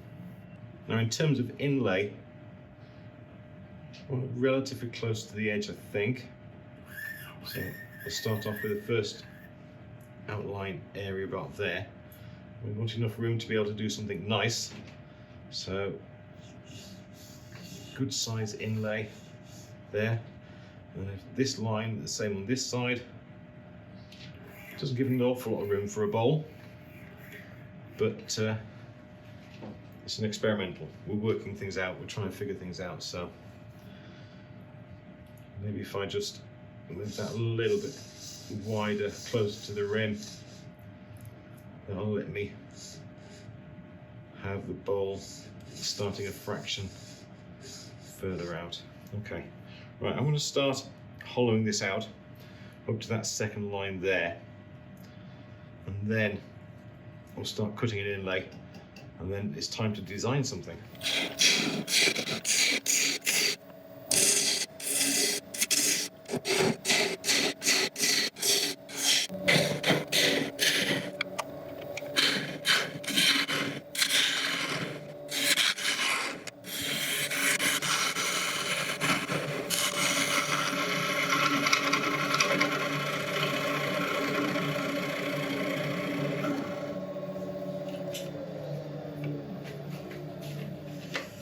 I'll do that for now. Right, so I'm just going to quickly take out this area here. Then we're going to measure it, and then it's time to nip onto the computer, and we'll spend a few happy hours coming up with a design.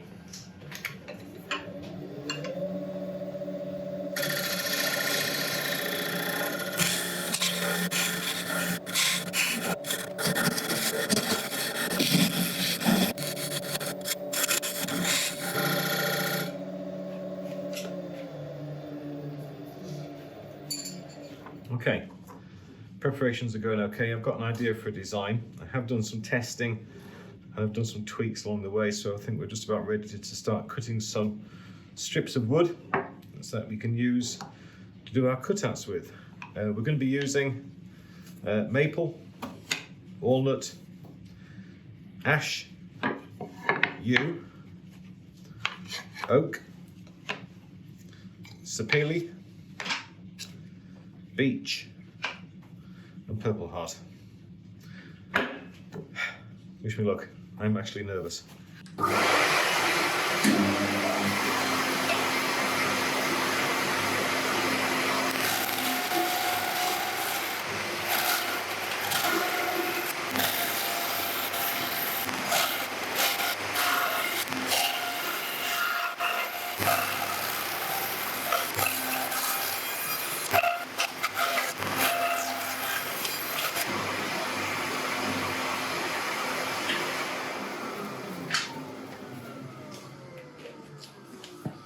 Well, that went well.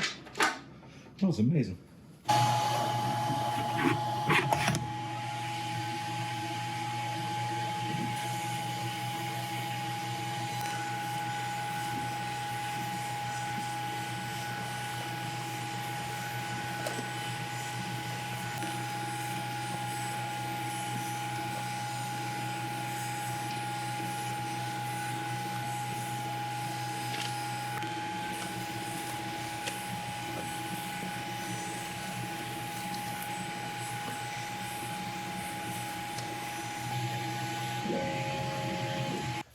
Okay, we're all done.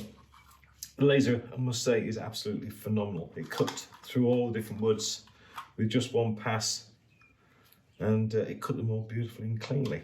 So what we've got ash, yew, purple heart, walnut, sapele, oak, maple, and beech. I've cut 2 or 3 pieces extra from the outsides just in case we have any accidents. Now it takes 8 pieces for the main rim to go all the way around, and as we've got 8 different types of woods, I think I'm going to use a different type for each place, so it fits in like that, and then 8 will go around. So I'm just wondering now about the best way to do this. I think I'll roughly place the wood on just to see how it looks, see if we can get the orientation right, see what sits better next to something else than something. It'd be nice not to have two very light woods next to each other if possible.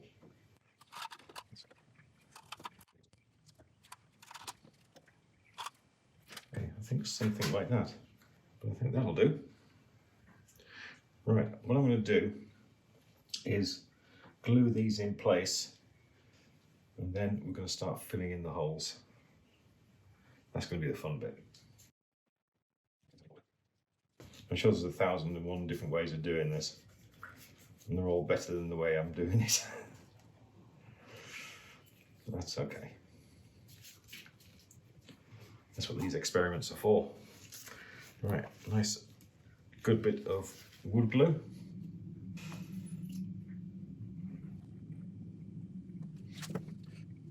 Make sure we're getting all the edges.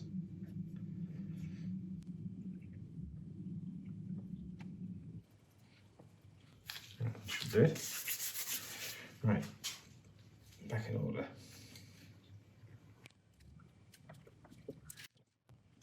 Got a purple heart. Pretty sure that's oak. That's like sapele. That's beech. It's definitely walnut. There's no mistaking that. Then maple. And then that is ash. I'm making a mess of the outside. I might have to refinish it. That's okay though. Okay, now for the fun bit.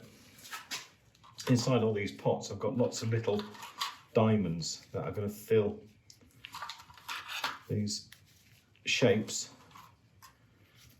to create a nice effect, hopefully. Now what I'm going to try not to do is put the diamond in corresponding to the wood it's next to, if that makes any sense. So for instance, that's maple, so I'm not going to put any maple diamonds in there. Right, so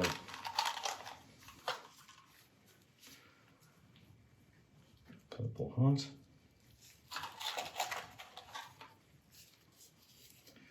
Bit of you.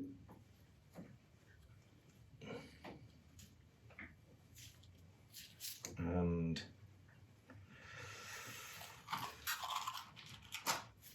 a piece of oak.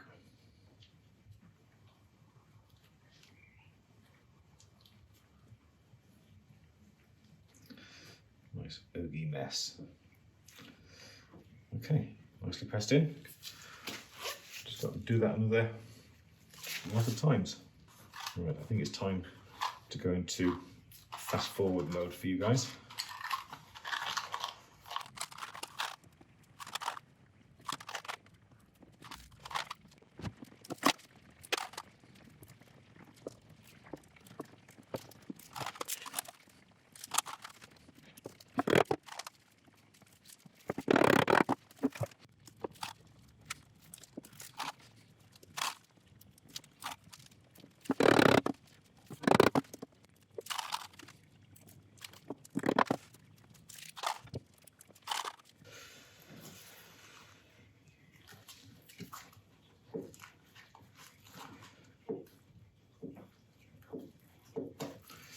Well, there we go.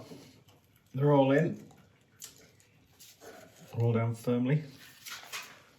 I don't think there's any point in applying pressure because the heights are a little bit indifferent.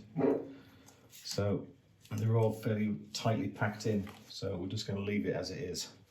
And we'll come back tomorrow and see if all that effort was worthwhile.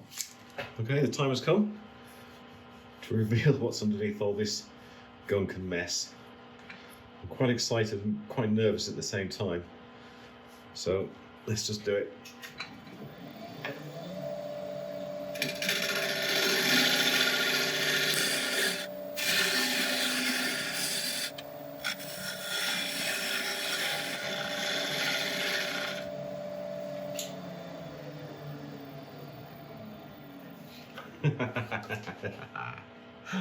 Oh, wow.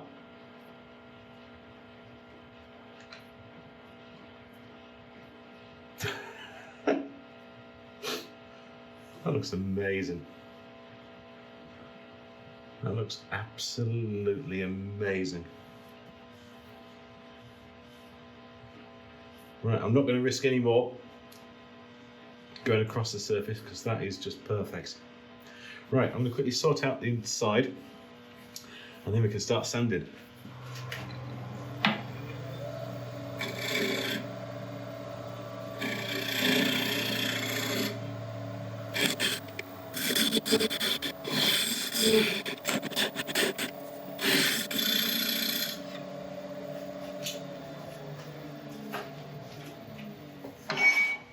Okay, that'll do that beautifully. Right, let's start sanding. As usual, I'll let you watch a bit of it and I shall bring you back when it's done.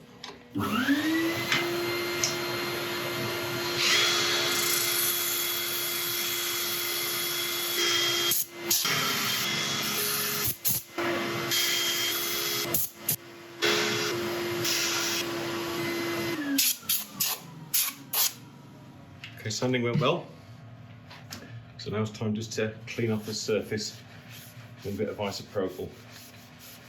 I had to resand the sides a little bit where I got, where I got some glue on the outside of the bowl. Oh my goodness.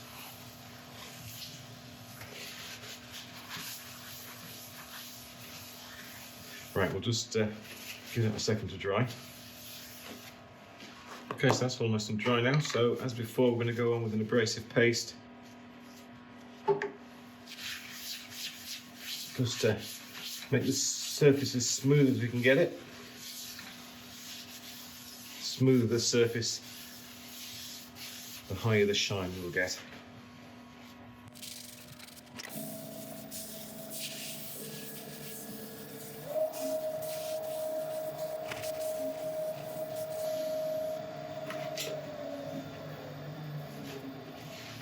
Clean off residue again with isopropyl.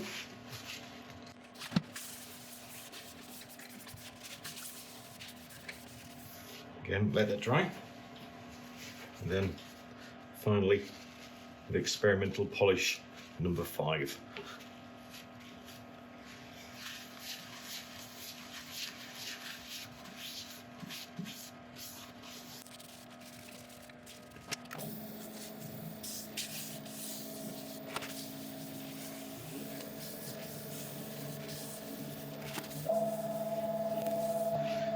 Okay, let's take a look at what we've done.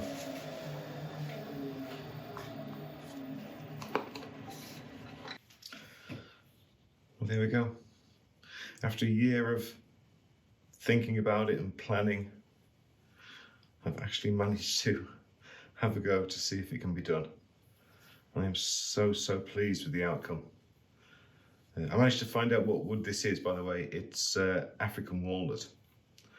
And I can't wait to turn it again because it's absolutely beautiful wood. The grain is just phenomenal.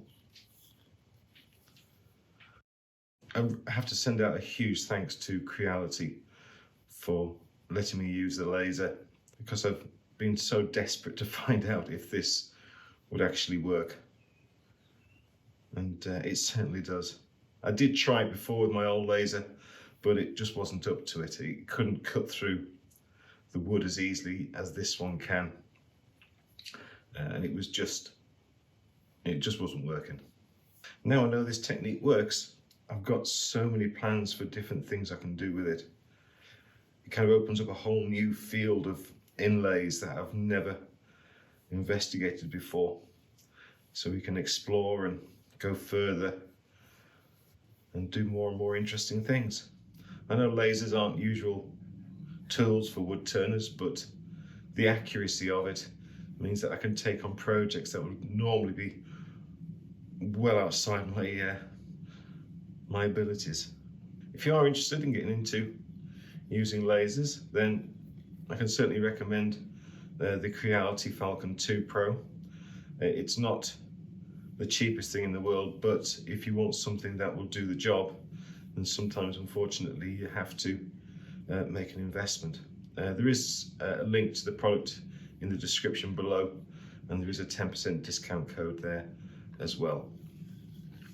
Anyway, I hope you've enjoyed this one.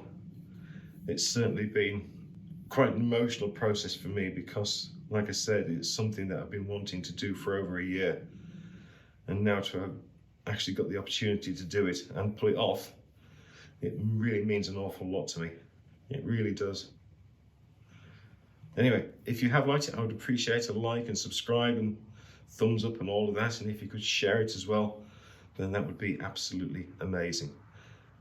Don't forget that if you leave a comment in the description below, you are going to be entered into the giveaway the next time we do one. And I have a feeling that the giveaway bowl will be something along these lines. Anyway, thank you very much indeed for watching, and I shall see you next time. Thank you.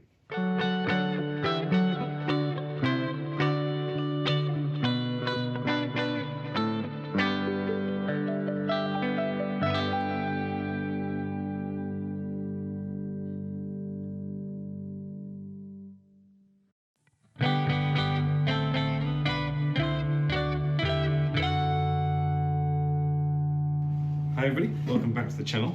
Now this is a beautiful large piece of sapele.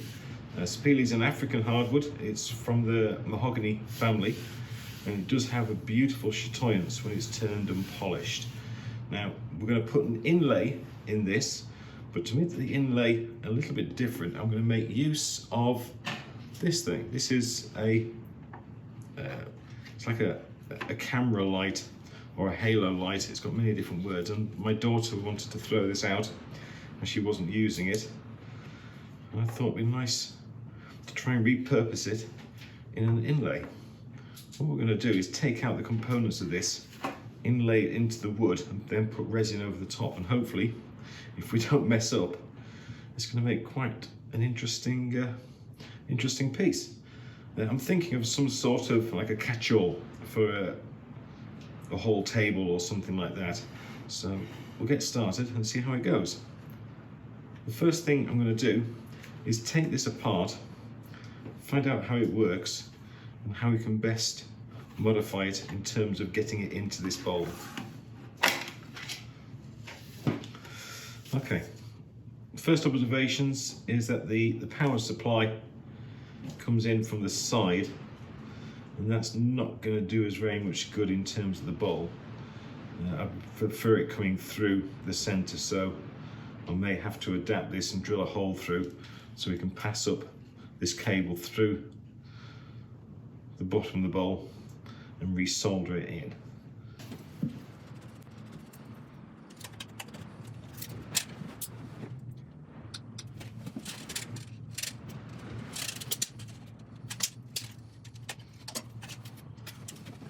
Okay, that ring came out eventually.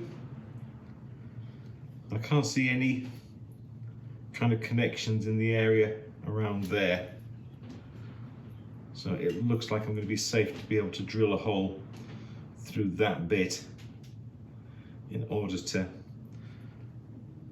push this cable back up through. I'll just check it still works. Yep, I've not messed it up already. Excellent. Right, I'm going to put this to one side to desolder later, and we'll start worrying about this.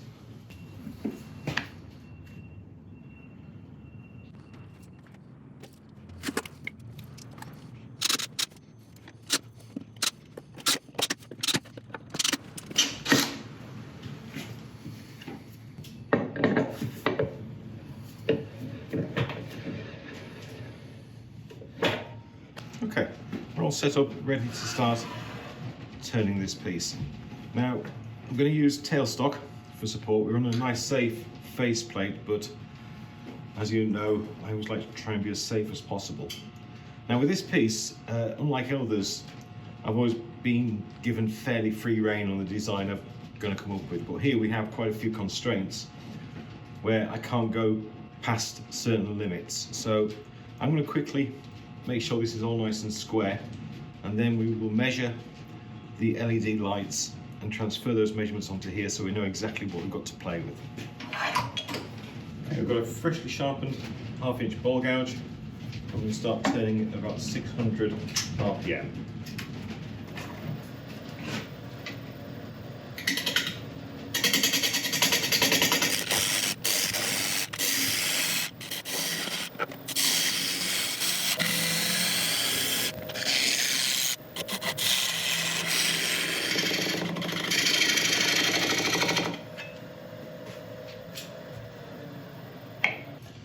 that should do us for a start.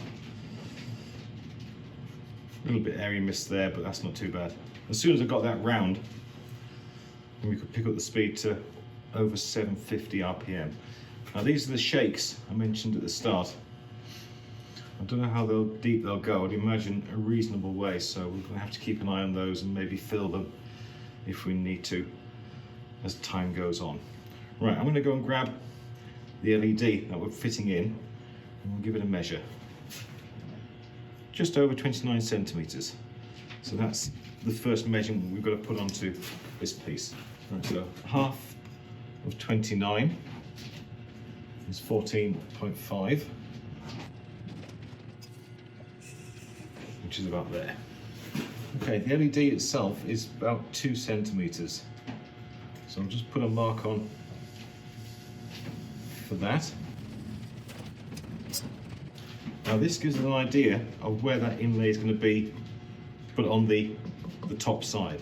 So we have to allow for these areas of not being available to us on both on the top and the bottom. The reason why we need it there on the bottom is because when we drill through, the cable is going to come out here and then out to a power supply. Now we can of course raise this edge up and go in, as long as we've got a nice flat area or a slightly curved area to then go into the foot, which I think is what we're going to do. Now in terms of the depth of the inlay, we've got an interesting situation. Now I'm going to be using resin in the inlay. Now I want to use enough colour on the inlay so you can't see the LEDs, but not too much colour so that the light of the LED doesn't shine through. So what I'm going to do is I'm going to give myself a little bit of kind of wriggle room. So I'm going to be putting on a relatively deep inlay, probably something like that, and then I'll be able to test it with the resin in, and if the light's not coming through, then I can get it slowly shallower and shallower until the light comes through the amount we want. I've never done anything like this before, so I don't know if that's a sound idea, but it seems logical to me at the moment. Now in terms of how far we take this side up, if you imagine that cable coming out the bottom, it'll bend, it bends fairly easily. What I don't want is, if it was a thicker and more robust cable, not being able to bend and maybe being forced to bend by the weight of the bowl on top of it. So we'll be okay. I think I'm going to be taking it up about 3/4 of an inch. I may not be explaining myself very well at the moment, but I have a very, very clear idea in my head what I need to do. So I think I'll just get started.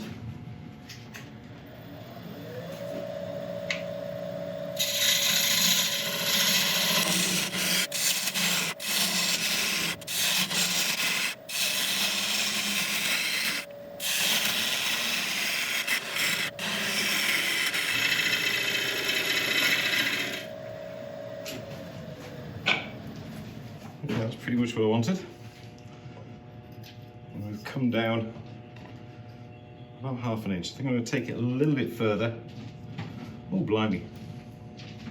Those shakes that are on the side, as you can see, that's taking a big lump out of that. Obviously a lot more intrusive than I thought. Okay, we'll take that up a little bit higher. Get rid of this click out here, and then take another look at it. Just going to sharpen up again.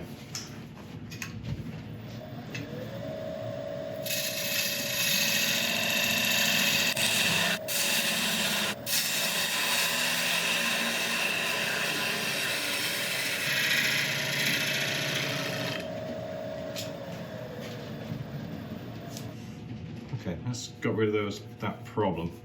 A nice fresh grind on the tool gave me a beautiful cut that time. That's not going to need an awful lot of sanding, that's good.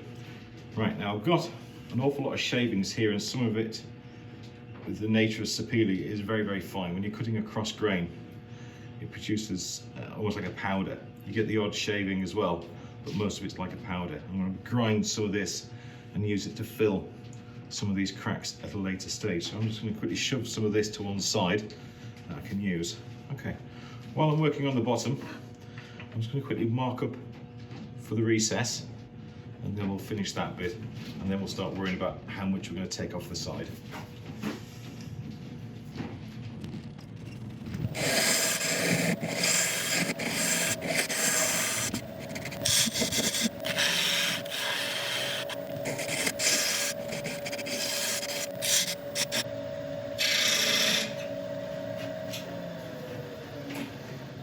Okay, that'll do for the recess. I've put 3 of the lines in there because it's going to be quite a big area. My maker's mark's just going to sit nicely in the centre. It's just to give it a little bit more interest. Right, the side. I'm just going to bring the tailstock back up a second, not all the way in, but just to allow me to measure from the centre point, so I can get my lines back on to show me where this ring of LEDs need to be. Okay, so that's where the LED is going to sit on the top edge. So I'm going to figure out what I can do with this bit here to give it a nice appearance, but also not to get in the way when we need to do the inlay. And what I'm thinking is just a nice gentle outside curve is going to be ideal. It'll help us, well, first of all we've got to get rid of this bit here. There's nothing else to worry about, is there? No. Right. So let's get rid of this and then just put a nice gentle curve on this top edge.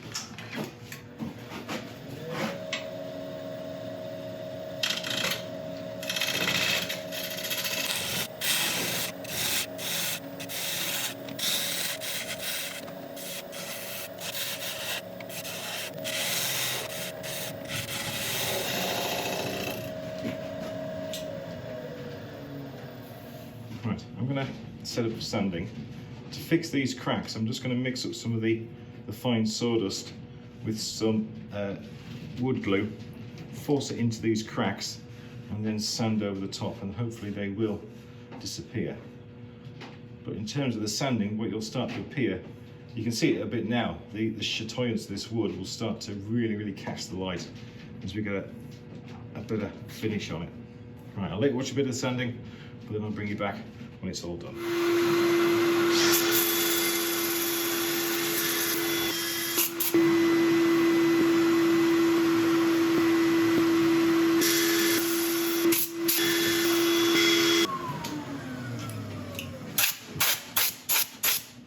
Sanding went great. We managed to fix our little issue areas. I'm just going to use an isopropyl alcohol just to get out all the dust from the grain on this piece, and then we can put a sealer on it.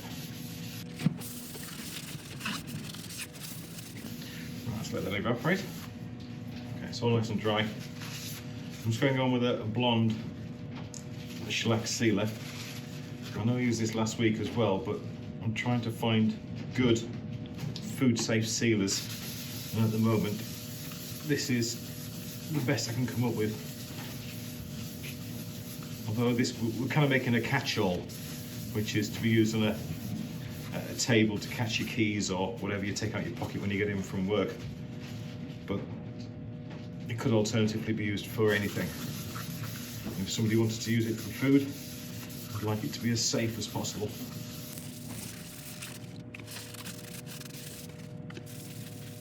Right, I'm going to put a couple of coats of this on, and then we'll come back and go over it with a very fine Scotch pad. Okay, that's all had a chance to dry. I'm going to go over it now with a drill and a Scotch pad, which will eventually, once we've gone through 2 or 3, take the finish to over 1,000.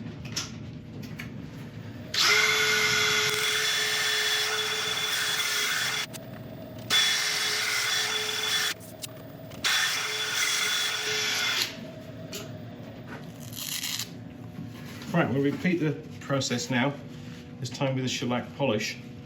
It's virtually identical to the sealer, it's just a bit more concentrated. So the fluid is just that little bit thicker. We're going to build up a couple of coats, cut them back, and then maybe apply a couple more until we get a nice shine.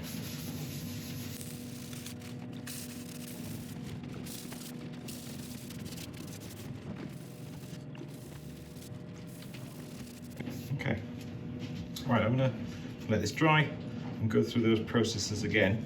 And I shall bring you back when we've turned it around and starting on the fun bit. Okay, the outside looks absolutely beautiful. So now we can start marking out for our bowl and for our inlay. Now, the width across for the LEDs was just over 29 centimeters. So that was 14.5. So I'm going to put a mark on there, 14.6. I'll just draw that in.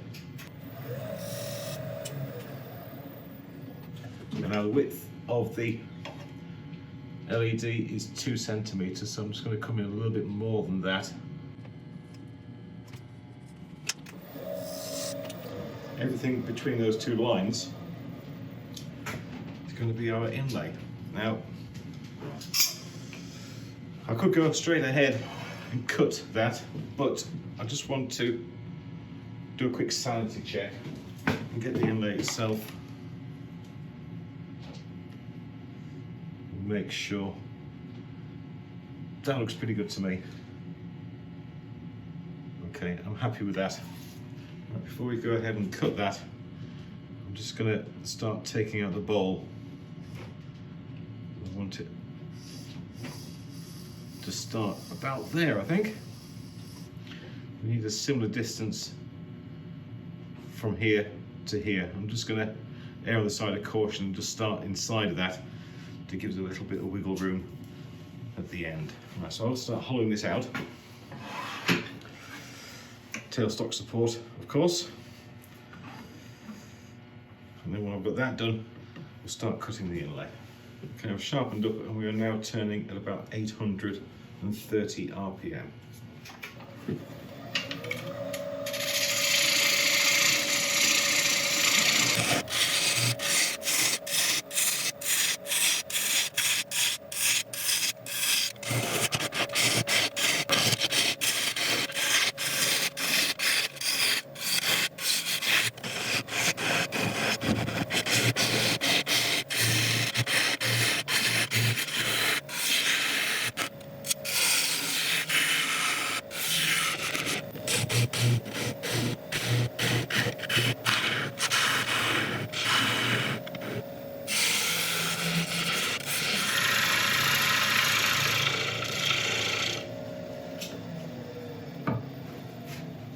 Okay, that's going to do for the hollowing for now. There's still some cleaning up to be done, but it's time to get on with the important bit. I'm just going to take this down with a square carbide, virtually right up to the edges. I'm going to cut in a little way first, then do a test fit, and if all's okay, then I'll take it in deeper.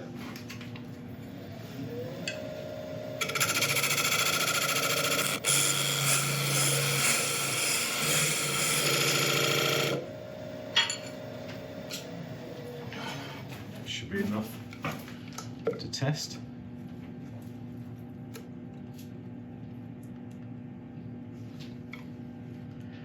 Yep, perfect. Right, we can just go deeper now.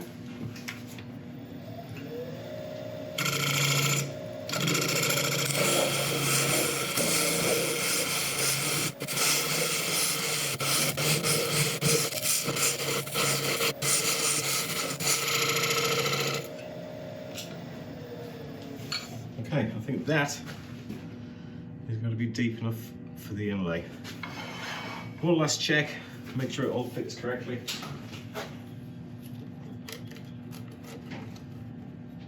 Right, excellent. Right, one thing I've got to do before I dare start to put resin into here is I've got to try and seal it as much as I can so the colour doesn't start running through the wood. Okay, just mixed a little bit of wood glue in with a tiny bit of water just to make a nice loose slurry, which we're going to paint into the grooves. Now, out of curiosity, I tried to see if you could water wood glue down with isopropyl, and you can't. It just turns into a gelatinous mess. Still, try these things. If you're ever rough turning bowls or twice turning, You can seal wood with wood glue with a bit of water, and it'll hopefully stop it cracking when it's dry.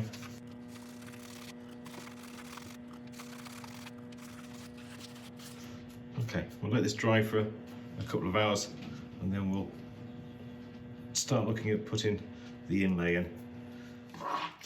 Okay, the sealer we've put on the wood all seems to have set nicely. I've drilled out a hole in the LED, and I'm fairly sure in a safe place. We will be testing it before we put any resin in, just to make sure it is still okay. But if you look carefully at these things, you can see a track where the connections are made. I've drilled that hole well away from those tracks. Now, obviously we can sit this any way we want in this bowl, but the lead's going to come out. So where I had the problems with the shake in the wood, and I fixed it, which is where, there. Right, that may as well be the back of the bowl, whether the cable's going to come out. So I'll just put that round there. Mark the wood. And now I can drill through there.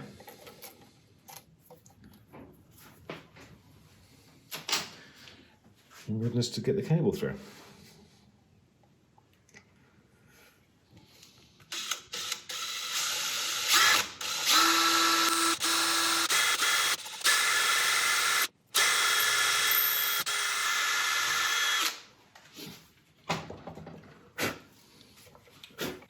Okay, awesome, hole all the way through.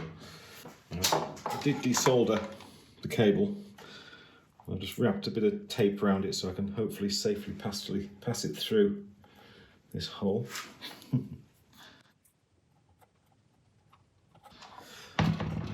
This is going to be harder than I thought. Oh no, it's not.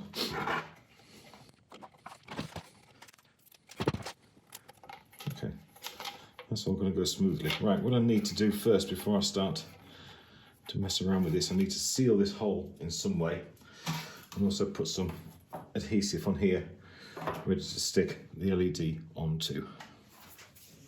Now I'm just going to put a dollop of silicone, which is going to sit around there and seal it off when I push it down.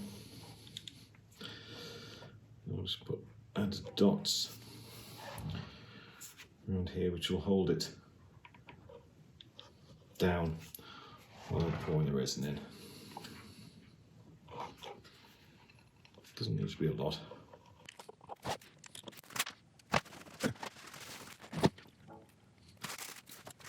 Okay, now I'm going to feed this cable through the LED. Don't press down too much yet. This needs to come back out a little bit because I don't need that much cable showing. Right, I can take off this tape. I think I should have taken off the tape before I push the cable down.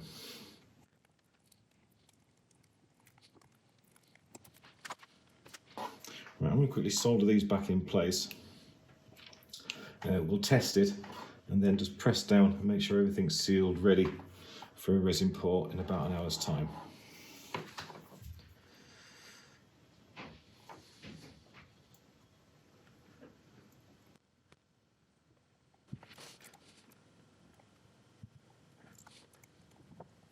Okay, right. I'll quickly test that. Yes. Thank goodness. Right, excellent. Right, I can just pull this cable down a fraction more. Okay, sat fairly flat. Okay, good. Right, I'll just push down on the other points where we've got the resin. Sorry, we've got the silicone underneath. And now we can let that sit and just firm up a little bit before we go for the resin pour. Okay, we're going to be using the Let's Resin casting resin this time. The main difference between this and the deep pour, obviously you can't quite pour this quite as deep, but we don't need to. Also, advantage for us on this occasion is that it will set up in about 24 hours, where the deep pour generally takes about 4 days. Now, to measure how much resin I needed, I did use the rice method. I poured rice into the piece, and that's what it came out with, which equated to about 140 millilitres on our pot.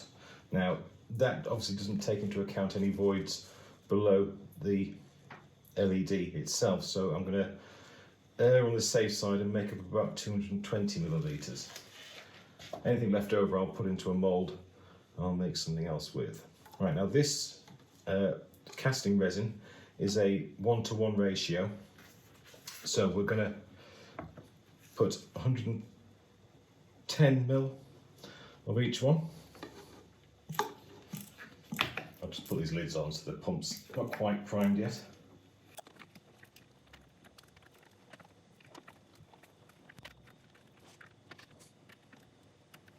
The pump certainly makes for more accurate measurements.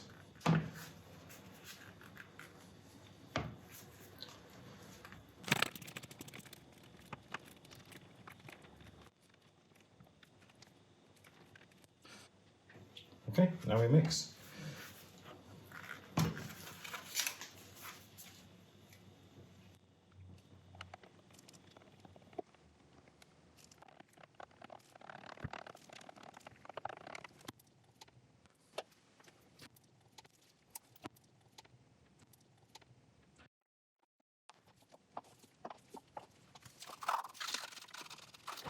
Okay, I'm just going to let this sit for a little while.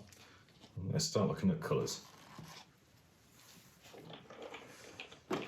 I'm using the less resin mica powders, which you've seen before. I had a great tip last time I showed you these, and somebody said, why don't you store them upside down so you can see the colours easily? And of course, it's a genius idea. And in this one, we've got some chameleon powders as well, which they sent along for me to have a look at. Now, chameleon powders, if you're not familiar, it's the kind of colour changing powders that you can get. So I was thinking I was going to try a bit of this and some normal mica powder in there as well. We'll do a mix up and just see how it comes out. So colour wise, I'm thinking I don't really do much with blues, so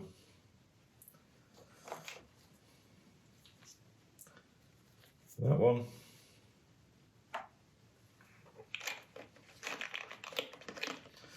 I think as a contrast we'll go with a purple, a plum chameleon.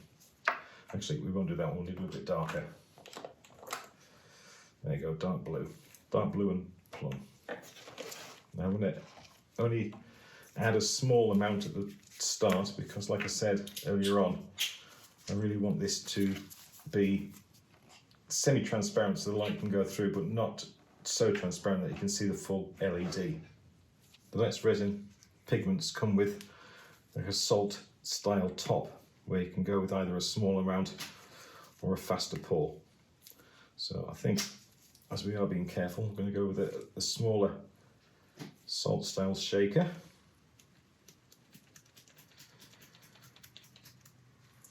And see how that goes.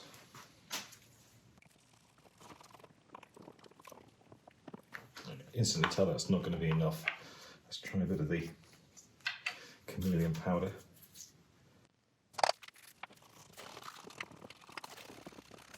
That's made quite a big difference. Now, a good way of testing is if you pull the stirrer out, and you can see on there, I can see the wood underneath it, so it's not too bad. It won't be too opaque. Okay, excellent. Right, I'm going to leave it at that. We shall bring up our piece and pour it.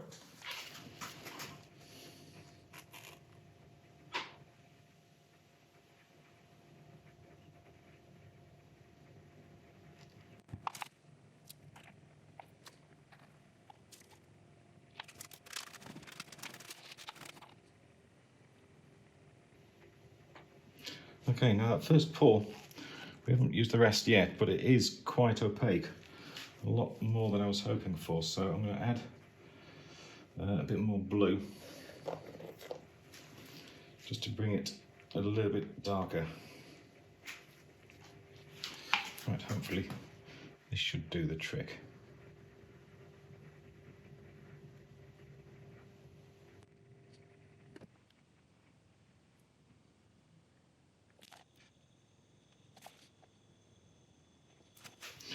Okay, let's keep our fingers crossed. I'll let this sit for, well, until it's dry. Hopefully it should only take about 24 hours. And when it is done, we should come back and see if we've succeeded or not. Okay, it's been 36 hours since we did the pour, and I am absolutely loving the colour variation in this resin. I'm very, very glad that we can't see the LEDs in there, so I'm not going to take too much off this face. I'm just going to give it a few very, very light passes, and we'll do the rest with sanding. We are going to need to clean up this a little bit more, but that shouldn't take long either. I've sharpened up. We're turning about 800 RPM, and we'll get started.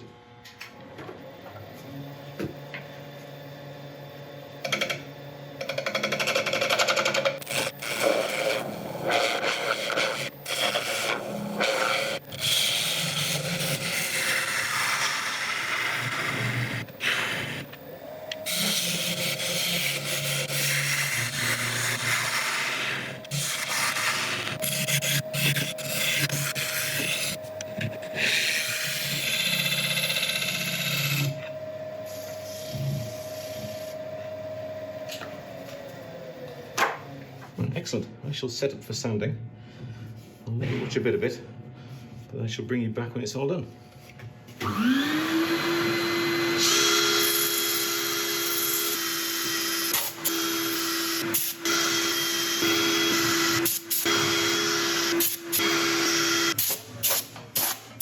Sanding went well. Like before, I'm just going to clean off the surface with an isopropyl alcohol just to help get all the dust out of the grain. You can see what it pulls out.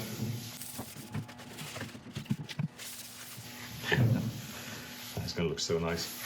Okay, right, we'll let this evaporate and then we'll put a sealer on. Okay, that's had time to dry, so now, like the other side, we're going to put a couple of layers of a blonde shellac sealer.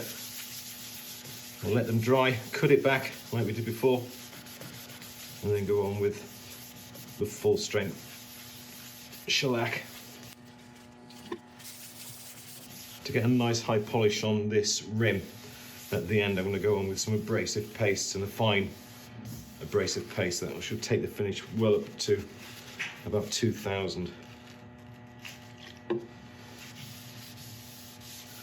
That's looking so nice. I love that. Okay, right, I'll let this coat sit. I'll cut it back, put another one on, and then we'll go on with the top coats. Okay, that's had the 2 coats of shellac on, and I've cut it back, so now we can go on with the final full strength shellac polish.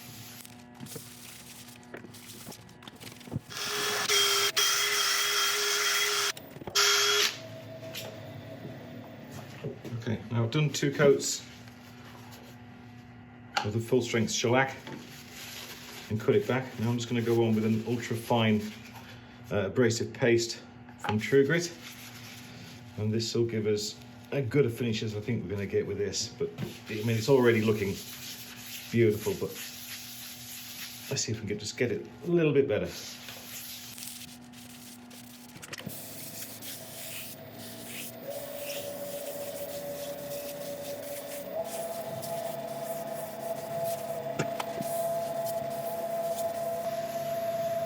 Okay, I'm going to clean this off and we'll take a look at what we've done. Well, there we go. Just over 12 inches wide, sapele with epoxy resin inlay with a hidden bonus. Should we see if it still works? This light, which was my daughter's, has the ability to brighten and dim the LEDs, so It really does have about 1,001 different looks that you can go with. When you don't want to use it, just turn it off and you don't know it's there at all. If it wasn't for the cable, you'd be none the wiser. I really enjoyed this one. I've had this idea for a bowl for quite a while, but I wanted to wait until we got into the new shop to be able to set it up and do it. I'm very pleased with the colours in the resin. We used the casting resin, which is the first time for me, and it worked very, very well. The colour separation is nice. It does give an amazing sparkle to this inlay. If you are interested in using any of the Lex Resin products, then you will find a discount code and links in the description. So there we go. If you've enjoyed this, I would really appreciate a like and subscribe. And remember, if you do leave a comment as well, then you are going to be entered into the giveaway, which is happening in just a couple of weeks away.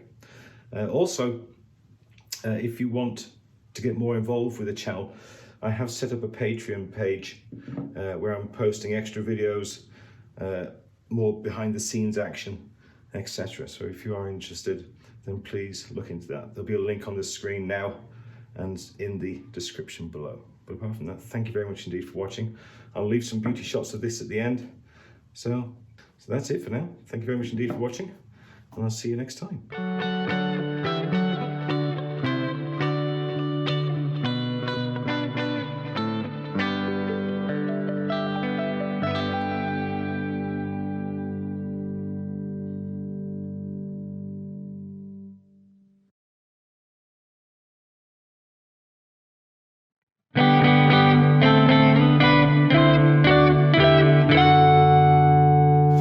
Hi everybody, welcome back to the channel. This week we're going to do a paint effect. Now I don't do many because I'm not very good at it, but we're going to try a technique I've seen used in other areas but never on a bowl, so I want to know if it'll work on here. The main ingredient we need for this is shaving foam. Not shaving gel, shaving foam. It'll all become clear a little bit later on. Now the blank I've chosen to do this effect on is a bit of tulip, or also known as popular. The reason why I've chosen this wood is because it's nice light colour grain and hopefully won't detract too much from the finished paint effect if it works.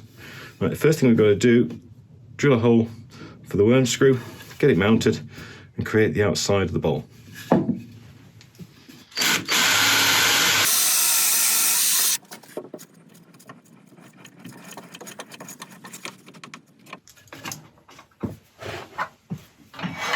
It's a reasonable size ball blank, so tailstock support at the start. We'll get sharpened up and we shall begin. Okay, we're all sharpened up. It's a nicely balanced bowl this, so we can start turning at about 1100 RPM.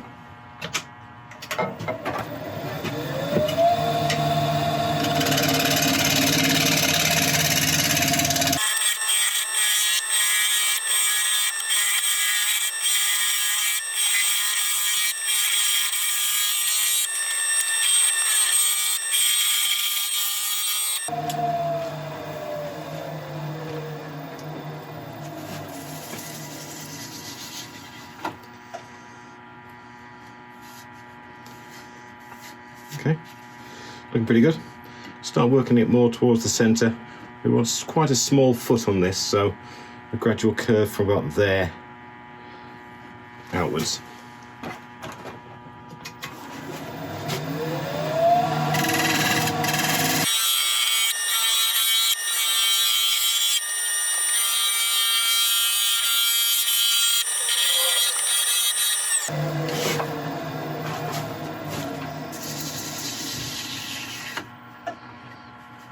Okay, it's looking pretty good. It's quite a nice grain actually. I have a plan for what to do with the base. I'm starting to doubt myself now because it looks pretty nice. Anyway, we'll figure that out in a second.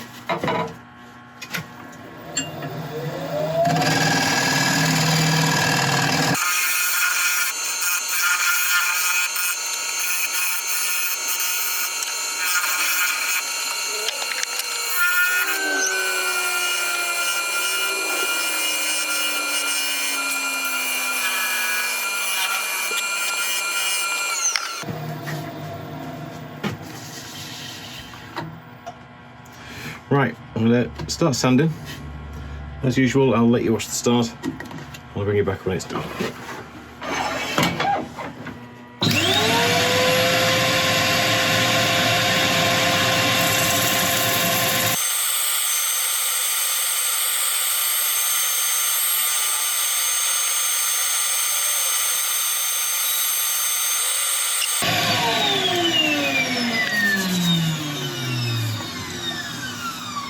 Oh, well, there we are. My initial ideas for this bowl was to dye the outside black,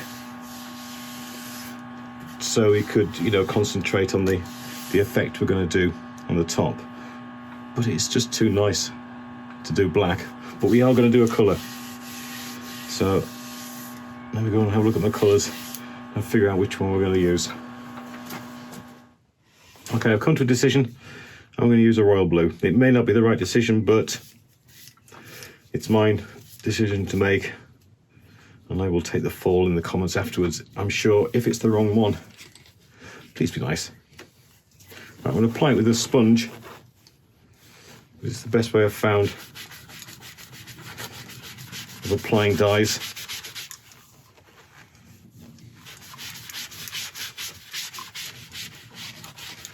Now this is a Chestnut's Intrinsic Colours.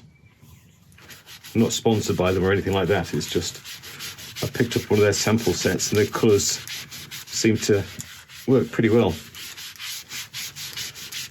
Once I put this first colour on, I'm going to give it a light sanding over with a bit of wire wool, and then maybe put a second coat on top to make sure it's nice and even.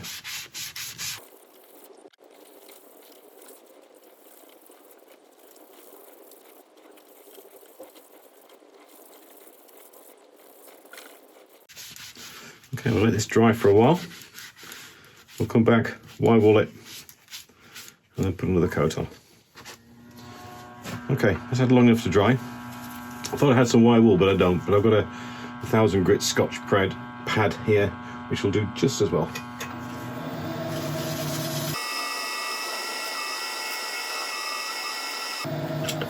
Okay, I'll just clean off the surface with isopropyl. This will also help lift the grain a little bit to allow more colour in. Okay, let that evaporate and get the colour again. Okay, back on with the dye.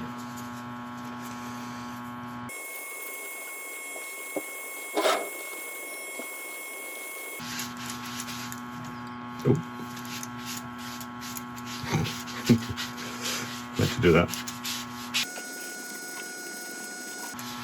Okay, once again I'll let this dry, and then we'll go over it with an abrasive paste. Actually, we'll do a sealer first and then an abrasive paste. Okay, once again, so it's time to dry. So we're going to go on with a cellulose sealer. We don't need to let this dry, we can buff it in and then move on fairly quickly after that.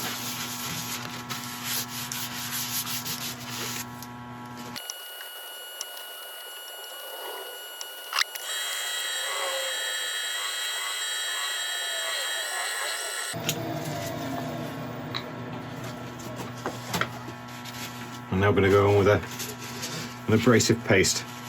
We're still using that True Grit abrasive paste because it seems to be doing so well. It hasn't let us down yet, so we'll keep on using it.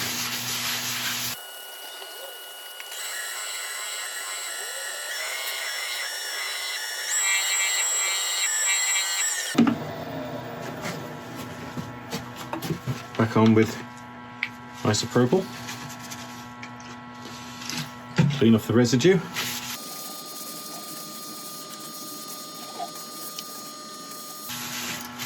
Let this dry and then put a final wax on. And then we can get into the main attraction.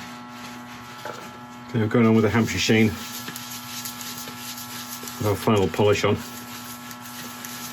then when we've done this, we can turn it around and the fun will begin.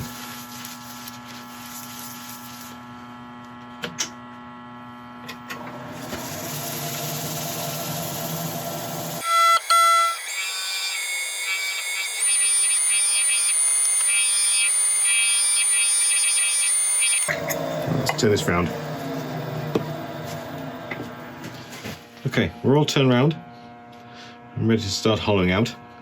Now, normal lip on a bowl this size would be around there, but we're wanting to put a pattern on it, so I want a decent area for the pattern, so the outside edge is going to be around there. So I'll just quickly draw that in, and then we will hollow out.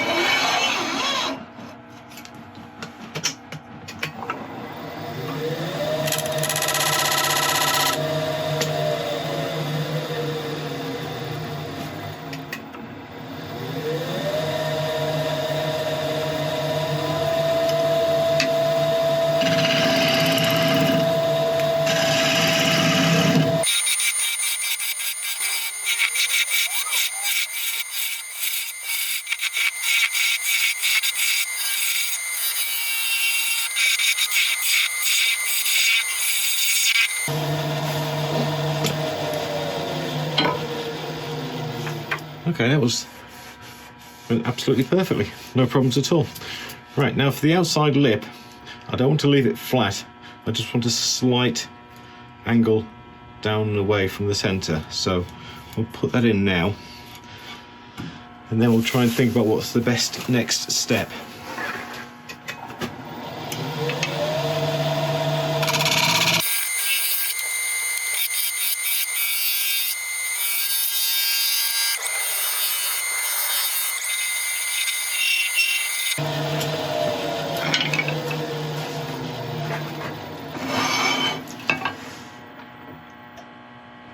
Okay, I'll set up for sanding these two areas, and I'll bring it back when it's all done.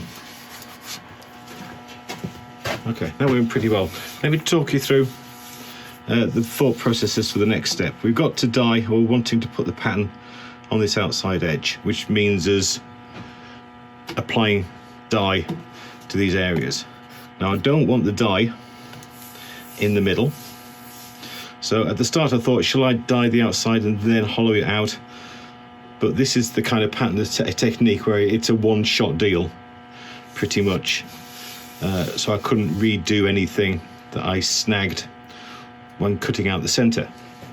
So what I'm thinking now is I don't want to completely finish the centre, but I do need something on there to stop the dye taking or going into the grain too much. I don't mind resanding it, that's all fine.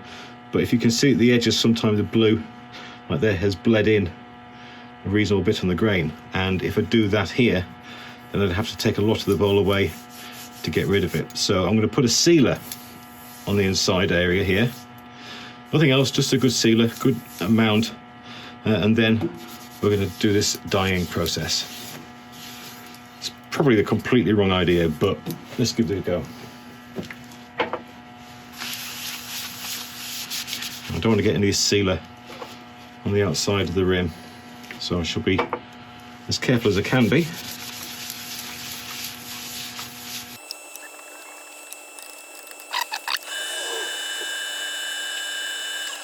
Right, I'm going to put on one more coat of sealer on here, and then I shall set up ready for the dyeing process, which I'm really nervous about. Right, I'll see you back in a second when I've got that all set up. Right, I think we're all set up. I'm actually feeling quite nervous about this. I took a few minutes to tape up the inside of the bowl and the outside as well, just it may save us some time at the end cleaning up, so hopefully that'll work.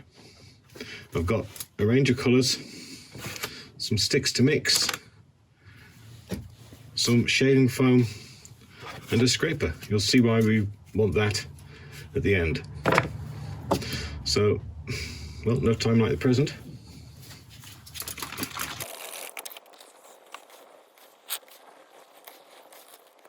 That should be enough, I think. Right, I need this a bit lower, so I guess I wasn't intentionally using this for this, but use my hands. Oh, it smells nice.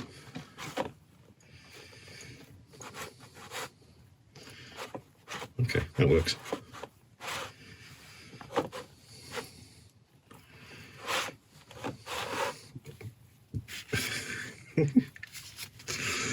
Didn't think that through. Get her off. Right, 2 secs. Okay, right. At least my gloves are clean. Pull the sleeves up a bit. Right, I'm going to put droplets of the colour onto the shaving foam. Now, unfortunately, these pots just have a very wide open lid, so I need to kind of put a finger over the end to limit the amount coming out.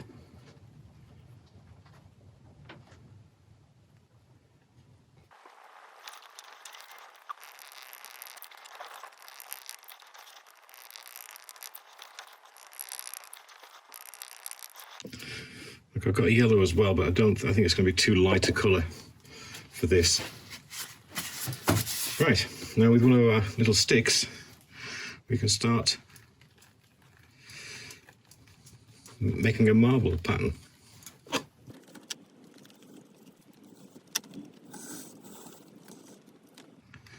don't want to go too far because obviously if you keep on mixing it, it'll all become one colour.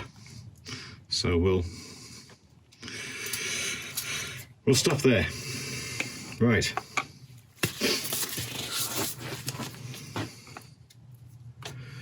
Next step, pick up a bowl, dip it in face first, and then wipe off the excess. All in one move. Are we ready? No. I left it on the chuck because it's easier to hold on to.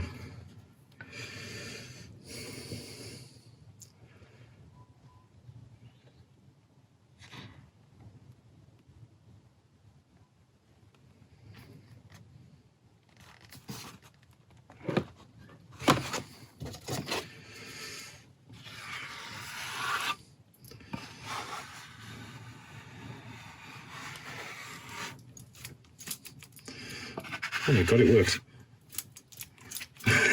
It worked. Holy it worked. Sorry, holy moly, it worked. Wow.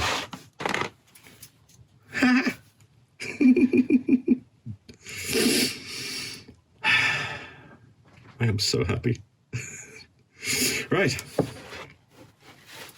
This is when I find out my cameras won't turn in. Use a bit of paper just to clean off the excess.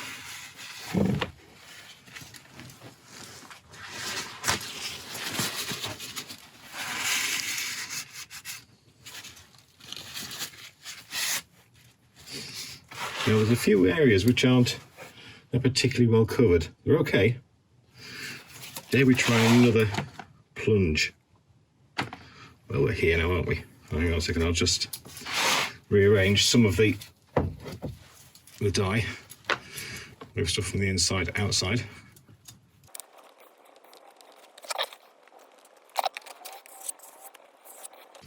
Around there with not much dye on. Let's have a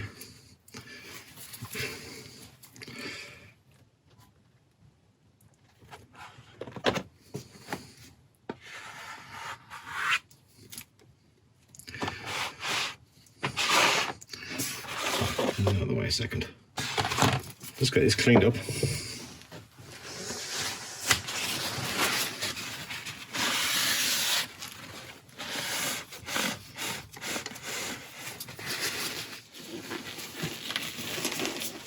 Okay, I'm back on the lathe. It's certainly different. It was easier to do than I thought it would be, but the result is different to how I imagined. I think this technique is primarily done to kind of marble paper, and paper is obviously designed an awful lot, is also a lot more suitable to absorbing the colour. Wood is a little bit different to that. So, but when you're trying something for the first time, there's nobody to kind of advise you on what to do, so you've got to make it up as you go along. Right, so I'll take this tape off and see how it looks without the tape.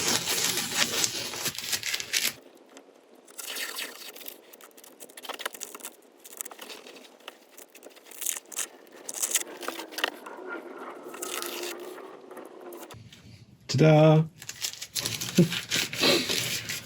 Oh, not bad.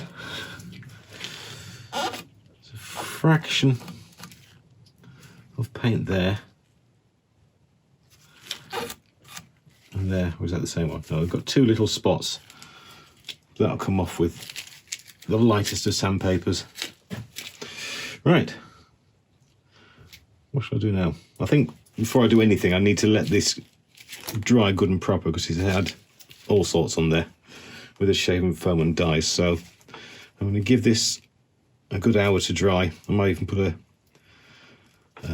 not a blowtorch, a hot air gun on it for a little bit to make sure it does completely dry. And then we'll try and figure out what on earth we should do for a finish. Okay, I think it's time to finish this off. I've decided to, without the benefit of any other experience, I'm going to put a normal sealer over the top of it like we did the inside. The big thing I'm worrying about is whether or not to use an abrasive paste. I think if I use a couple of coats of sealer, then we may be okay with an abrasive paste. But I might go on with the ultra fine as opposed to the coarser stuff. What I don't want to happen is to start wearing away at the pattern we've got.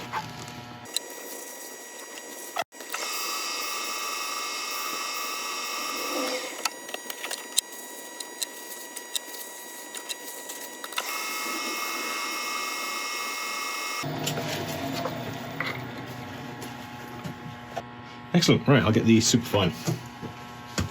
Right, I'm going to do the superfine in the centre as well, but I'm going to use different tissues for each one, just in case the colour from the outside tries to bleed onto the inside. It probably won't happen, but just in case.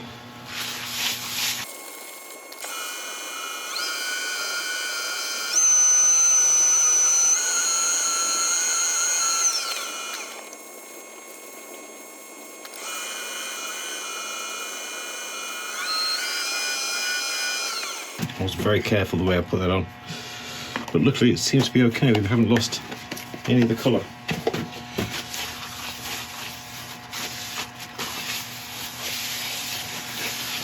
Okay, I think we're ready for a final polish.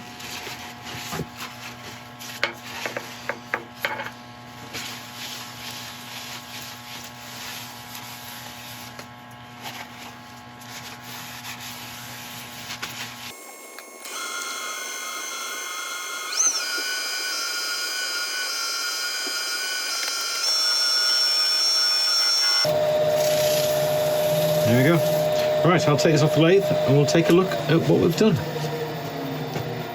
Right, there we have it. An experiment with shaving foam.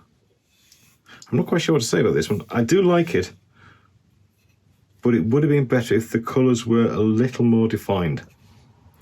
I think with practice it'd be okay, maybe trying some different types of pigment. It may be a case of that you've got to put a primer on the surface first and use an acrylic paint or something like that to get the full proper effect. But as it is still pleasing. It's quite subtle. It's nice. It's certainly, I've certainly never seen anything like it before. If you have any thoughts on the process, please leave them in the comments below, because I looked and looked for anybody who'd done this before and I couldn't find anything. So I was dying to try and get a little bit of advice or a few tips as to how to do it. So anyway, first one through the door, as they say. Anyway, I hope you've enjoyed today's video. If you have, I would love a like and subscribe and all that kind of thing. And if you leave a comment in the section below, then you're going to be entered into the giveaway, which will be announced very, very soon. But apart from that, thank you very much indeed for watching, and I'll see you next time. Thank you.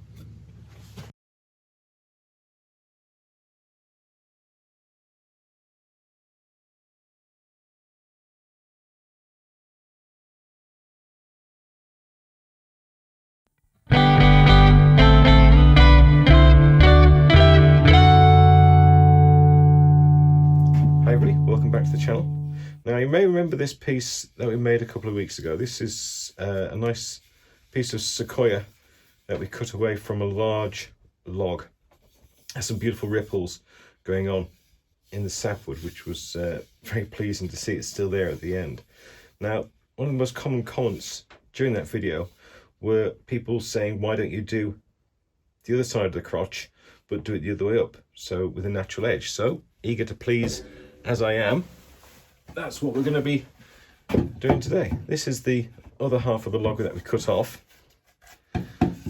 We used, if you can imagine, the other half of this top area here to create this bowl. So we're going to cut off this top half again, but this time creating a natural edge. Now, you can't help but notice we have this very large knot in the top. And rather than trying to avoid that, I want to try and make a feature out of it. The natural edge bowls don't have the same height all the way around because, you know, it's a natural edge. And I want a really high spot on this side with some of this knot still exposed. I don't know if it's going to be possible. I don't know what the wood is going to be like underneath this. That's where it comes through the other side. I think it doesn't look too bad. There's a very, very faint crack in there, so we will have to keep an eye on that as we're going through. Now, first question we're going to have is, where should we cut this? And I'm thinking as close to that knot as we can get it without actually touching it, without going through it. That's where I'm thinking of cutting. Okay. Right. That should give us a nice size. That'll give us a nice bowl. Okay, right, I'm going to cut this edge off with a chainsaw and then we'll get started. Okay, that's what we've got left. Now, the centre, I think, is going to be around there. I'll just do a quick check with the calipers. They've been known to be wrong many occasions. Just a little bit across, it wasn't far away.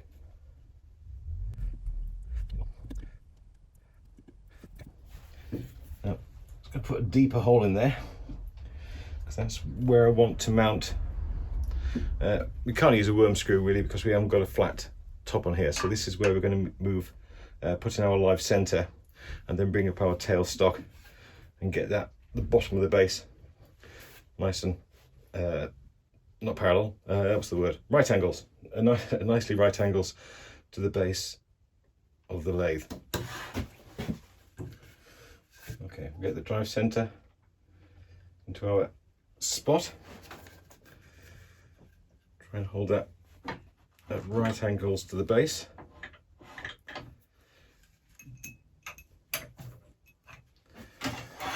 Give it a little spin. You can see it's slightly out, so this corner needs to go back.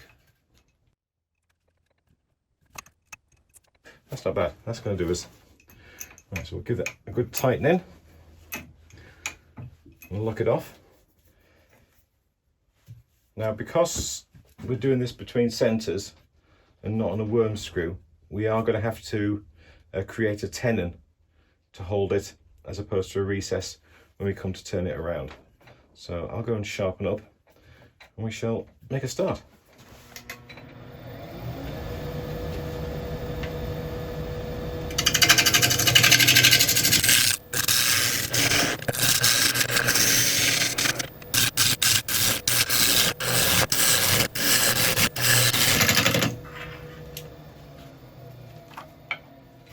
Okay, well, that felt pretty good. Right, just initially, because I don't want to lose much of this depth, I've just started creating that tenon, or where the tenon's going to be, right from the start, so we know where we are. Oh wow.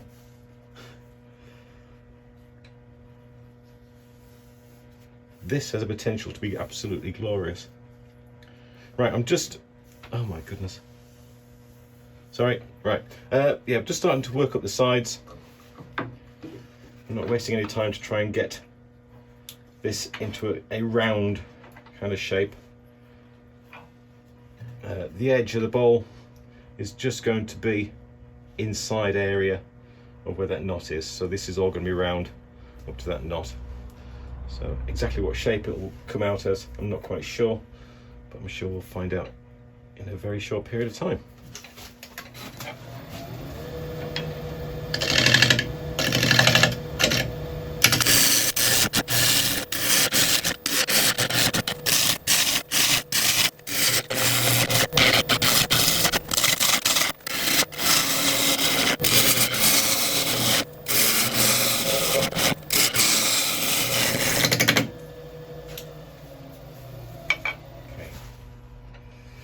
I haven't got far to go now to get that up to the top. Right, stop looking at it.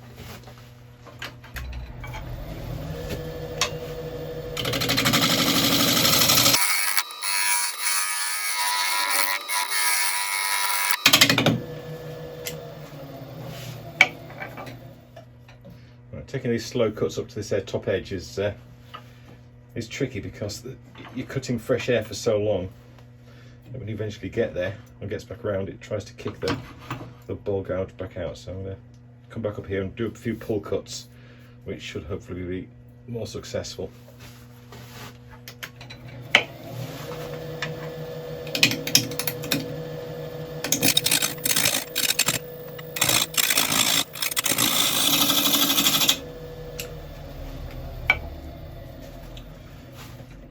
See how this is looking. Oh, beautiful. That's just what I wanted. It kind of like standing by itself above that top edge of the bowl. Now I think we'll leave that there, and I'll just start working my way back down here to give this a slightly nicer shape on the bottom half, and I'll taper it in to give us our foot and our tenon.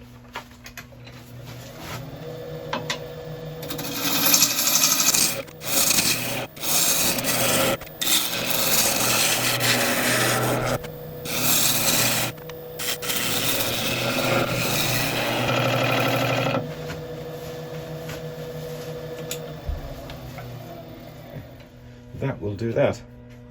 Right, this is going to be our tenon here. That's going to be the foot of the bowl. So, pretty good. Right, I'm going to sort out this tenon, and I think then we can start sanding.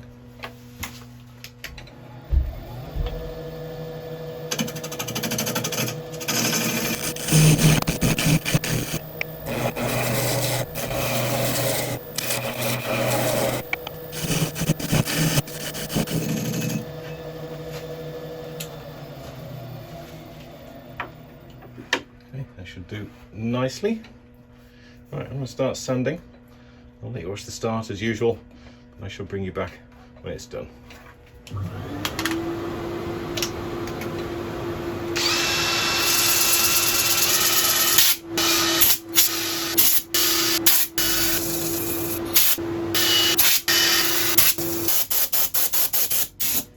Okay, sanding went well.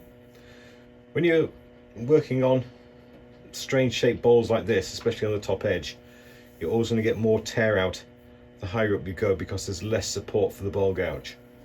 So you're not doing smooth cuts because of the intermittent cutting. So I did have to spend a little bit extra time on those areas with the hand sanding just to get out all the tear marks that were in there. But they all came out beautifully, and we can move on. So I'm going to seal this now, and I'm going to seal it with a blonde shellac. Blonde shellac is basically normal shellac, but it has all the wax taken out, so it's a lot lighter than normal. Oh my goodness.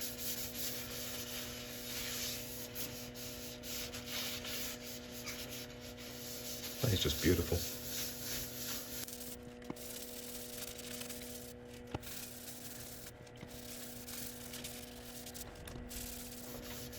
Right, I think I'm going to give this 2 coats of shellac to give it plenty of protection, and then we'll come back once they're dry and we'll put on a wax.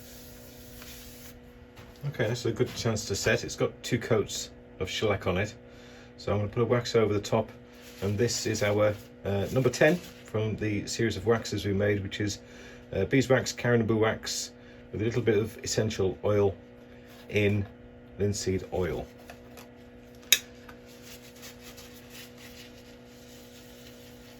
Now, because the wings are going to be hard to buff up, I will be at the end using a linisher to polish up all the outside and the inside, so you can't hold a cloth against these wings when you're spinning around, because the cloth's just going to get torn out your hand.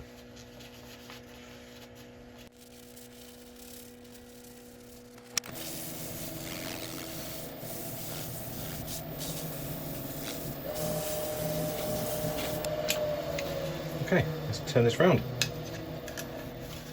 Okay, we've turned back round. I've got tailstock in for safety. I'm going to have to start whittling away at the end of this branch section. Now, the edge of the bowl is going to be somewhere around there, I think, so we're going to have to be very, very careful initially taking this away, making sure we don't chip at the ends. So we're going to kind of sneak up on it very gently with the bowl gouge. I may change to a different tool, a carbide or something, but we'll see how we get on. Turning speed, about 800 RPM to start off with.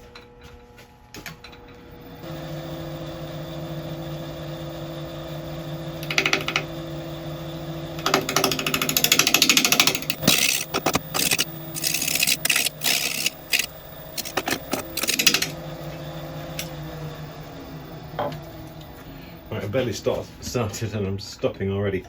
I can't really see this at all as it's going around, so I'm going to put a bit of tape here just to give you an idea where it is. I've managed to take a bit of the start away there, but at the moment I really can't see exactly what I'm doing, so I need a help. Right, that's going to give me a guide as to where I can't go past. It's going to help a little bit.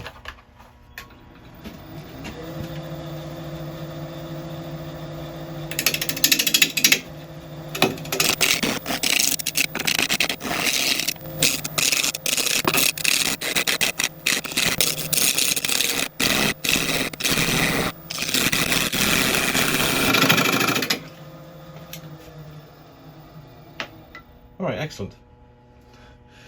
That's a bit of a relief anyway. We've still got the rest to turn away, but we've managed to do alright there, I think. Right, I'm going to try and whittle away these areas here with a bowl gouge, but I don't think it's going to be long before we have to take the tailstock away, because there's just not a lot of room in there for much manoeuvring. I could use my hollowing tool, that might help a little bit, because that works predominantly with a pull cut, but we'll see how I get on. I'll just get it ready. I've got a few tools ready at my discretion.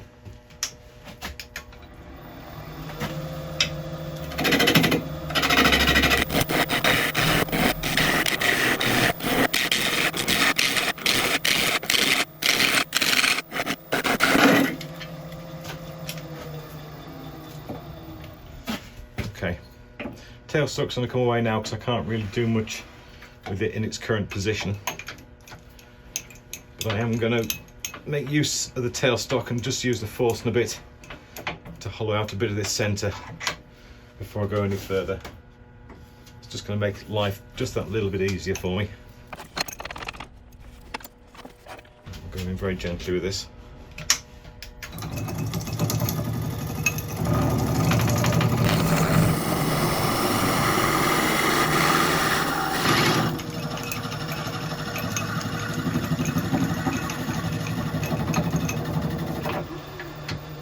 I've angled the tool rest in towards the bowl just to try and keep the tool as close to the cutting surface as possible.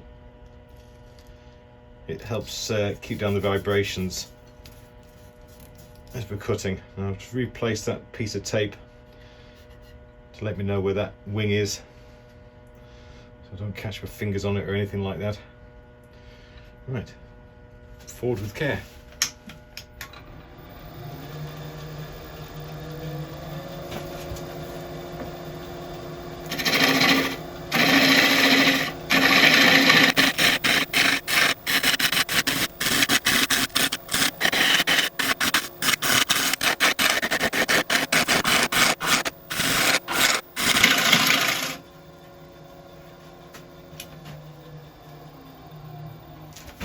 Okay, it's going well. It's not easy I'm trying to lean over but keep the camera a view in, so I am going to have to move that camera because I've got to get further over the lathe bed to be able to do this safely.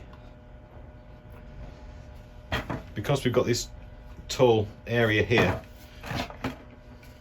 this bowl gouge is going to have to come right over this way before I can start cutting in and across the bottom. Right, I'm just going to move the camera just so I can get into this properly. Okay, that's all moved, so hopefully I'll be able to get better access to this now.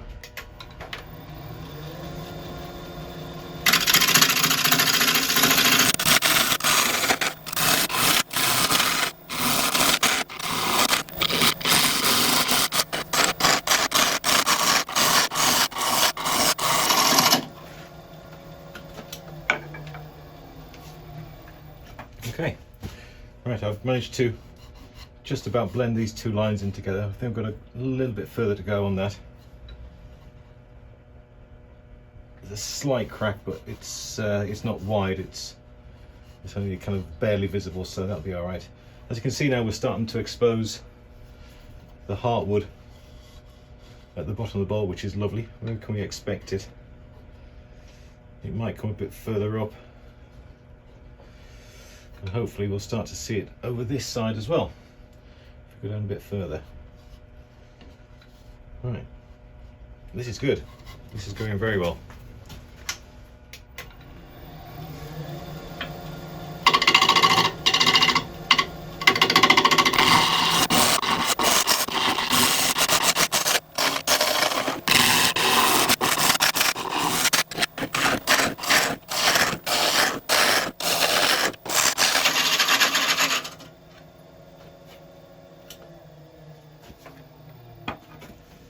Okay, it's going well. Now these aren't the prettiest cuts in the world. Normally, with a normal height edge, you could follow the angle in with the bevel on the bowl gouge and kind of ride that all the way in to the center to keep a nice smooth cut. But because we've got this here, I can't get that angle because it's just hitting there. So it's okay for this bit and at the side here, but this kind of area is proving to be a bit of a struggle. So that's where I think the scraper's going to come in to try and help sort that lot out. Maybe require a bit more finishing, a bit more sanding, but it's what we've got to do in order to try and get a nice finish at the end and nice even wall thicknesses.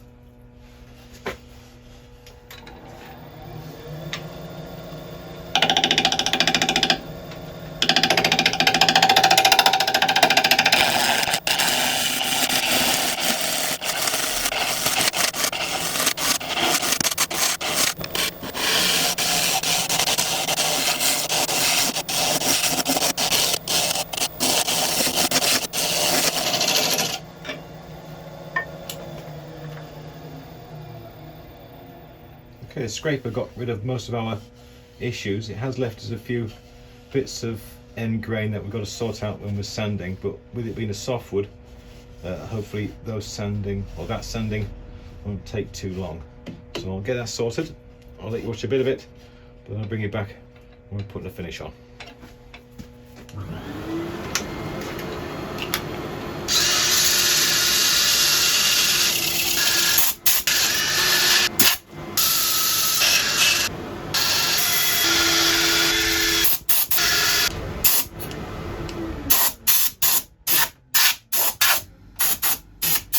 Okay, sanding was pretty good. A few challenging areas around here, but I think we did okay.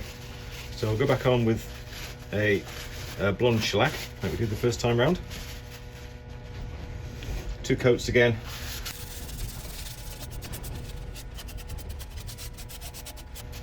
I sanded the rim around here, but I didn't touch any of this because it's got a lovely patina to it that I thought would keep.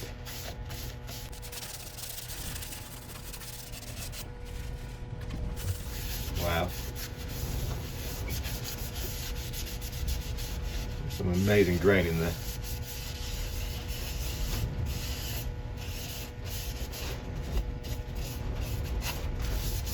I'll let this first coat sit in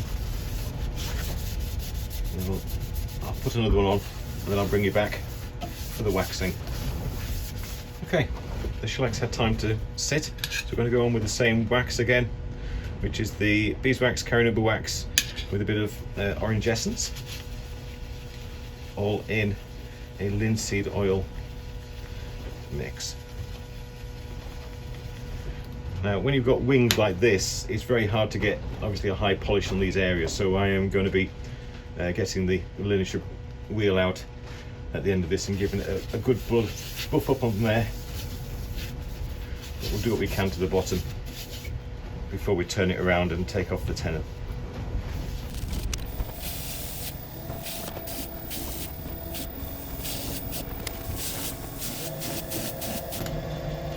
Okay, let's turn this round, take off the tenon. Okay, turned round, we're on the jam chuck, so I'll just slowly take away this tenon. I'll sand what I can while it's still on the lathe, but then I'll take it off and finish it by hand.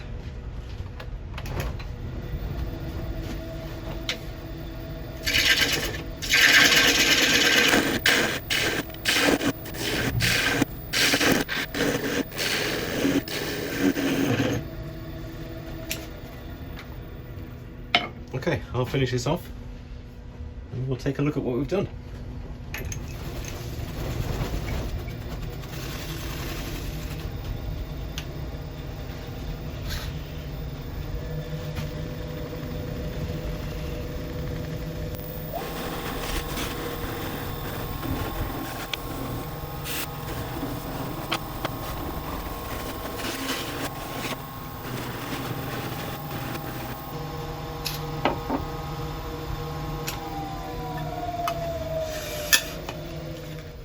There we have it, all finished.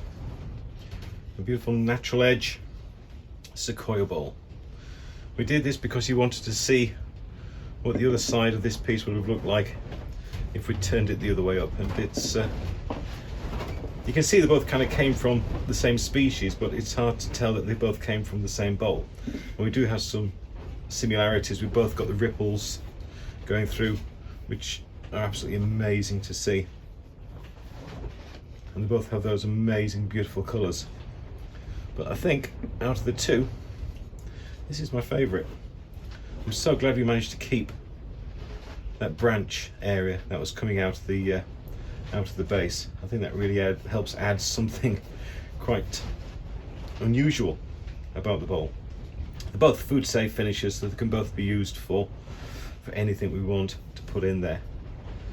But yeah, I like it. Right, anyway, I hope you've enjoyed the video. If you have, I would really appreciate a like and thumbs up and all that kind of thing. And if you leave a comment as well, then you are going to be given in... I'm sorry, those ripples seem to go all the way in, which is really quite fascinating. On the base as well. Right, anyway, sorry. So if you leave a comment as well, then you are going to be entered into the giveaway when we get to 20,000 subscribers. And I have a feeling that when this video goes live, we are going to be near enough there. So it's time for me to start making the giveaway bowl. So the next video out will be the piece that we have given away to one lucky viewer. Apart from that, thank you very much indeed for watching, and I'll see you next time. Thank you.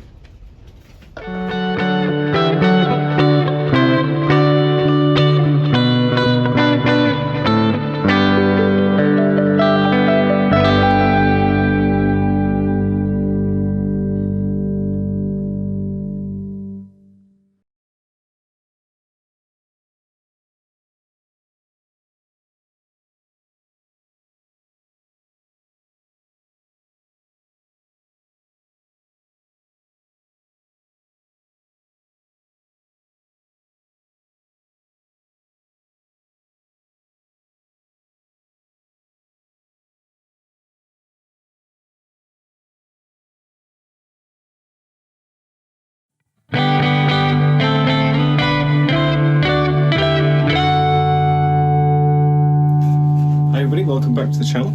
Now, those who have been following me for a while know that periodically I give away bowls to subscribers when we hit certain milestones. Now, the next milestone I want to hit is 10,000 subscribers, and that's a while off. That's going to take a while to reach, and I don't want to wait that long before I give something back to all the amazing people who have followed me for all this time. So today we're going to make something just a little bit special. I think it's going to be special. I hope it's going to be special. I do like to try and make things which people haven't tried before, so this is going to be very definitely one of those occasions. We've got here a oak blank, which is very nice, about 10 inches. We're going to incorporate this brown leather into the build.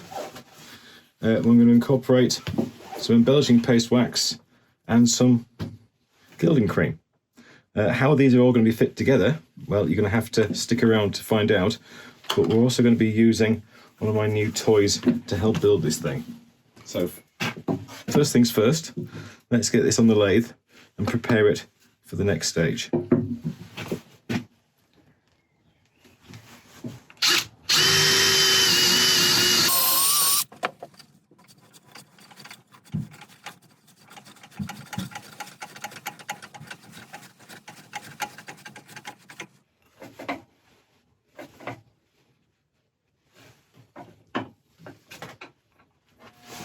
Okay, we're all set up, we're on the lathe. It's pretty well balanced, so we can start turning around 800 RPM. Now this isn't going to be a standard shaped bowl because of the design I want to incorporate into this. So initially we're going to turn the bottom flat, make a foot, put a recess in, and turn up the sides to about there, somewhere around there.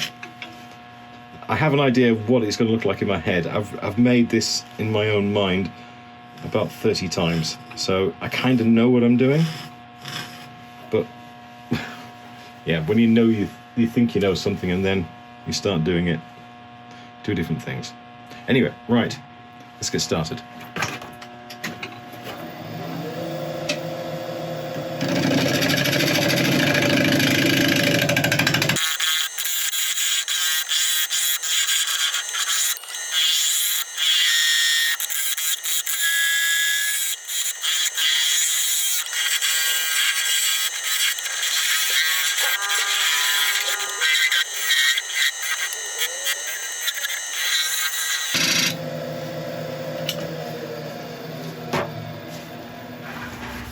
Okay, bar got the finishing cuts, that's the bottom sorted. Now let's turn our attention to the side. Okay, now design this bowl to show off the effect that's going to be on the side. So in order for everybody to see it, if we had an all side sloping in, then it would be hard to see the design. If we have the design sloping the other way, then it's going to be nicely on show for everybody to see. So what we have to do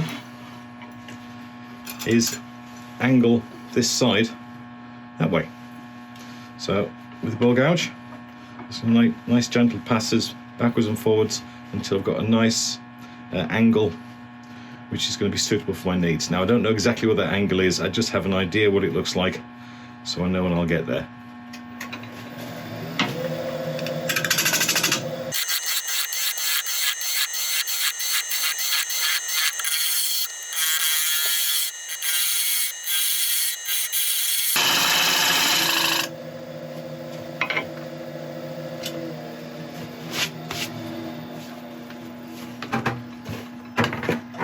Okay, see how that looks. I think that'll be okay. Now this rim here I've left on needs to be here because the decoration I'm putting on the side needs a defined top edge, and that's where that comes in.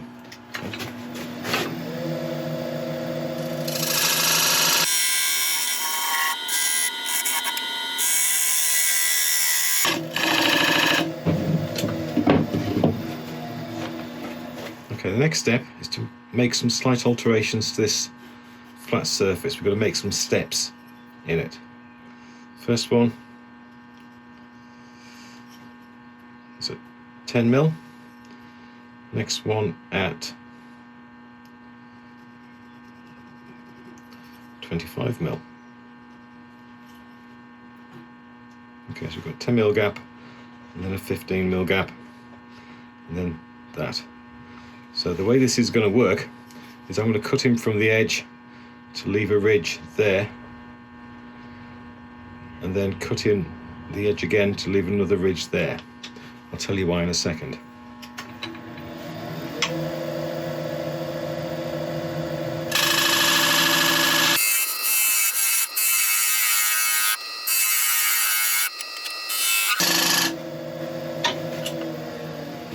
This first ridge, I need to make it the depth of 2 pieces of leather, because I'm going to have to cut this one further back to meet there. So still a little bit proud, so just another scraping off there.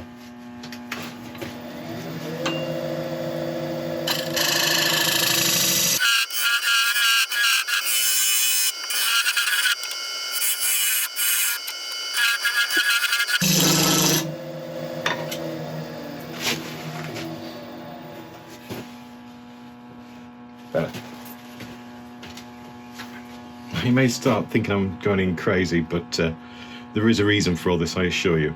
Right, now I'm going to take this line down to there at the same depth as 1 piece of leather.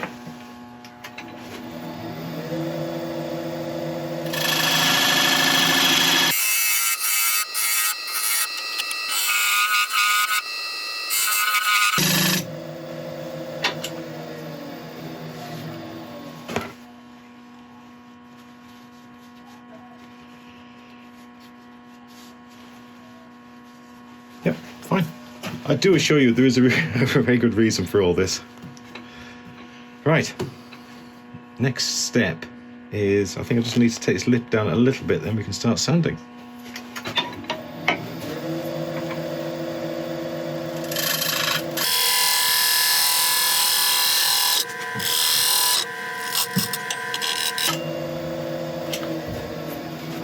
Okay, I'm going to sand all this.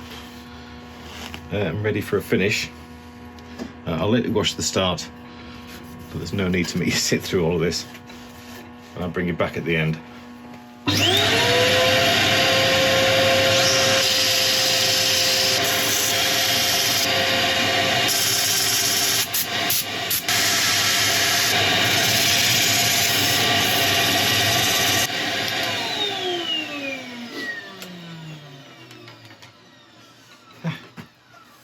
Lovely. Right, ready for the next bit. Okay, before we put some finish on, we just need to clean out the pores of the wood. And we're going to use isopropyl alcohol for this.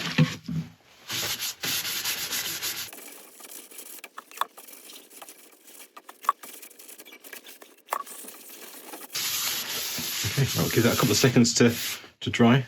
We'll put a sealer on.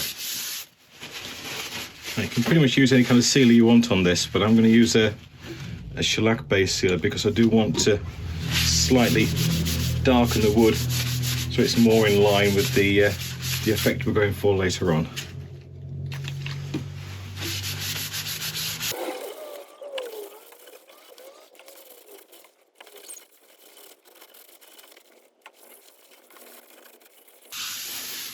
Okay, give that a little bit while to dry.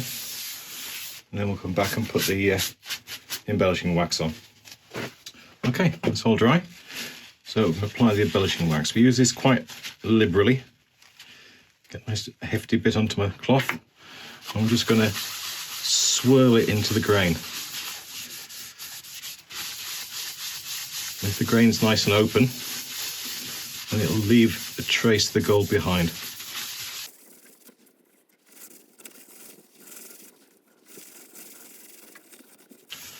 I'm not going to put it in the centre because I've got something unique planned for that. Right, I'm going to put it on this area and the rim. These 2 areas here, I don't really need it because they're going to be covered.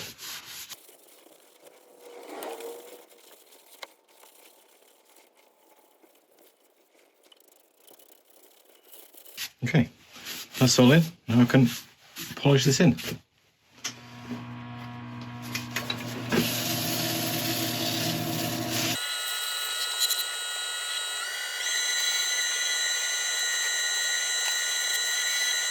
Okay, now the next step, I'm sorry to say, it's not to do the decoration. We're going to turn it round first and hollow out the inside. Okay, we turn around, I've sharpened up again, so we'll quickly get this hollowed out, the same finish on the inside, and then we can start the fun stuff.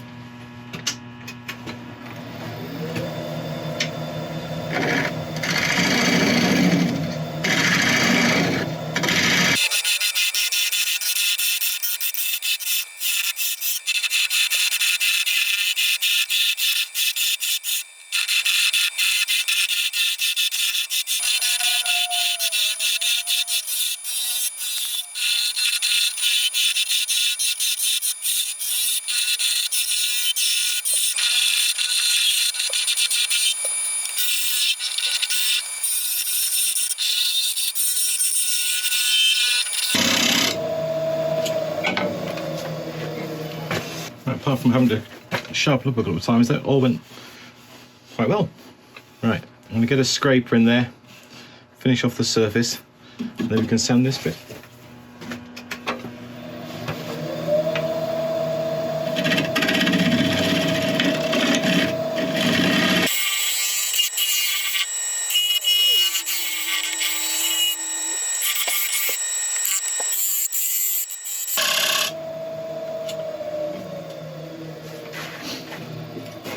Beautiful. Right, I'll set up for sanding. Do you want to watch it? All right, I'll let you watch a little bit, but then I'll come back.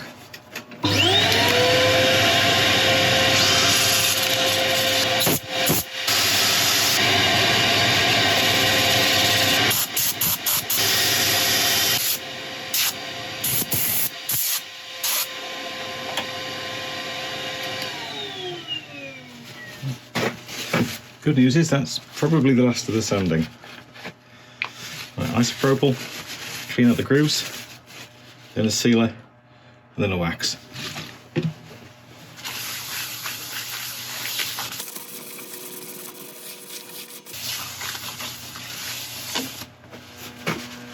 Okay, back on with a sealer.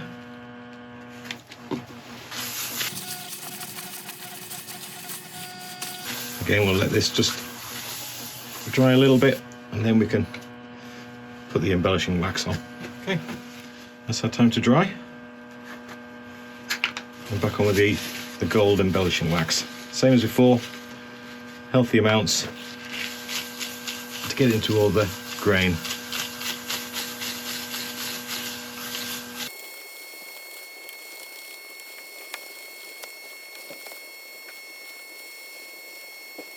Okay, polish this in.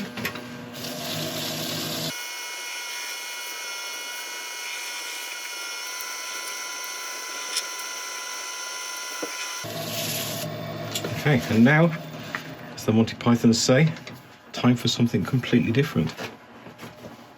Okay, we're ready for the fun part.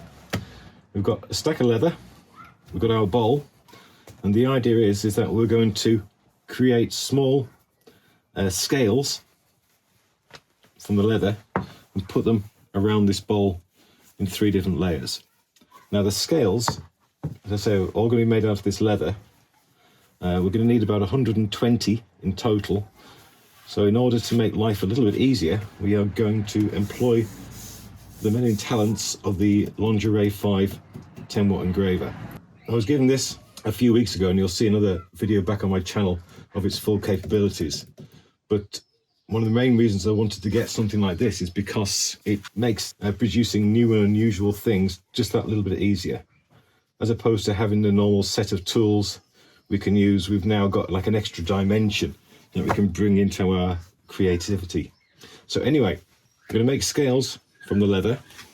Each scale is going to be slightly different. I've done a few mock-up designs. This is the scale shape, which are knocked up on a graphic design software, and it's got like a cell pattern inside. Now my idea is that these large areas of cell is going to be gilded, and the bits in between are etched away, leaving this kind of pattern. Now, if we had all exactly the same, then it would look very repetitive and you'd be able to see. So I've created about 40 different styles, each one subtly different to any of the others. So this is a digital file which I was sending to the engraver, but the first thing we need is to gild our bits of leather. And to do that, we're going to use the gilding polish. This is quite nice stuff. I've used it before on bowls and it works really, really well. It's just a little sponge on the top, just like a soft paste inside. We just dab this in and then just rub it onto the surface of the leather. It does dry very quickly, and once it is dried, it is incredibly hard wearing. It's a polish, you know, it's like you polish your shoes. Once it's on, it's on.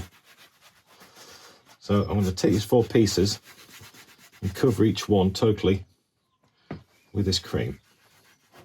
Then when it's dried, we can put it onto the laser engraver and start cutting them out.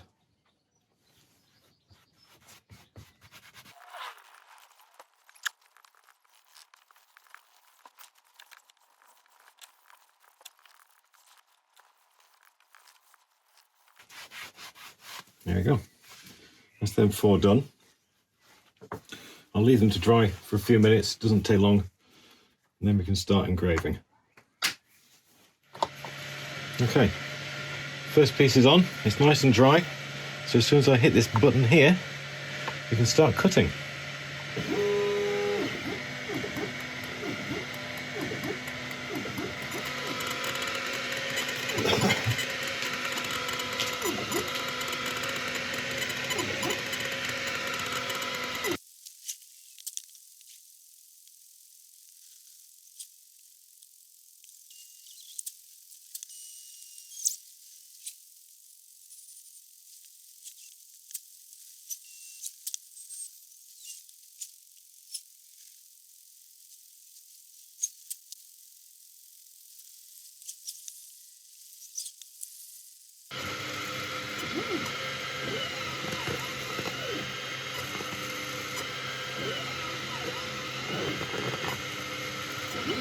Right, there we have it. Thanks to the longer Ray 5 engraver, we've got a whole load of these beautiful little leather scales, all nicely etched.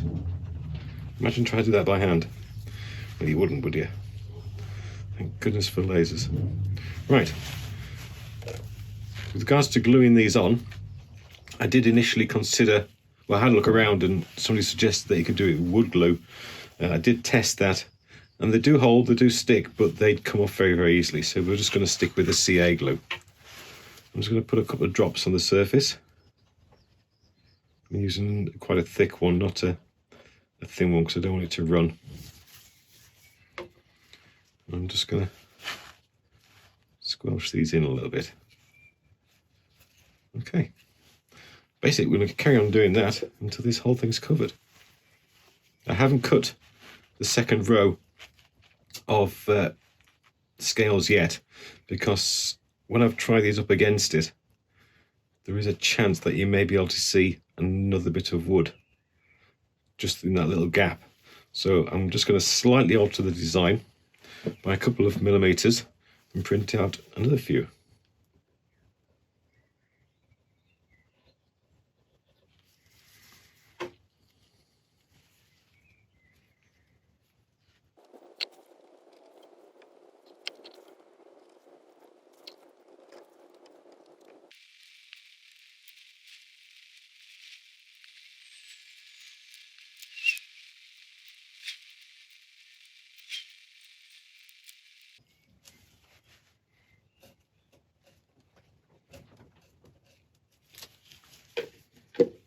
You know what I also love about laser engravers?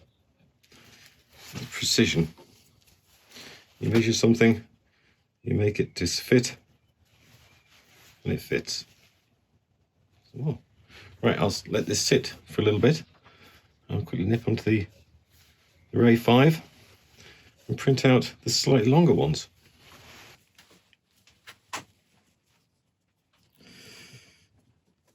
Okay, I'm going to spend the next good while sticking things on here. As for you, I'll bring you back when it's all done.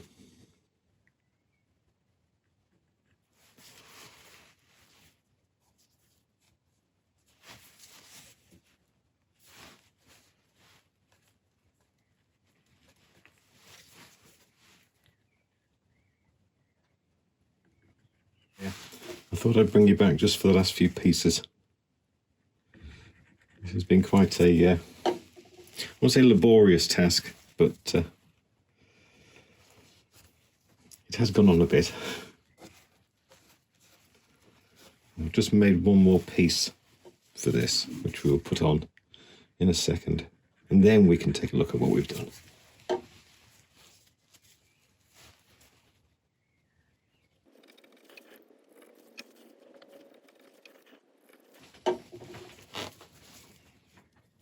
There you go.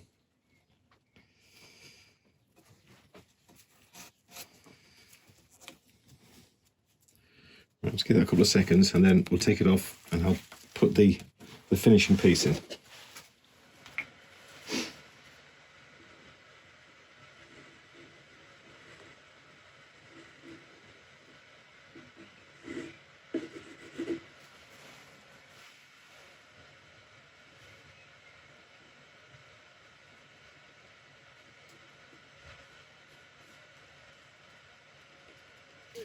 Right, well, there we have it.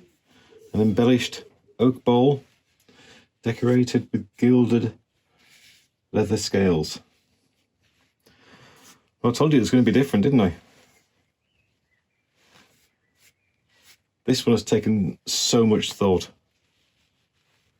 into how it was going to work, what each step was going to look like, let alone what kind of bowl I was going to make. Was it going to be a bowl? Was it going to be a vase? Was it going to be a pot with a lid?